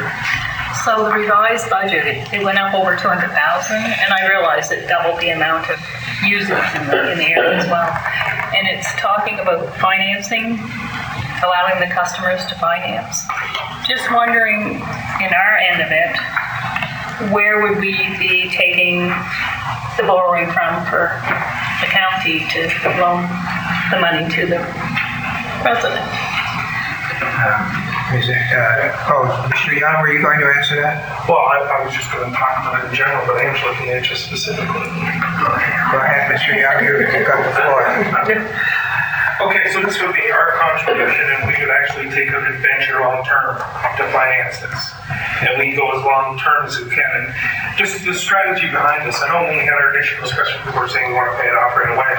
But utility systems are financed over the life of their system. Pipes stay in the ground and operate for 70, 80 years. And theoretically, it'd be nice to finance the pipe over 80 years.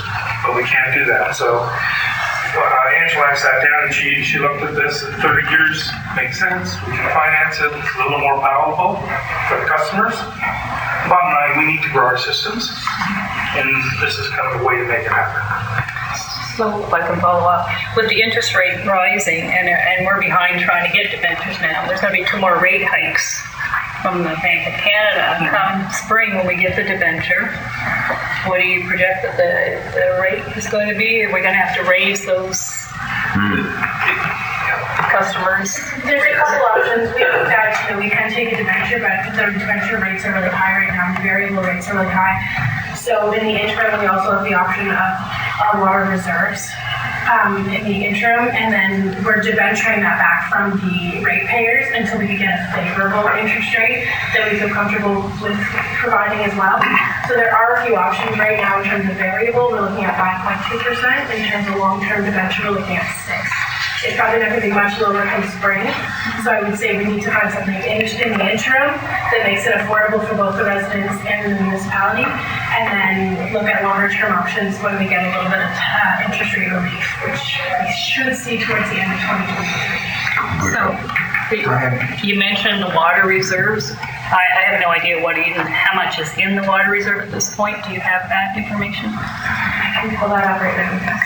Because that would affect, if you had a big water break and needed that money out of the water reserve, if it wasn't there, then you have to go to the capital, which we were already told from my sewer experience in Nicktown that you don't touch. They look after themselves. So I just want to prevent that from happening. So I just want to be sure there's going to be lots of money in the water reserve. There were lots of money. Protecting the assets. Yeah, we're looking at just over $1 million in the water reserves right now. So if we did say, I'm not sure what the balances are, but it's 200,000 is the last thing that I heard. 300. It could be accommodated on a relatively short-term basis with repayment expected at the same time. Thank you. Deputy Warden. Thank you. So when I first read this first part, and I came down to the payment based on 10 customers, $10,540. I said, well, that's cool. You've got 10 customers here, and they're going to each pay $10,540 to have water brought to them. I thought that was very reasonable. And then I go down a little bit more, and then I see payment based on 20 customers. Well, that's cool. That drops it down a little bit, I thought. And then it says $15,459. So that tells me that each customer is going to end up paying $15,000 for their water. Then if I go down a little bit further, and then I look at this amortization based on municipal, and that tells me that we're going to finance it for them. Is that right? So we're going to finance water going to private housing. That's the way it works. Not just the water line, putting the water line there. We will finance the water system in the ground to the property lines. End of story. Property owners take it from the water system into their house. And then they pay for that. They pay for that. But we're going to amortize that payment from them? They have to pay that up front. That cost has nothing to do with these numbers. That's what I wanted to know. Thank you so much. Thank you. Councillor Bardo? I'm not sure how it's involved, and I've had some discussions off and on with individuals to push this along in my district. But the original project was through replacing Hillside Drive. And before that, it was Jefferson Maiden opted out of it. So that was back to Hillside Drive, and that was the 10 customers. In the process, I guess we somehow picked up 10 more customers. So that means that whole deal that was with the 10 customers has changed. And you got 10 more people that would have to agree to this, because that was based on whether these 10 customers agreed to pay their share. So it kind of goes off from there. And the rate of 3% in 20, 25, and 30 years, I'll just turn point B of that. It seems that it would make sense to do it over 25 years, because it's only $100 difference to go another 5 years. You know? So maybe you can answer. Sure. 20 customer. If you remember from, I don't know how many meetings ago, I put it up on the screen where the original plan was, which was running between people's houses. Well, utilities don't develop running in houses. You put it up in the public right away so you can get as many customers as you can over time. When you're developing behind people's houses, how do you manage that? Every time you go to do work, you got to talk to people about working on the property. So we moved it up to the right of way. We intend, most of the people that we're talking about picking up are all our sewer customers now. So we want to get it, the whole idea behind developing utilities is, you know, the more people you have hooked up, the more capital you have coming in. Yes, you have more maintenance and things like that, but then you have more going into reserves. It just keeps evolving and keeps growing. So we looked at it, we want to make sure we can get as many customers on this first initial step as we can. And from word in the street, I haven't talked to anybody yet, I wanted to show it to council first, is there's a lot of people along this road that want to connect. Actually, the next subdivision that turned it down years ago, they want to connect. This was first brought to my forefront, and they talked about replacing the lateral from Highway 8 across. I thought that was a bad idea. I thought Dalton 201 was the way to go anyway, because, and I've mentioned that before, that maybe we up the size of that line from Marlboro Corner up to where it ties in to make sure that it's there for future extension.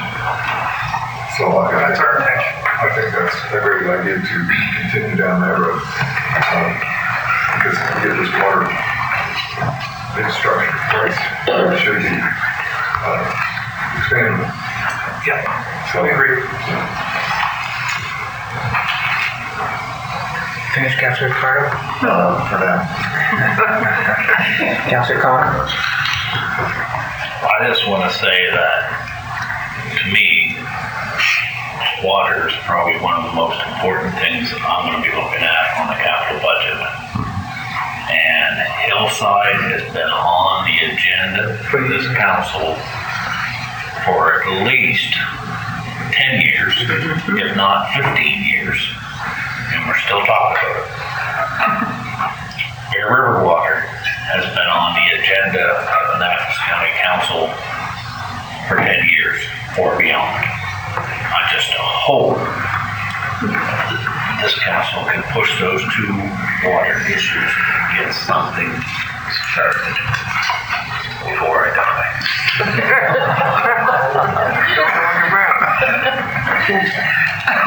Anybody else? Just make a note to leave it out.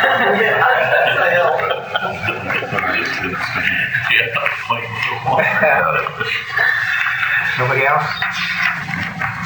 Thank you, that was an information report. So we'll move along to the warden's report. This will be my last warden's report. So I have two reports. One is a message to the residents that I'm going to read for the benefit of the people watching. And then I have a second message to the 10 of you.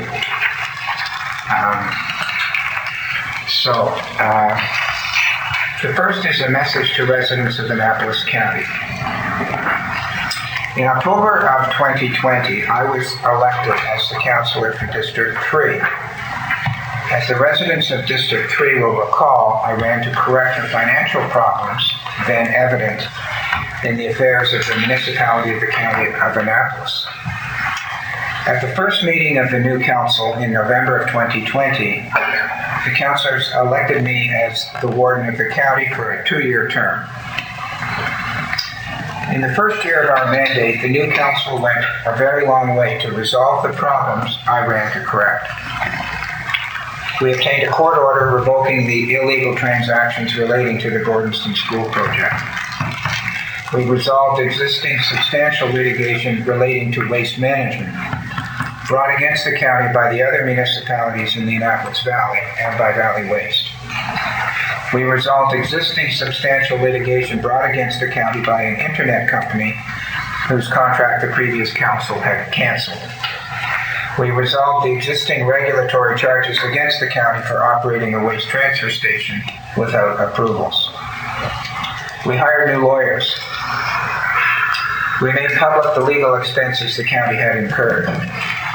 We made public the package distributed to councillors before each meeting by placing it on our website. We hired a new chief administration officer. We resumed use of the Lawrencetown Waste Transfer Station. During the second year of our mandate, we sold the Basin View complex, which had long been a drain on taxpayers' dollars. The complex is set to reopen under private management, and we anticipate it will be better than ever. We sold the old Bridgetown Town Hall, which will again have some life. We have made arrangements to sell the old elementary school in Bridgetown, which should create 15 new residential units. We have consolidated the county administration in one building. We have paved and revitalized Queen Street in Bridgetown. We have reopened and rejuvenated the picnic park in Upper Clemens. We reduced the area rate in Bridgetown. There is no increase in the county tax rate this year. I could go on. It has been a busy and productive 2 years. My 2-year term as warden ends on November 15th. I have decided not to reoffer as warden. As well, for personal, family, and health reasons, I have decided to resign my position as councillor for District 3 at the same time. It has been an honor to serve the residents of the county of Annapolis for the past 2 years. I thank the residents of District 3 for their faith in electing me as their councillor. I look forward to contributing to the fortunes of Annapolis County, which I love in whatever capacities I can in the years ahead. So that's for everybody out there. Now for you guys.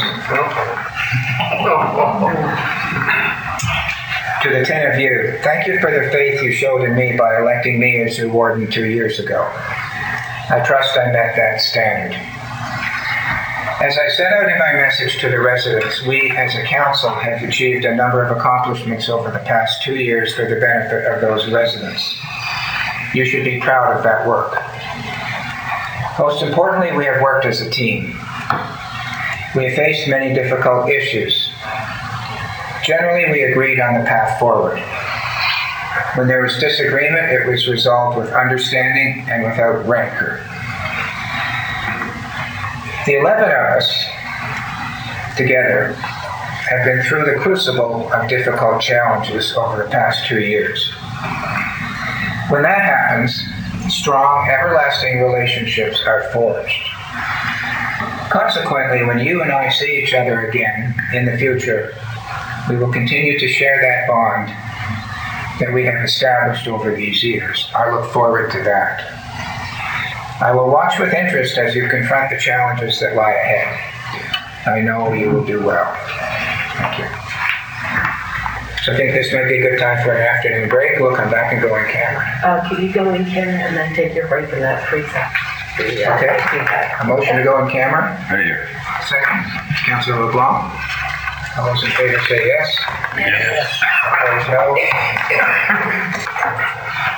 Welcome, everybody. We're resuming the committee of the whole meeting. Entertain a motion to adjourn. Moved by the Deputy Warden, seconded by Councilor Sheridan. All those in favor say yes. Yes. Opposed, no. Motion's carried. Thank you very much.